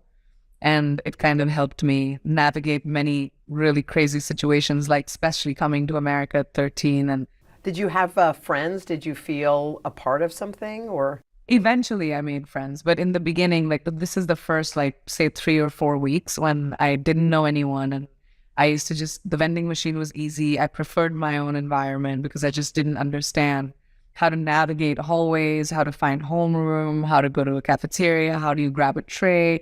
All that was new for me. So I think I observed for the first 3 or 4 weeks. And then I got the confidence because I'd seen what kids do. I got the confidence to walk into the cafeteria and I was like, all right, now I know what to do. I'm not going to look like an idiot. Did you ever feel, I felt this way when I was in school for much of my life. My parents came here from Egypt and they wanted us to be red, white, and blues. How old were you? I was born in the States, but they came here as newlyweds and my brother, sister, and I were all born here. but somehow you always are kind of different. Like I remembered playing Spin the Bottle when I was probably in 6th grade, and I was praying it would land on Todd, and it did. And when he looked at me when it landed, he said, "I think that's going too far." And I'll never forget it. It was like a knife in my heart because I had dreamt of that moment. But it kind of reminded me that sometimes you aren't quite in with the other kids, and that kind of underscored it for me. I didn't know what your experiences were like in school. Did you feel like you fit or not? No, I don't think I didn't think I ever fit. And I don't know if it had to do with me being Indian or it had to do with me being non-American. I think that's kind of what it was. I was an immigrant kid. I spoke differently. I tried to fit in a lot. I changed a lot of my identity when I was in 9th grade to kind of fit in. I was in Queens for a short period, like a couple of semesters, because my aunt, who I was living with, was moving around. And living in New York just in 9th grade made me realize that the world is not just one type of people. There are so many different kinds of people. And then after that, when I moved around, I kind of had an arsenal of that, you know, if you're made to feel isolated, it's not kind of true, because Queens was like this incredible melting pot of like people from Ethiopia to people from like Afghanistan to like, in my own block, I met like people from everywhere in the world. It was incredible. But I never felt like I fit into school because I came from a conservative family. You know, my family wasn't about, you can go out at 9, you can date boys, like that stuff didn't exist. So, and that was very different. And I had to kind of explain it, why I can't talk to boys. So that would be really embarrassing, even though I was someone who liked the attention, even though I was someone who liked to wear makeup. And I would come back home dressed in whatever I went to school in. But when I went to school, I would change into like the shortest shorts and crop tops and, you know, do all of that stuff. But trying to fit in is such a big part of being a teenager that I think I did the same thing. But I remember my crush was Seth, and he had green hair, and this was me, and he never knew I existed. I may have mustered up the courage to say hi once, and that was the only time he looked at me, and he just smiled and walked away. But he was never in my league. And I absolutely understand what you felt. But the fact that he smiled at me or even looked at me when I said hi, or I think I passed him a pencil or something, he was in front of me, but he looked at me and my day was made.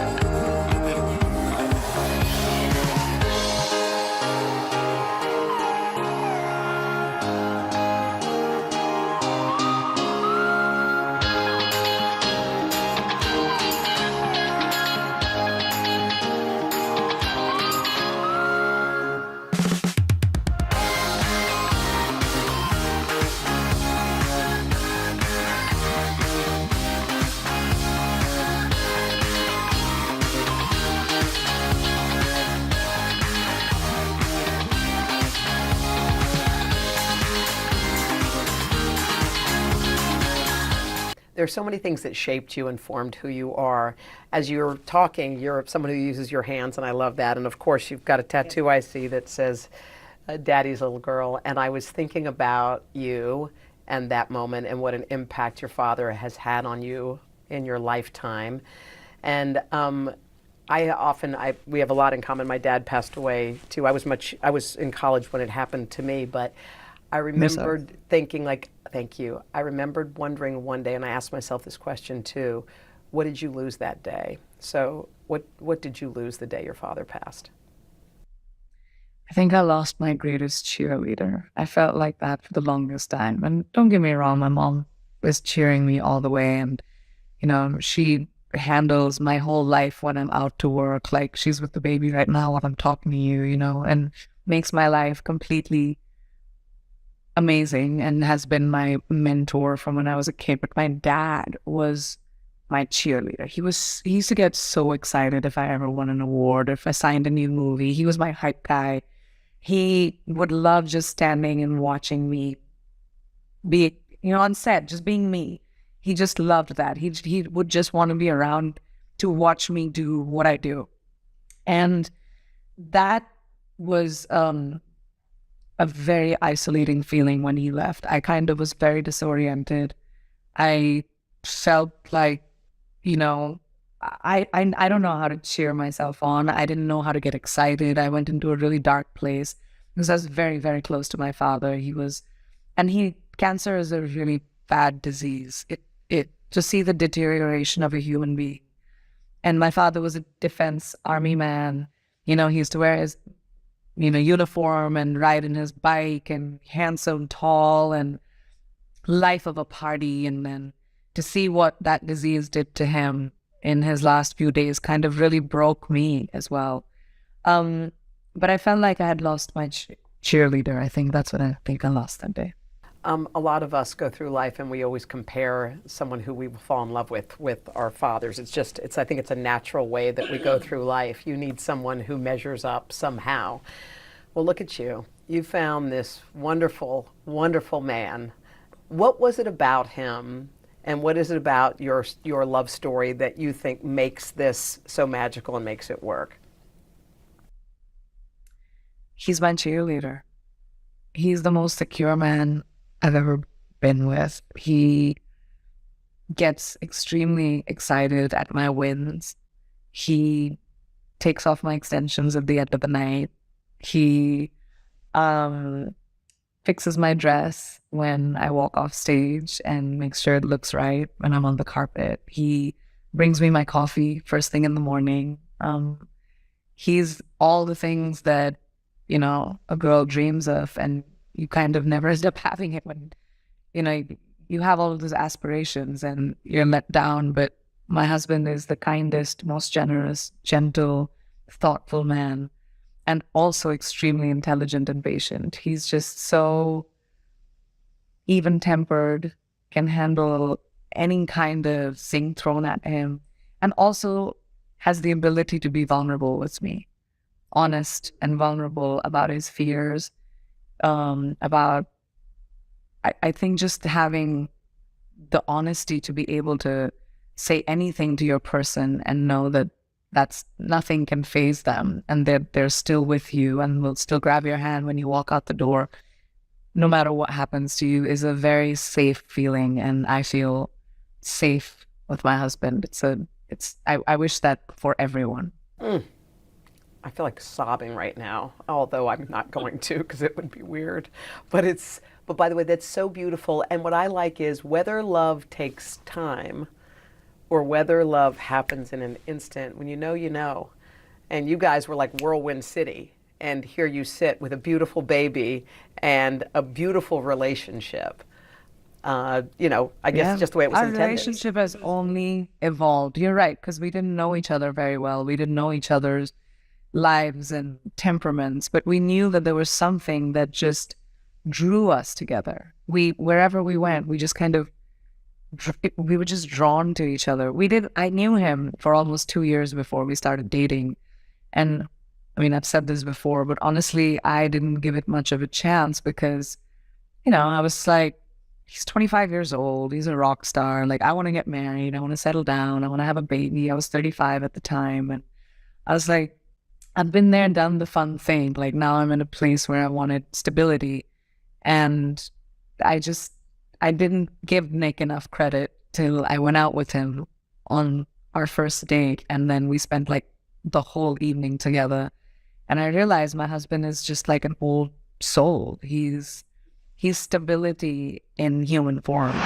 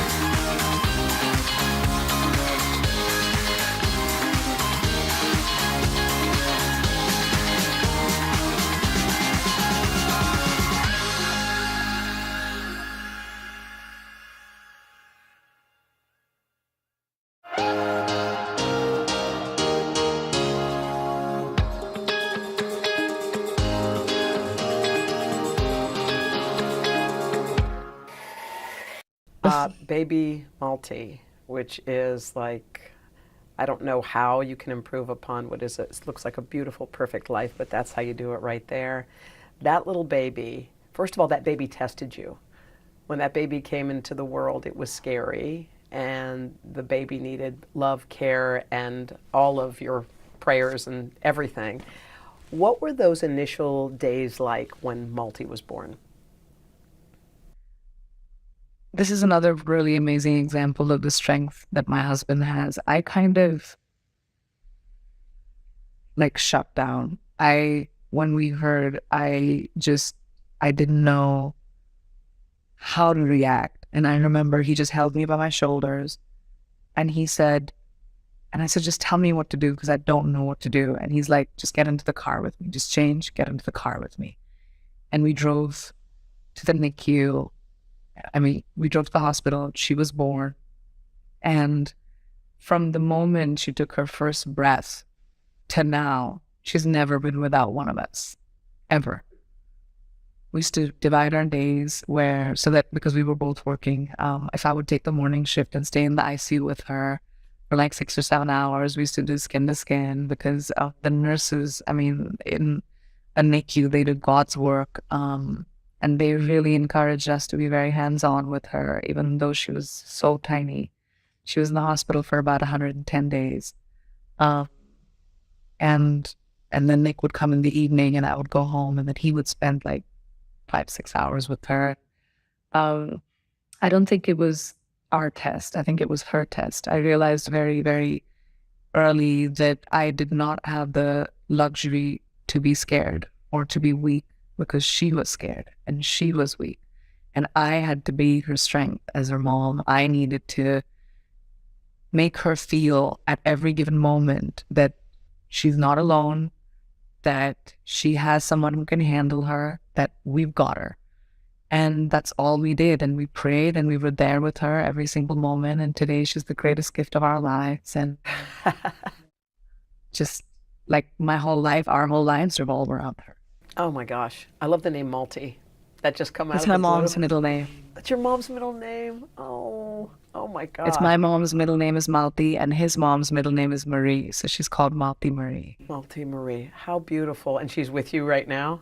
Yeah, she's asleep with my mom, actually. Of course.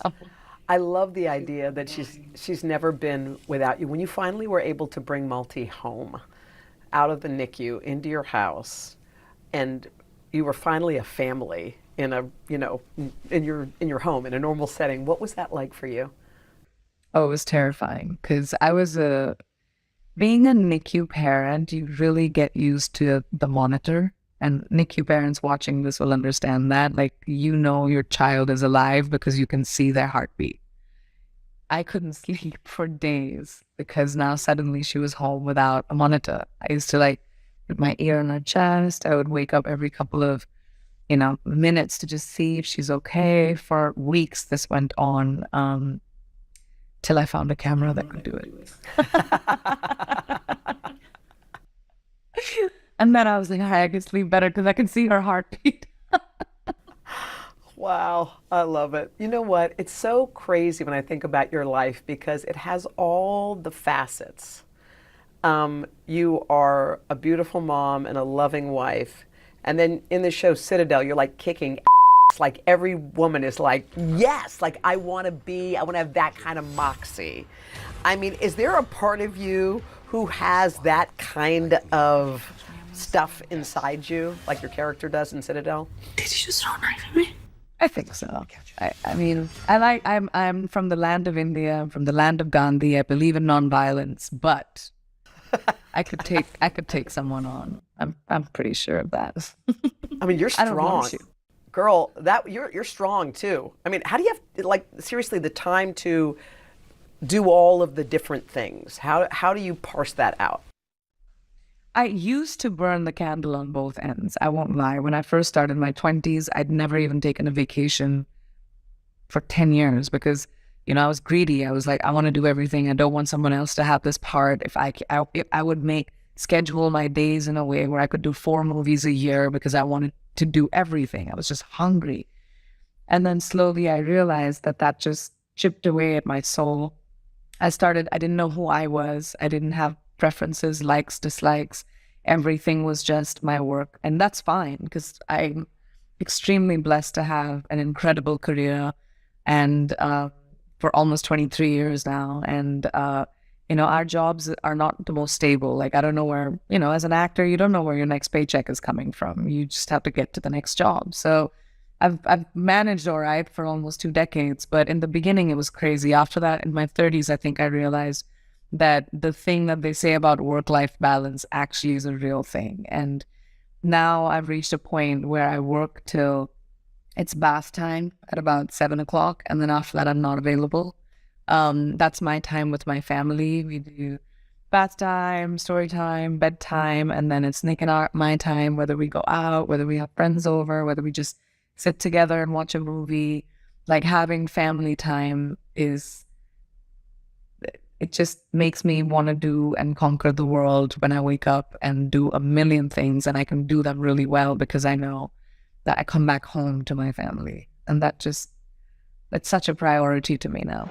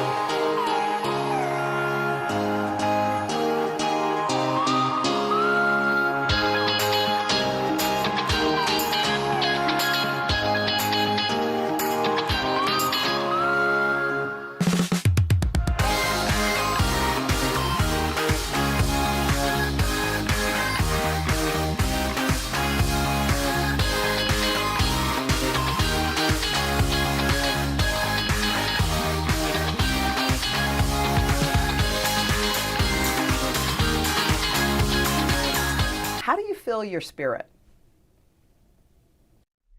I love reading. I love traveling. When I travel, I love observing. I love culture.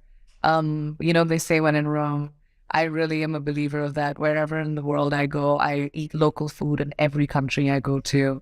And I'm kind of training my daughter how to do that too. She's extremely, her palate is very global. From Korean barbecue to pasta to Indian food, she's great. But my spirit gets filled with people, travel, culture, laughs, jokes, community, good times, a table full of food and family and friends. It's truly what fulfills my soul. But also being able to go to work and, when people watch my work, for them to say, wow, I can't believe you did that. Even after all of these years, I work. It's the most satisfying thing to me when my work is appreciated by the people that I work with and the audiences that watch my work. Like, that really fulfills my spirit because I put a lot of myself in my job. You seem so comfortable in your own skin, like you know exactly who you are, you know exactly what you want and why you want it. Being comfortable in our bodies is sometimes a different thing. It takes years sometimes. Some people go to their grave and they're never comfortable. They just want to be in a muumuu and hide. When was your most difficult challenges with your body and how you perceived it, and how do you feel now in your own skin? I mean, I think the 30s were kind of tumultuous for me when it came to my body. Because as you grow, your body's changing. I was going from this 20s like body, which is, metabolism is at its highest, and then you reach your mid 30s and you're like, oh, I can't skip a meal and it'll just look great. Like, you can't do that. You can't just work out for 4 days and come back to your, pre-vacation body. But I think that, the standards of beauty in the industry are, especially for women, extremely skewed. And I've spoken about this tremendously. But my dad passed away. I had moved countries. I'd come to America. I was filming Quantico at that time. I didn't have many friends. I was in New York. I felt a lack of community. I would emotionally eat. I would just emotionally drink. I wasn't taking care of myself in the best possible way. And it had nothing to do with how people perceived me, but I perceived myself as not the best version of myself. And it was a really tough time for me to be able to like say, all right, I'm gonna, do what's good for my body, because emotionally I wasn't there. And I think that's okay. I've thought about that phase in my life a lot, and my body needed to mourn. My heart needed to mourn. And yeah, I needed pizzas to do it. So I allowed myself to do that. Pizza and a bottle of wine and a movie. My heart needed it. I did it for a while. And then I reached a point where I knew that, bottom had been hit. And now the only way was up. And I started taking one step and another step. Maybe going to the gym 2 times, or maybe even walking for breakfast, or starting to find my health again, my mental and physical health, trying to reach out to friends. Friends had stopped inviting me to things because I would never go. I just wanted to go home and just hide. And then slowly I would say yes, or I would reach out to someone. I started choosing myself instead of the darkness that is seductive and that kind of reaches out for you sometimes. And that can happen to anyone, anytime. As soon as you choose what's good for you and stop waiting for somebody else to be, that hand to pull you out of it, it's a very powerful thing. You're unbelievable. I swear, that was so awesome. We're crying over here, okay? We're crying over here. We have people in our room crying. Priyanka, thank you so much. Thanks for the time. Thanks for staying up late. Thanks for being amazing. Just thank you.